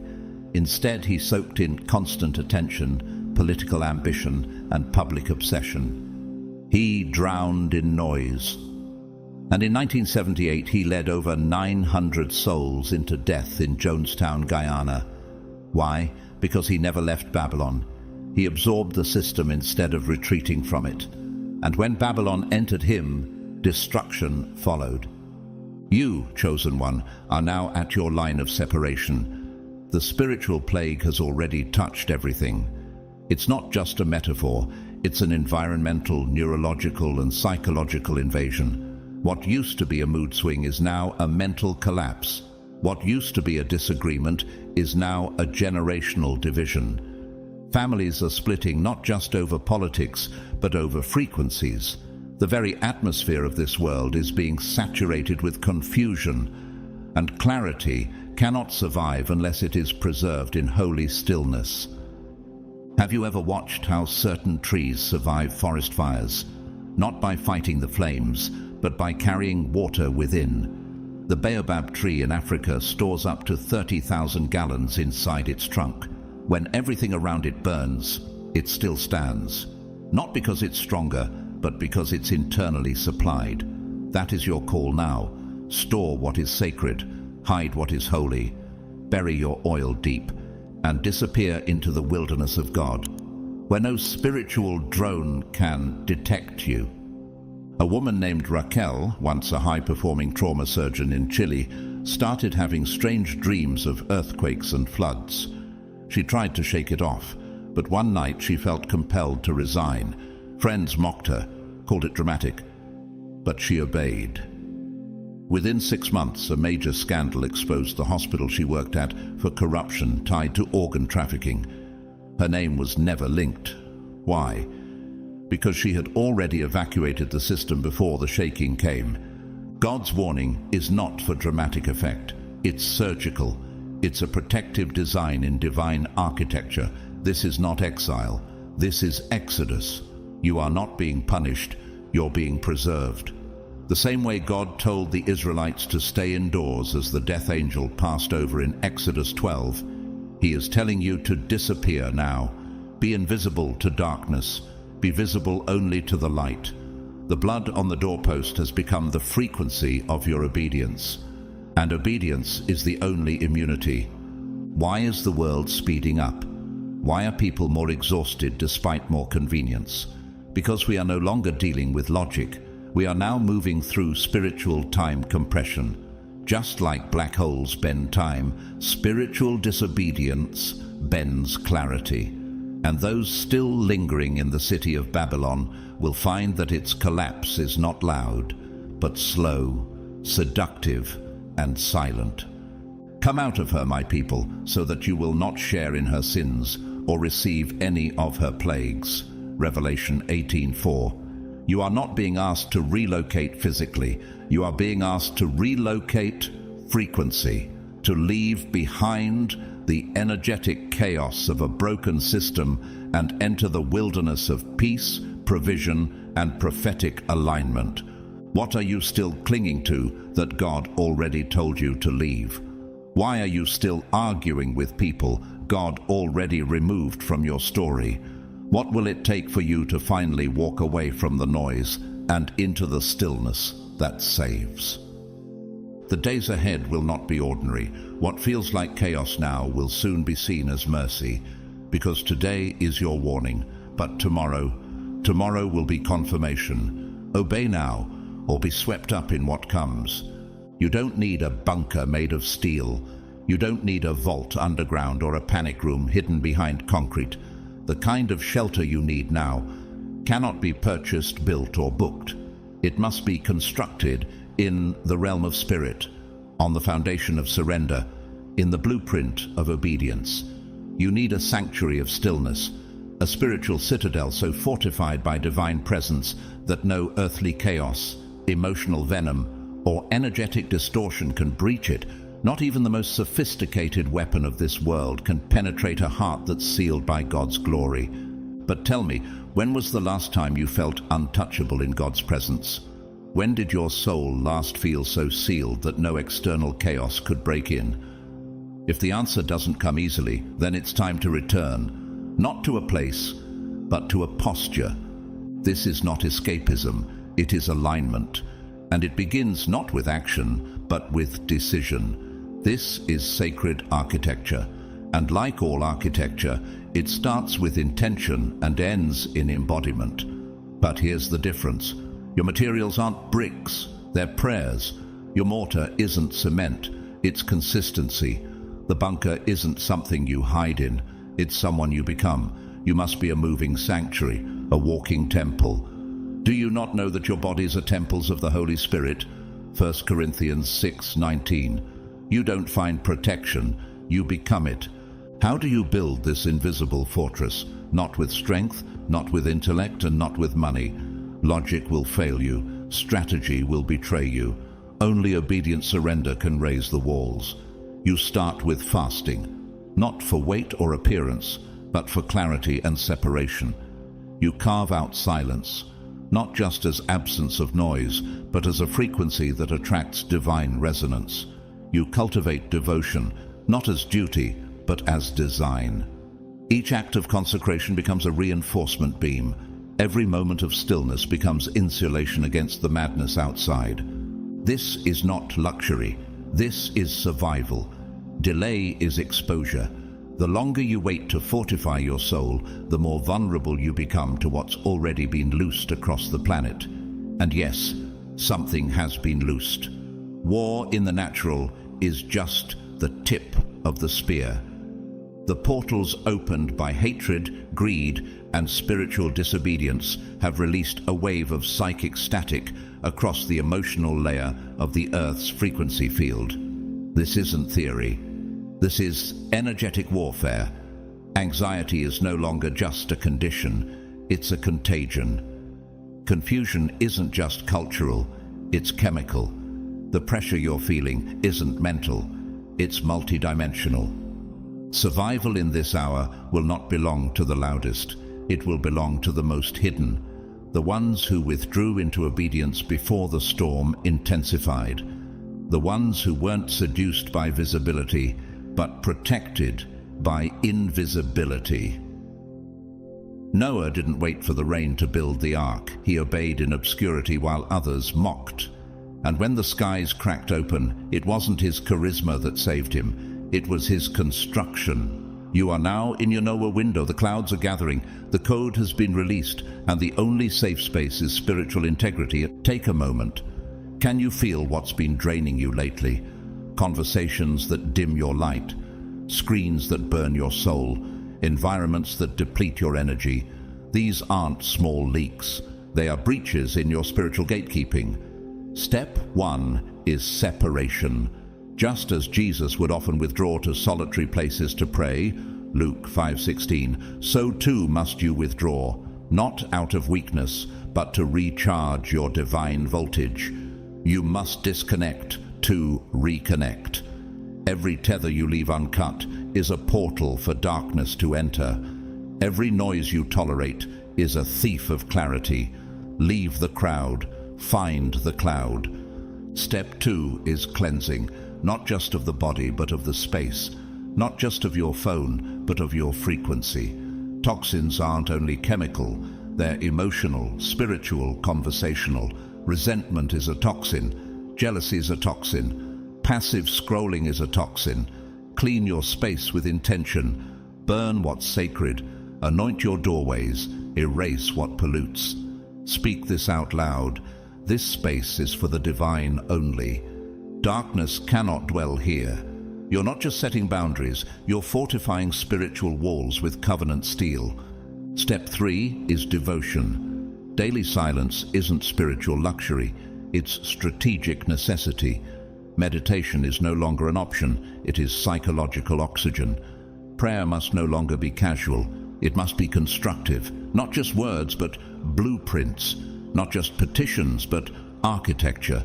Begin logging your whispers. Journal what heaven says, not what earth shouts. You're not here to stay updated on the world. You're here to be uploaded with God's instruction. As Isaiah 26:3 says, you will keep in perfect peace those whose minds are steadfast because they trust in you. Every moment in his presence is a brick laid. Every yes to holiness is a beam of protection. Every no to compromise is a firewall of light. A man named Jerome once owned one of the most successful marketing firms in Paris. He was brilliant, eloquent, and spiritually empty. One night, overwhelmed by panic attacks, he locked himself in a chapel and refused to leave. For 21 days, he fasted, journaled, wept, and prayed. He unplugged completely.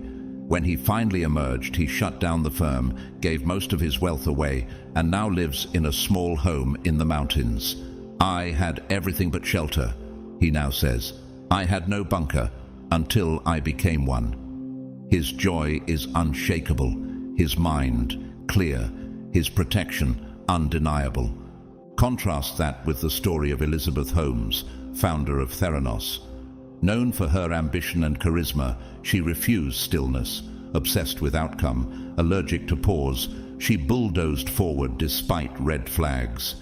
In 2022, she was convicted of fraud, not because of ignorance, but because she ignored the inner architecture of integrity. You cannot build divine destiny on faulty scaffolding. Babylon always collapses from within. The Nautilus shell, one of the most mathematically perfect structures in biology, grows in a sacred spiral. Each chamber formed in silence, in symmetry, in order. It retreats from chaos by building sanctuary, one chamber at a time. So must you, not overnight, but daily, deliberately, devotionally. The time is now. The storm is not coming. It's already falling in slow motion. Your only shelter is your obedience. Your only escape is your transformation. Build your sacred architecture, not out of fear, but out of faith. And build it now. There is a new vibration sweeping across the planet. And no, it's not soft, subtle, or poetic. It's abrupt. It's electric. It's abrasive like shattered glass, cutting through every illusion that once felt safe. It's not paranoia. It's prophecy, pulsing through the spiritual atmosphere, destabilizing anything built on false foundations. And if you're sensitive to spirit, you've already felt it. The random waves of exhaustion, the emotional spikes, the strange dissonance in conversations you once enjoyed, the heaviness in rooms you used to call safe, the fatigue that doesn't come from the body, but from the soul. Why does your peace now crumble in places that used to bring you comfort? Why does your heart feel like it's fighting something invisible every time you're around certain people or plugged into certain platforms? It's because something invisible is fighting you, not with fists, but with frequency. Not with bullets, but with algorithms.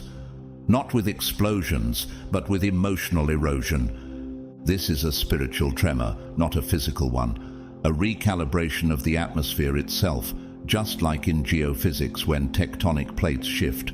Pressure builds silently until a quake breaks everything unstable. So it is in the spiritual realm right now, and the world's spiritual tectonic plates are grinding. This battle won't be won by the most informed. It will be won by the most aligned, by the ones who left noise for discernment, by those who saw the flicker in the false light and stepped back before it sparked chaos, by the ones who chose insulation, not isolation. There is a difference. One is rooted in fear, the other in divine foresight.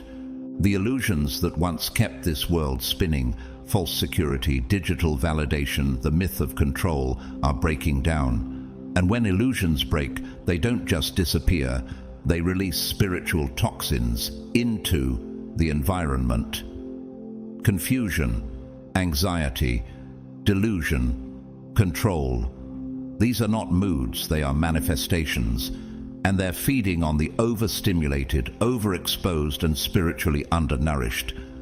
That's why God is calling you to unplug from the system. Disconnect from apps that fracture your focus, from media that hijacks your nervous system, from conversations that leave you emotionally emaciated. The longer you stay tethered to the current of the world, the more it drains your charge. You weren't made to be plugged in. You were made to be plugged up, to the divine grid of stillness, silence, and spiritual perception. The wilderness is not punishment, it is preservation. God hid Moses in Midian, Exodus 2:15, where he learned to hear in silence. God hid Elijah in a cave, 1 Kings 19:9, where the still small voice broke through the noise. God even hid Jesus as a child in Egypt, Matthew 2:13, away from Herod's sword. If he hid them, why wouldn't he hide you now? Meanwhile, look at those who refuse to be hidden. Anna Sorokin, also known as Anna Delvey, posed as a wealthy socialite, feeding the illusion of grandeur, refusing to retreat from public spectacle. But illusion cannot stand in divine light. She was exposed, stripped, imprisoned. Not because she lacked intelligence, but because she resisted silence. False light burns out in the brightness of truth. You are not made for spectacle. You are not called to be visible in chaos. You are called to become invisible to darkness and hyper-visible to heaven. This requires spiritual stealth. This requires internal engineering. You must become like a submarine, moving with precision, purpose and power beneath the surface, immune to the turbulence above. You are being summoned into sacred rhythm. That means pulling away to protect your signal. That means not answering every call, not watching every news cycle, not engaging every voice. The earth is accelerating, but not in evolution, in entropy. Systems are collapsing, not because they're weak, but because they're built on ego. People are unraveling, not because they're evil, but because they never insulated their spirit when the shift began. The Arctic fox, when winter becomes fatal, changes its coat, hides beneath snowbanks, and enters a near-suspended state to conserve energy. It doesn't fight the storm, it adapts to it. You too must change your spiritual coat, conserve your focus, and descend into the hidden space of divine clarity. And no, this isn't defeat. This is strategic withdrawal, a sacred retraction before the sacred re-emergence. Jesus withdrew into the wilderness before launching his public ministry, Luke 4:1. His power was birthed in hiddenness. Yours will be too. The world is becoming a trap for the unawakened. It offers endless stimulation, then punishes you for being tired. It exhausts your peace, then mocks your desire for rest. It's not an accident, it's an assault. But you, chosen one, were not built to die in the trap. You were built to thrive in the cave. The hidden ones will rise and rebuild, not because they shouted the loudest, but because they listened the longest. Not because they were visible, but because they were obedient. Not because they were strong, but because they were shielded. He who dwells in the secret place of the Most High shall abide under the shadow of the Almighty. Psalm 91:1. That is your location now. That is your only safe zone. Every day spent outside of it is exposure. But every moment inside is immunity. So ask yourself, what part of your life is still visible to the system God has called you to exit? What have you refused to release, simply because visibility makes you feel valuable? This is not the hour to be seen, this is the hour to be sealed. Because when the dust settles, and it will, the hidden ones will not just survive, they will govern the ruins, they will rebuild the altars, and they will lead the remnant. This is a painful truth, one that the world will resist until it's too late. Most people are not ready, not mentally, not emotionally, and certainly not spiritually. They may seem calm, informed, or successful on the surface, but underneath, many are anchored to illusions, false lights, inflated identities, shallow convictions that dissolve the moment pressure is applied. And pressure is coming. In fact, it has already begun. There's an energy wave swelling through the atmosphere, and it doesn't care about reputation or popularity. It only exposes what's unrooted. And most people, they're living on borrowed identity, anchored to nothing deeper than surface-level certainty. How much of your peace is real, and how much is propped up by routines and people that can't hold you through a storm? When the wave hits, and it will your center collapse or awaken? Because what's coming won't arrive politely. The breakdown will start as a whisper: fatigue, confusion, brain fog, irritability. Then it will grow louder: panic, relational eruptions, nervous system breakdowns. Then finally, it will be global. But not for you, not for those who have built within. The chosen ones, the ones who've listened to the still, small voice, who obeyed the whispers instead of waiting for the quake. We will not be untouched, but we will be covered. Covered by grace, covered by instruction, covered by the invisible architecture of inner obedience. Where others here collapse, we will receive revelation. Where others spiral, we will be rooted. This is not spiritual elitism. It is strategic surrender. This is not about being better. It's about being willing. God never chose you because you were flawless. He chose you because you were listening. 1 Samuel 3:10 says, "Speak, Lord, for your servant is listening." That was Samuel's secret, not power, not prominence perception. The Father is not searching for perfection. He's searching for those who move when he says move, build when he says build, retreat when he says retreat, even when they don't understand the full picture. Noah didn't understand rain, but he built the ark anyway. Genesis 6:14-22. Abraham didn't know the destination, but he walked anyway. Hebrews 11:8. Joseph didn't see the palace coming, but he held on in the prison. Genesis 39-41. And you didn't choose this message by coincidence. If your spirit is awake right now, it's because you are part of the remnant who hears before it hits. And yes, portals are real, not fantasy, not fiction. Every act of war, every explosion, every violent vibration in the physical realm tears open rips in the spiritual atmosphere. Just like in particle physics, energy can't be destroyed, only displaced. So when massive trauma or violence occurs, that energy gets redirected somewhere. And often it opens access points for emotional chaos, spiritual heaviness, and demonic interference. You don't have to be in the Middle East to feel the invasion. If you're sensitive, if your spirit is tuned, you already feel it. The tightness in your chest, the way your emotions swing without warning, the strange nightmares, the relational tension out of nowhere. That's not mood, that's warfare. So how do you protect yourself in a realm most people don't even believe exists? You start with intention, real, unapologetic, vocal, spiritual sovereignty. Every single day speak it. No energy may enter this space unless it carries the light of God. Say it until your home trembles with reverence. Say it until your cells obey.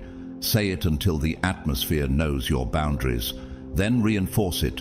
Ritual, sound, sacred cleansing, anointing, prayer, fasting, silence. You are turning your home into a fortress, not paranoid, but precise, not fearful, but fiercely aware.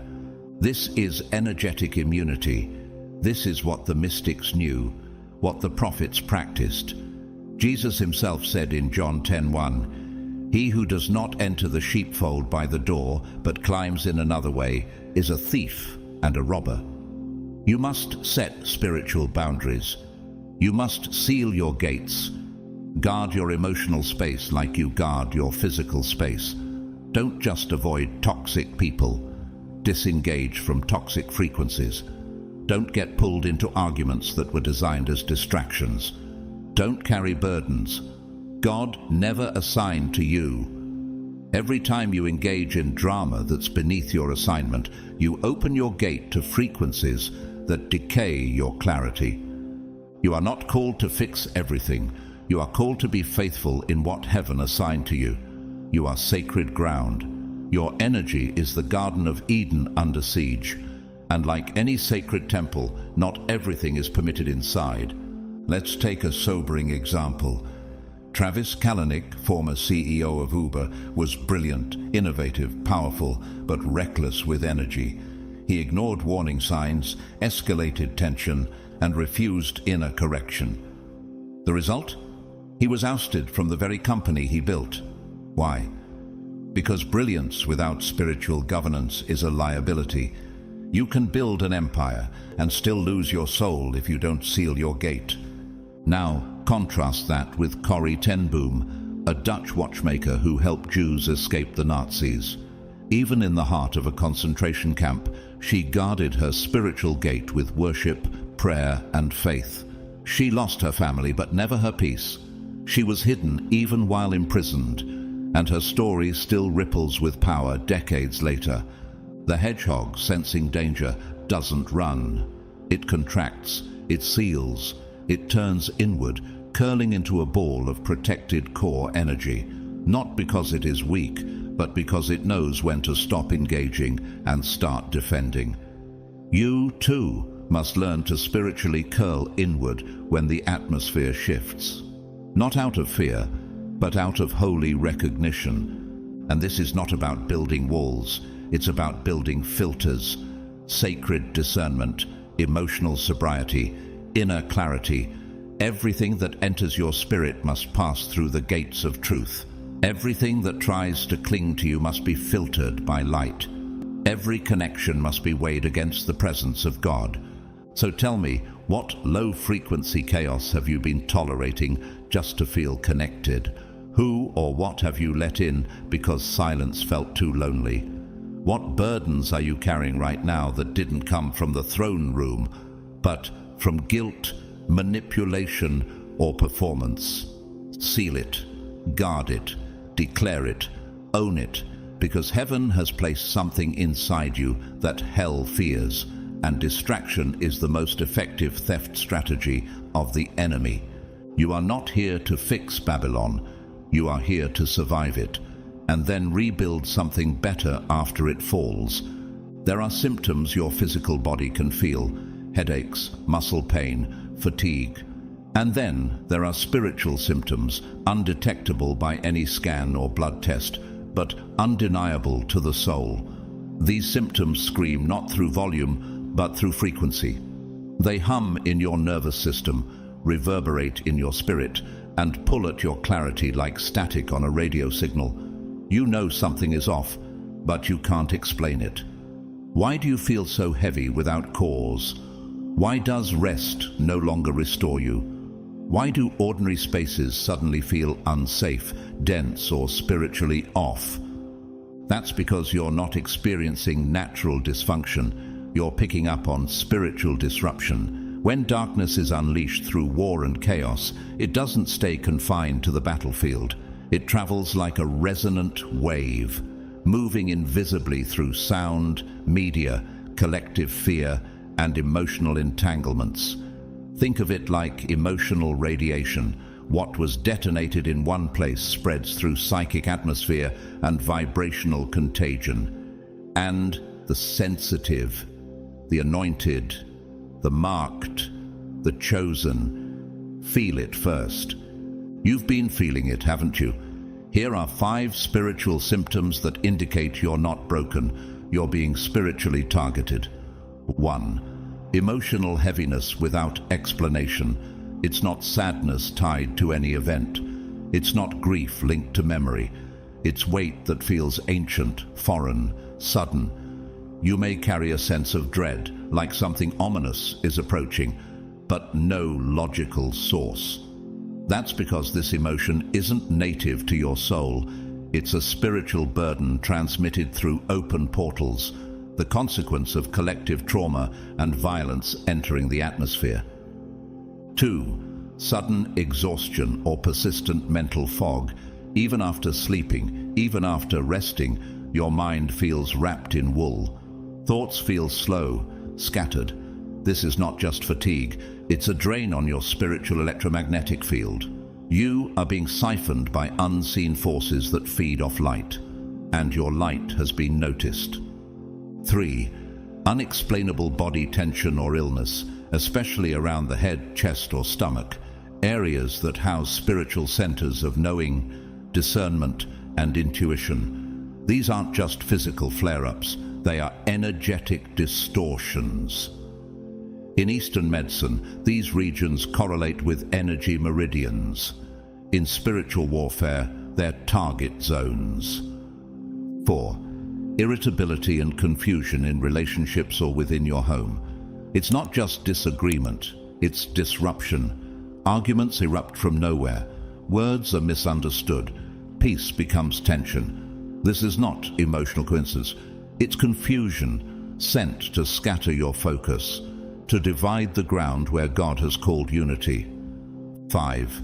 Night disturbances, chaotic dreams, random jolts of panic, a heavy presence in your sleep, thoughts at midnight that don't belong to you. This is not just insomnia, it's a spiritual invasion, often the time when soul walls are thinnest. If this has been happening, do not normalize it. Don't medicate what must be spiritually addressed. You are not malfunctioning. You are under attack. And not because you've done something wrong, but because you carry light that terrifies darkness. This is why this moment demands your full attention. The enemy doesn't waste energy attacking the indifferent. He targets the carriers of clarity. As Jesus said in John 15:19, "If you belong to the world, it would love you, but I have chosen you out of the world. That is why the world hates you. You are not being punished. You are being pursued because you are dangerous to the agenda of hell. So how do you fight back? You start by turning your home into more than shelter. It must become a fortress of divine resonance. Your house is not just a physical space. It is a spiritual domain, a realm where energies either find legal access or get forced to flee. What sits in your living room, objects, sounds, atmospheres, either opens portals of peace or creates cracks for torment. This means spiritual interior design matters. You must now reimagine your home like a sanctuary. Begin with the air. Open the windows. Clean out stagnant energy. Burn sacred scents, frankincense, myrrh, or pure incense, not as ritual, but as symbolic cleansing of the atmosphere's vibrational charge. Speak scripture aloud. Declare truth into the walls. Anoint the doors with oil, just like in Exodus 12:7, where the blood on the doorposts preserved God's people from the destroyer. Say out loud, "This house is holy ground. No unclean thing may dwell here," and mean it. Speak life over every room. Cast out anything connected to compromise, old objects that carry pain, TV shows charged with darkness, music that disrupts your peace. Don't keep anything in your space that makes your soul feel heavy. That heaviness is not art, it's access. Play music that carries light. Set times for prayer and silence. Dedicate a physical space for communion with God. Let your space have zones of spiritual activation, not because you're religious, but because you're strategic. Your house can no longer be a highway for background chaos. Turn off the constant hum of news, notifications, and noise. Let heaven be louder than headlines. Do this not out of superstition, but because you're defending sacred ground. Take G.K. Chesterton, a Christian writer, who said, "The home is the sacred space where the soul shelters from the storm." He understood this, but on the other end of the spectrum stands Aleister Crowley, infamous for spiritual distortion and dark ritual. His home became a sanctuary for chaos, and history records strange, disturbing phenomena surrounding every location he lived in. Why? Because when homes are not sealed by light, they default to spiritual vulnerability. The hermit crab finds a new shell not when the old one is broken, but when it no longer fits its growing body. If your space no longer fits your rising spirit, it's time to reshell. Not physically, but atmospherically. So what are you still tolerating in your home that drains your frequency? Why have you normalized the presence of things that shift your mood, distract your mind, or erode your clarity? This is not minimalism. This is spiritual filtration. In Acts 16:40, after Paul and Silas were released from prison, they returned not to a temple, but to a home where they were encouraged, healed, and refreshed. Your home must be that kind of place, a gate of recovery, not a battleground of interference. Say this with authority: my home is a fortress, my space is sealed, my spirit is aligned, and no darkness may pass through these walls.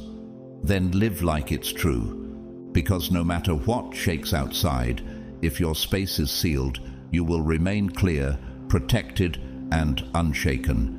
You don't need to be a priest. You don't need to chant in ancient tongues or wear sacred robes. You don't need a guru or a certification in mysticism to protect your environment. You just need intention and obedience. This isn't about religion. This is about spiritual hygiene for divine survival in a world that has become a battlefield for unseen frequencies. You've been given the authority. Now you must learn how to walk in it, step by sacred step. First, cleanse physically. Dust is not just dust. Clutter is not just clutter. What you see as benign messes, trash, dirt, disorganization, are often magnets for stagnation, collecting not only bacteria, but also spiritual heaviness. In both environmental psychology and energetic medicine, unclean environments have been proven to lower your mood, dull focus, and reduce energetic resilience. Your external space reflects your internal order. As you clean the physical, you create flow for the spiritual. Clear it out like you're preparing for royalty, because you are. Second, cleanse energetically. Burn what purifies. Use sage, incense, or biblical oils like frankincense and myrrh. Play worship music, prophetic declarations, or healing frequencies in the background. Let sound waves carry intention into the atmosphere. Speak aloud. Only the light of God may dwell here. All else must flee. You are not begging darkness to leave. You are evicting it by authority. You are not performing a ritual. You are exercising dominion. Third, seal every threshold. Go to every window, door, entryway. Touch them. Anoint them with oil if you can. Speak directly into them. This threshold belongs to the divine. Chaos may not pass through. Just like the Israelites sealed their doors with lamb's blood in Exodus 12:23 to protect against the destroyer, you are doing the same, with oil, with declaration, with presence. Fourth, fortify daily. This is not a one-time cleanse. This is daily maintenance. Morning must begin with covering. Night must close with protection. Set appointments with God like you set alarms. Designate space for stillness. Schedule silence. Keep your frequency high with prayer, worship, scripture, and fasting. Your house isn't just where you live. It's where your spirit survives. If your home isn't sacred, your soul becomes homeless. But let me warn you, this is not about superstition. This is about spiritual physics. Energy attracts energy. Vibration draws vibration. If your space is open, dark frequencies will enter, not because God is absent, but because you didn't enforce the boundary. And when God says stay covered, it is not poetic. It is prophetic intelligence. If you walk uncovered into relationships you haven't discerned, environments you weren't assigned to, or media you haven't prayed over, you're stepping barefoot onto a spiritual minefield. You may return, but you won't return the same. What gets affected? Your clarity. One interaction can fog your discernment. Your joy. One conversation can siphon your energy, your identity. One compromise can plant doubt that lingers for months. Obedience is not about being controlled, it's about being preserved. Jesus himself obeyed every word of the Father, not because he was weak, but because he understood the consequences of stepping outside divine alignment. John 5:19 says, "The Son can do nothing by himself. He can only do what he sees the Father doing." Even Jesus didn't move without instruction, so why should we? There are frequencies in this atmosphere right now that don't just distract, they rewire you. Studies in neuroscience show that repetition, sound, and trauma can change neural pathways. The spirit realm operates similarly. Spiritual chaos embeds itself into your nervous system through exposure and repetition, through the shows you watch, the voices you entertain, and the music you let lull you into unconscious agreement. Before you know it, your discernment is muted, and your boldness is anesthetized. Let me give you an example of what happens when people ignore the covering. Aaron Hernandez, once a celebrated NFL athlete, had talent, influence, and opportunity, but he surrounded himself with unchecked spiritual frequencies, violence, toxic loyalty, unsurrendered trauma. What began as compromise ended in tragedy. His gifts couldn't protect him from what he allowed into his atmosphere. Contrast that with Mother Teresa, who never sought fame, yet guarded her space and spirit fiercely. Her cell was a sanctuary. Her mornings began in prayer. Her presence carried such peace that entire rooms would shift when she entered. She was not obsessed with influence. She was obsessed with alignment. That's why she carried heaven wherever she walked. The tortoise, when sensing threat, doesn't run. It retreats into its shell, not in fear, but in wisdom. That shell isn't weakness, it's built-in strategic insulation. You too must know when to pull in, when to seal, when to disappear, not to hide, but to survive. This is your sacred warning. Don't test God's grace in this hour. He is merciful, but He's also protective, and He is calling you into lockdown, not as punishment, but as preservation. If He says stay in, stay in. If He says disappear, disappear. If He says fast, do not delay. The cost of disobedience in this hour is not just delay, it is distortion. The longer you stay uncovered, the more your clarity, purpose, and authority are at risk. Proverbs 4:23 says, "Above all else, guard your heart, for everything you do flows from it." That's not a suggestion, it's a command, because your spirit is under siege, not because you're weak, but because you're powerful. You are the one darkness fears. That's why you've been targeted, but you're also the one heaven will cover if you stay inside the blueprint. A great divide is happening, not a social one, not merely economic, political, or even religious. The real line that's being drawn in this hour is spiritual.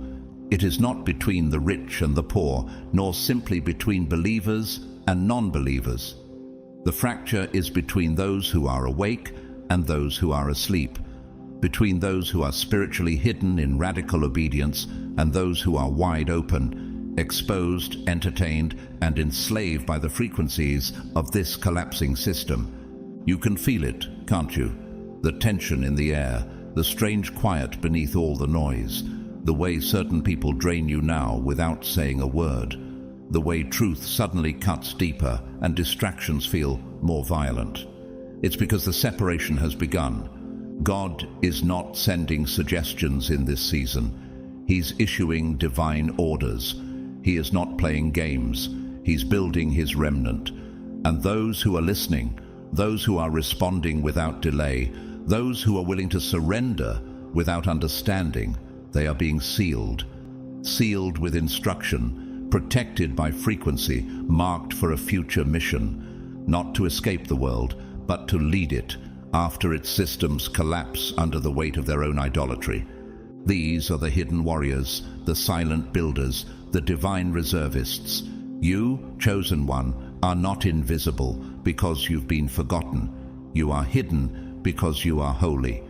Just like Moses was hidden in the reeds, Exodus 2:3, just like David was forgotten in the field, 1 Samuel 16:11, just like Joseph was buried in prison before rising to power, Genesis 41. You have been hidden for the sake of consecration. This is divine strategy, not a delay, a preparation. But meanwhile, the sleepers continue their performance. They dance through the storm, intoxicated by ease, hypnotized by the algorithm of distraction. They mock the sacred. They live for applause. They confuse comfort for safety and validation for value. And when the collapse comes, and it will, they will search for light. But by then the doors will be shut, just like the door of Noah's Ark before the first drop of rain ever fell. Genesis 7:16. Do not envy their popularity. Do not imitate their delay. You are not called to fit in. You are called to fortify. You are not here to mimic the noise. You are here to become a beacon of clarity in the ruins. Let this reality sear itself into your bones. The collapse is not the end. It's the beginning. It's not punishment. It's purification. It's not destruction. It's divine reset. We are now entering what prophets of old called the refiner's fire. This is the great test, the holy reckoning, the spiritual sorting. And no, the test won't come in the form of a questionnaire. It will come as a choice between comfort and calling, between delay and obedience, between fear and surrender. Every system built without truth is shaking. Every institution rooted in ego is trembling. And those who only knew God through religion will panic. but those who knew him through obedience will rise. Not through rebellion, not through force, not through loud protest, but through alignment.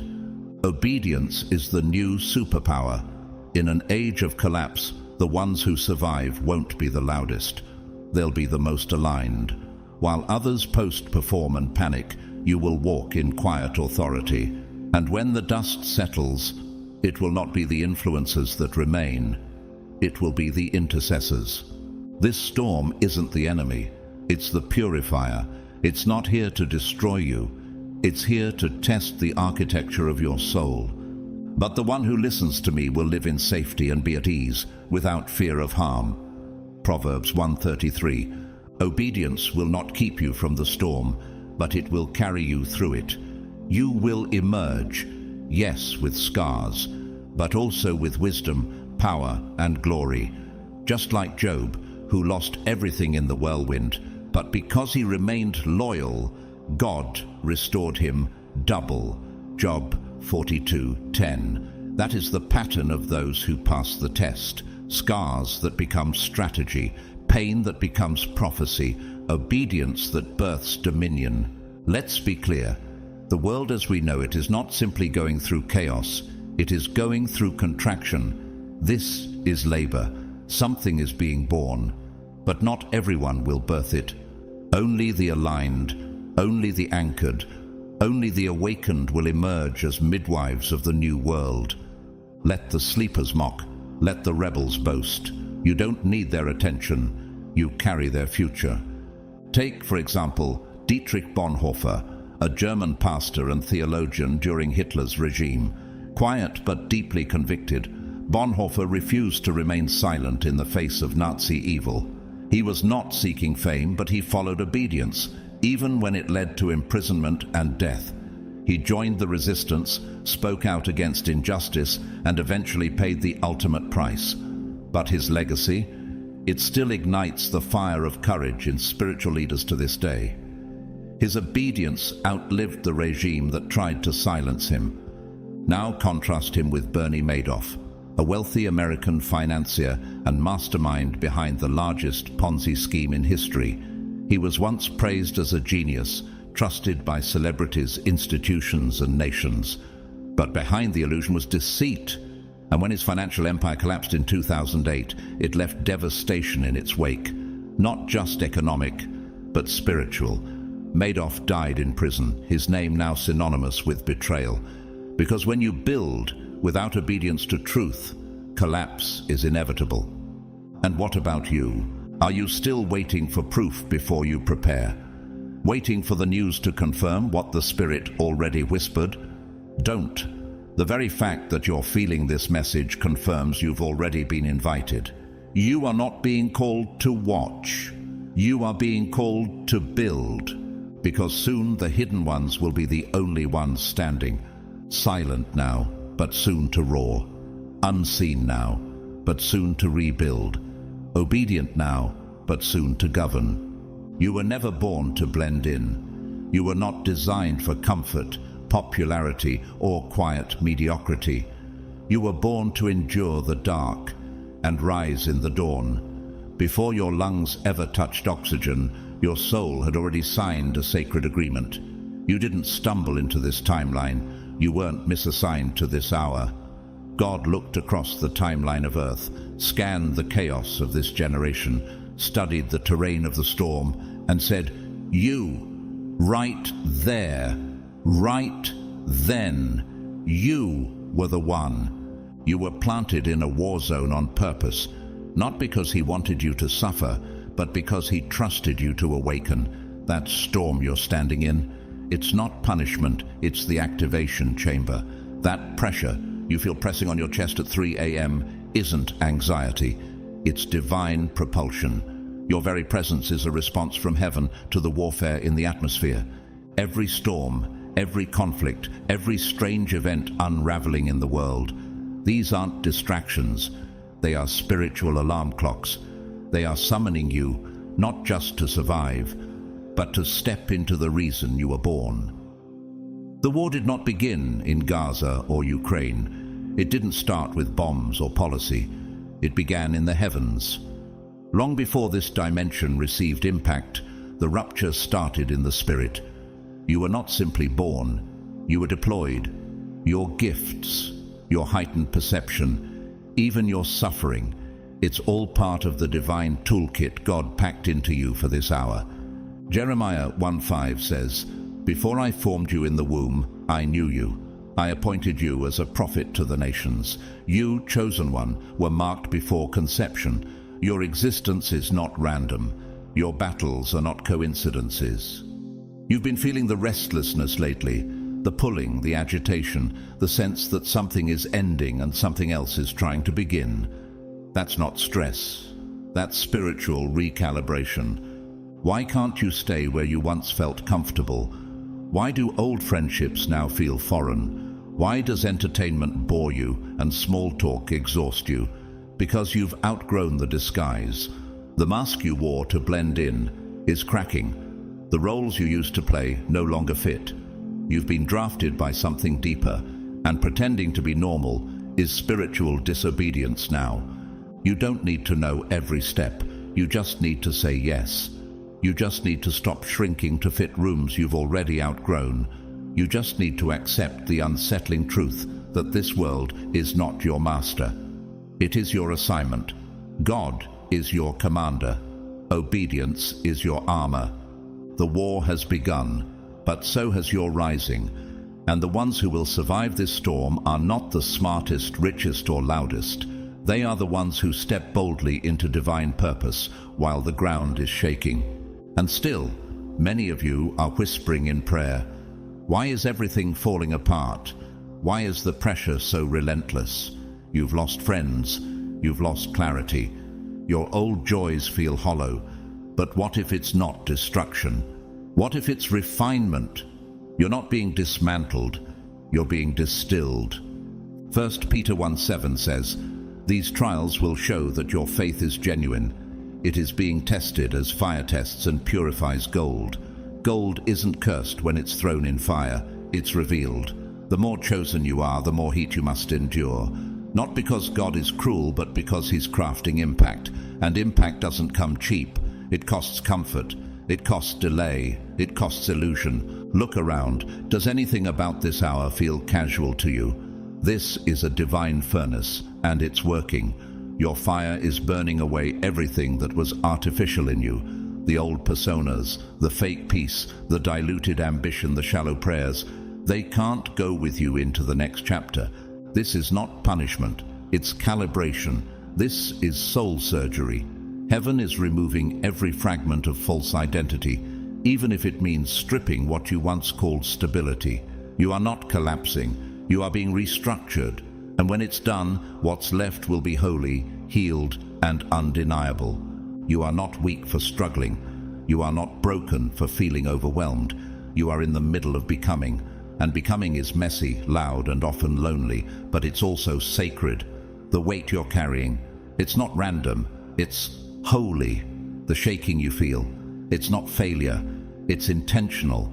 It's the sound of dead roots being ripped from your foundation. "I will shake all nations, and what is desired by all nations will come," says Haggai 2:7. This shaking is not just yours, it's global. But what's falling apart in your life is just heaven removing the scaffolding so you can be rebuilt on something eternal. Look at Harriet Tubman, a woman born into slavery, illiterate, abused, and hunted. But when God told her to move, she moved. She led hundreds to freedom, relying on dreams, visions, and spiritual instruction. She wasn't popular, but she was prophetic. Her obedience rewrote history. Her suffering became strategy. Now contrast that with Nero, the Roman emperor who sought applause, demanded worship, and persecuted Christians. He built monuments to himself, burned cities, and blamed the innocent. He thought visibility meant victory, but his empire crumbled, and his name now evokes tyranny, not greatness. One followed obedience, the other followed ego. Only one left legacy. And what about you? Are you mistaking pressure for punishment? Are you begging God to end what he's using to birth you? Are you delaying your next chapter because you're waiting to feel comfortable inside your calling? This storm isn't here to destroy you. It's here to expose the divine within you. And when it passes, and it will, those who stayed in the fire without folding will rise not just with wisdom, but with weight. Not just with clarity, but with command. Romans 8:18 says, "The sufferings of this present time are not worth comparing with the glory that is to be revealed in us." And that glory, it's not coming later. It's already moving through your obedience. Let the old fall. Let the comfort die. Let the shaking do its holy work. Because what's on the other side of this pressure isn't just survival, it's spiritual leadership. You've been wondering why the silence has grown louder, why the phone stopped ringing, why the invitations dried up, why even the people who once celebrated you now seem strangely distant. It's not rejection, it's refinement. You're not being isolated as punishment, you're being quarantined for transformation. Like metal refined in a crucible, your spirit is being exposed to a heat designed not to destroy, but to purify. Because soon, you won't just survive this season, you'll become unrecognizable from the one who entered it. You are in divine incubation. Remember Elijah, after calling down fire from heaven and slaying the prophets of Baal, he found himself running into the wilderness, alone and afraid. But it was there, under the broom tree, that God met him, not in fire or earthquake, but in the whisper. 1 Kings 19:11 through 12. That's how God moves with those he trusts deeply. He hides them before he hands them the mantle. This season of silence is not a void. It's a vault. Just like a caterpillar enters the chrysalis, breaking down every former structure to prepare for metamorphosis, you too are being rewired on a cellular, spiritual, and psychological level. Neurobiologically speaking, solitude heightens neuroplasticity, your brain's ability to rewire and renew. That means your isolation isn't wasting time. It's rewriting destiny. But have you asked why your gifts didn't flourish around the crowd? Could it be that your greatness was never meant to grow in noise? But not everyone chooses to stay in that cocoon. In architecture, the most structurally sound arches are formed by applying pressure to each cornerstone. If one stone rebels or moves too soon, the structure collapses. Likewise, those who resist the process crack under pressure. Look at King Saul, once chosen, but too impatient to wait on God's timing. His downfall began the moment he offered sacrifice in Samuel's absence, 1 Samuel 13. Saul was loud when he should have been listening.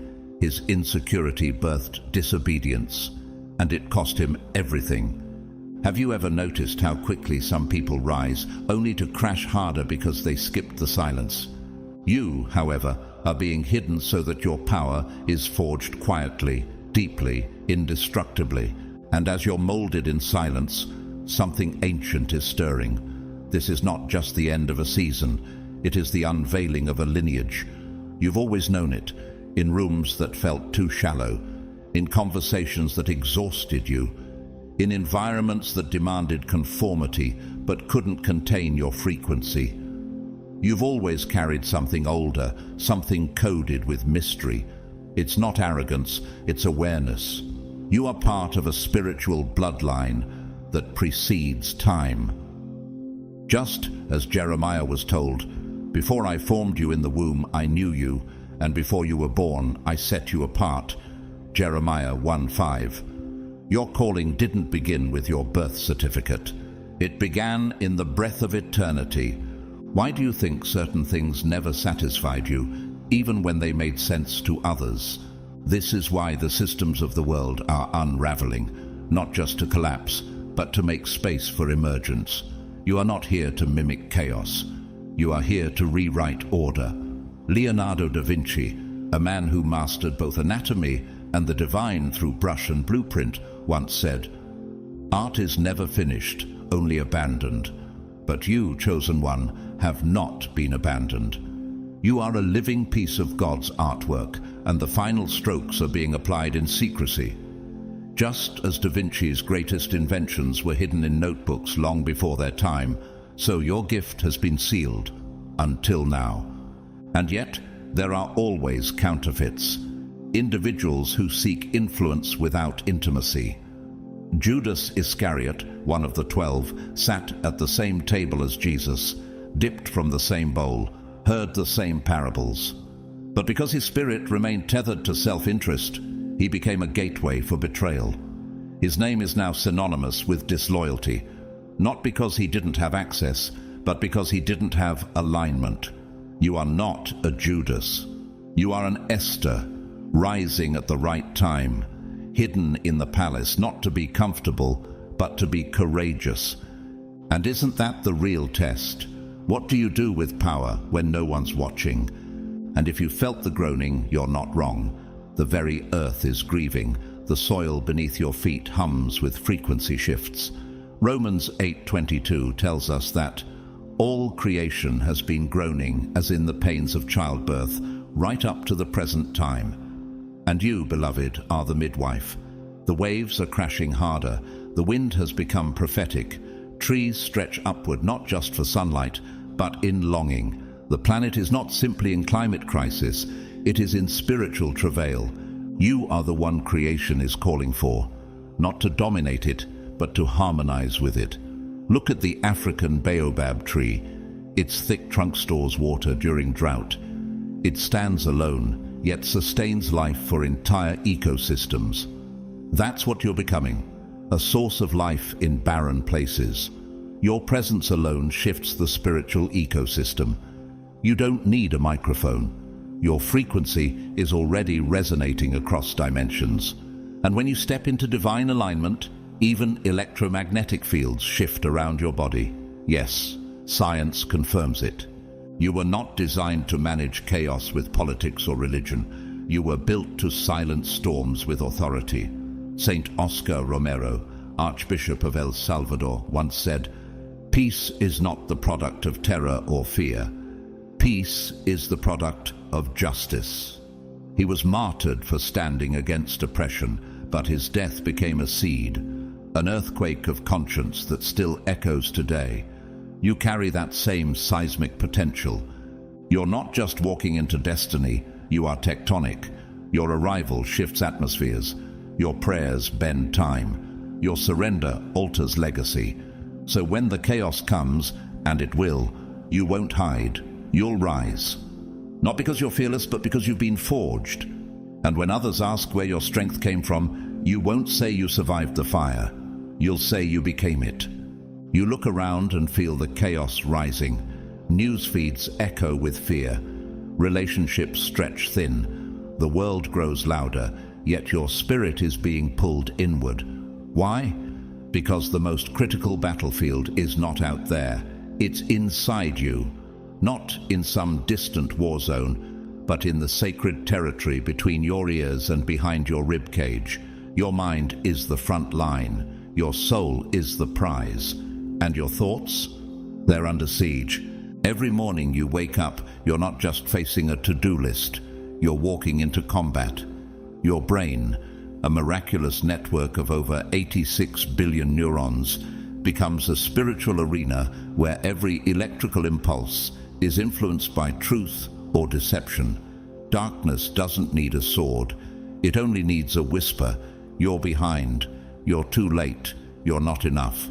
But light, oh the light, it doesn't scream. It speaks with still power. You were chosen for this, built for this, born for this. And in the middle of those two voices is your will, wrestling for alignment. This is spiritual warfare disguised as anxiety. It's not just stress, it's strategic sabotage. The enemy isn't after your body, he's after your throne. Because once he destabilizes the center, the rest collapses. Like an architectural dome, if the keystone is displaced, everything crumbles beneath it. Your clarity, your calling, your capacity to discern, he wants those dismantled. Have you ever felt paralyzed? Not from weakness, but from a fog you couldn't explain. That's not laziness. That's spiritual interference. But the moment you reclaim dominion over your internal temple, the war outside loses its leverage. Daniel didn't conquer Babylon by leading protests. He won by maintaining spiritual alignment in a hostile system. He prayed in his upper room with windows open 3 times a day, even when it was illegal. Daniel 6:10. His peace was so impenetrable, even lions couldn't touch him. That's what inner rulership looks like. Your soul is a throne, and the Spirit of God has chosen to dwell there. Jesus declared, "The kingdom of God is within you," Luke 17:21. And Proverbs 4:23 reminds us, "Above all else, guard your heart, for everything you do flows from it." When you govern yourself, you're not just protecting peace, you're protecting your purpose. So the real question is, who's been writing your internal script? Fear or truth? Because whatever voice dominates your thoughts will design your future. You must speak aloud what heaven has already said. This is my spirit. This is my space. I choose the voice of truth. That declaration is not motivational fluff. It's neurological recalibration. You're rerouting your subconscious, starving distractions and feeding the inner fire. In psychology, this is called cognitive realignment. In heaven, it's called warfare. As Romans 12:2 declares, "Do not conform to the pattern of this world, but be transformed by the renewing of your mind." And then it begins. A sound, not heard by ears but by essence, not made by instruments but by frequencies. It's the resonance of divine instruction vibrating through the spiritual atmosphere. Have you felt it yet? That subtle urge to shift, to leave, to build, to move, without knowing why. That's not emotional restlessness. That's holy frequency. Heaven isn't broadcasting inspiration, it's broadcasting orders, and only the trained will decode it. Moses heard it from a burning bush and knew it was time to leave the wilderness. Exodus 3:4. Mary heard it from the lips of an angel and surrendered to the impossible. Luke 1:38. Abraham heard it and left everything familiar for a promise he couldn't even see yet. Genesis 12:1. They didn't move because it made sense. They moved because their spirits had been trained to respond. The world is distracted. Most are glued to noise. But those who've been hidden, refined and silenced, those like you, are tuning in. The sound is calling for sudden, radical obedience. Not religious performance, but spiritual sensitivity. Some of you will be called to exit companies that once paid well. Others will be instructed to move cities, nations, entire directions, not because of fear, but because of frequency. Steve Jobs, co-founder of Apple, once said, "Don't let the noise of others' opinions drown out your inner voice." He understood that alignment wasn't found in applause, but in resonance. Ironically, he built some of the loudest machines in the world, yet it was silence that shaped his destiny. In contrast, Adam Newman, the charismatic CEO and co-founder of WeWork, once promised to elevate the world's consciousness through shared office spaces. But when ego outgrew vision and wisdom was drowned by hype, the structure collapsed. A $47 billion valuation turned to dust. He was ousted and the company nearly folded. His fall wasn't because he lacked charisma, it was because he ignored inner conviction. Alignment lost is purpose undone. Have you trained your soul to obey when there's no confirmation yet? Only conviction. Because when the sound comes, and it will, there will be no time to second guess. You'll either move with the cloud or be buried in the rubble. Like migrating birds sensing Earth's magnetic pull long before winter comes, your spirit is already responding to unseen currents. Scientists call it magnetoreception, a biological sensitivity to frequency embedded in certain species. But spiritually, you've been given something greater, discernment, and now is the moment to activate it. Romans 8:14 says, "For all who are led by the Spirit of God are sons of God." The world isn't waiting for another influencer. It's waiting for a vessel, one that listens, obeys, and moves at the sound of heaven. And that vessel is you. Those who follow the frequency will not wander. They'll find themselves exactly where heaven needs them to be, on time, on mission, unshaken. You won't just arrive, you'll be sent. And when you get there, you'll realize you weren't crazy. You were calibrated. Beloved chosen ones, if you have listened this far, it means your spirit has already responded to the alarm of heaven. You were not just called, you were chosen. In a generation drowning in compromise, you are being summoned to the mountain of obedience. Not partial, not delayed, radical obedience. This is not the hour to blend in, to hesitate, or to look back like Lot's wife. This is the hour to move with divine urgency, because protection in this season is not automatic. It is activated through alignment. You were born into a war older than your body, but not older than your spirit. You are the answer to a bloodline's cry. You are the closure to a generational curse. You are the voice your ancestors prayed for, but never saw.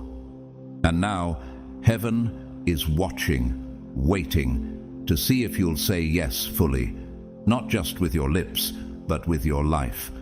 So I say this to you, the ones who will be protected in what's coming are not the loudest, the most visible, or the most educated. They are the ones who move when God whispers. They are the ones who obey when it doesn't make sense. They are the ones who shut the door when others beg them to stay. They are the ones who separate, consecrate, and prepare while others mock. You've heard the warning. Now choose the way.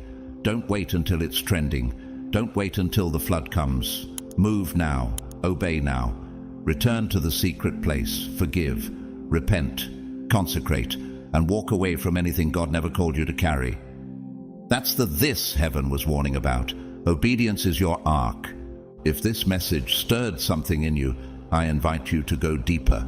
Come join our spiritual family on the YouTube channel, Grateful to God, where we dive into prophetic messages, healing truths, and divine instructions just like this one. You are not walking this journey alone. Heaven is with you, and so are we. Don't forget to like this video if it blessed you. Share it with someone who needs to hear this truth. Drop your thoughts or testimony in the comments. I read every single one.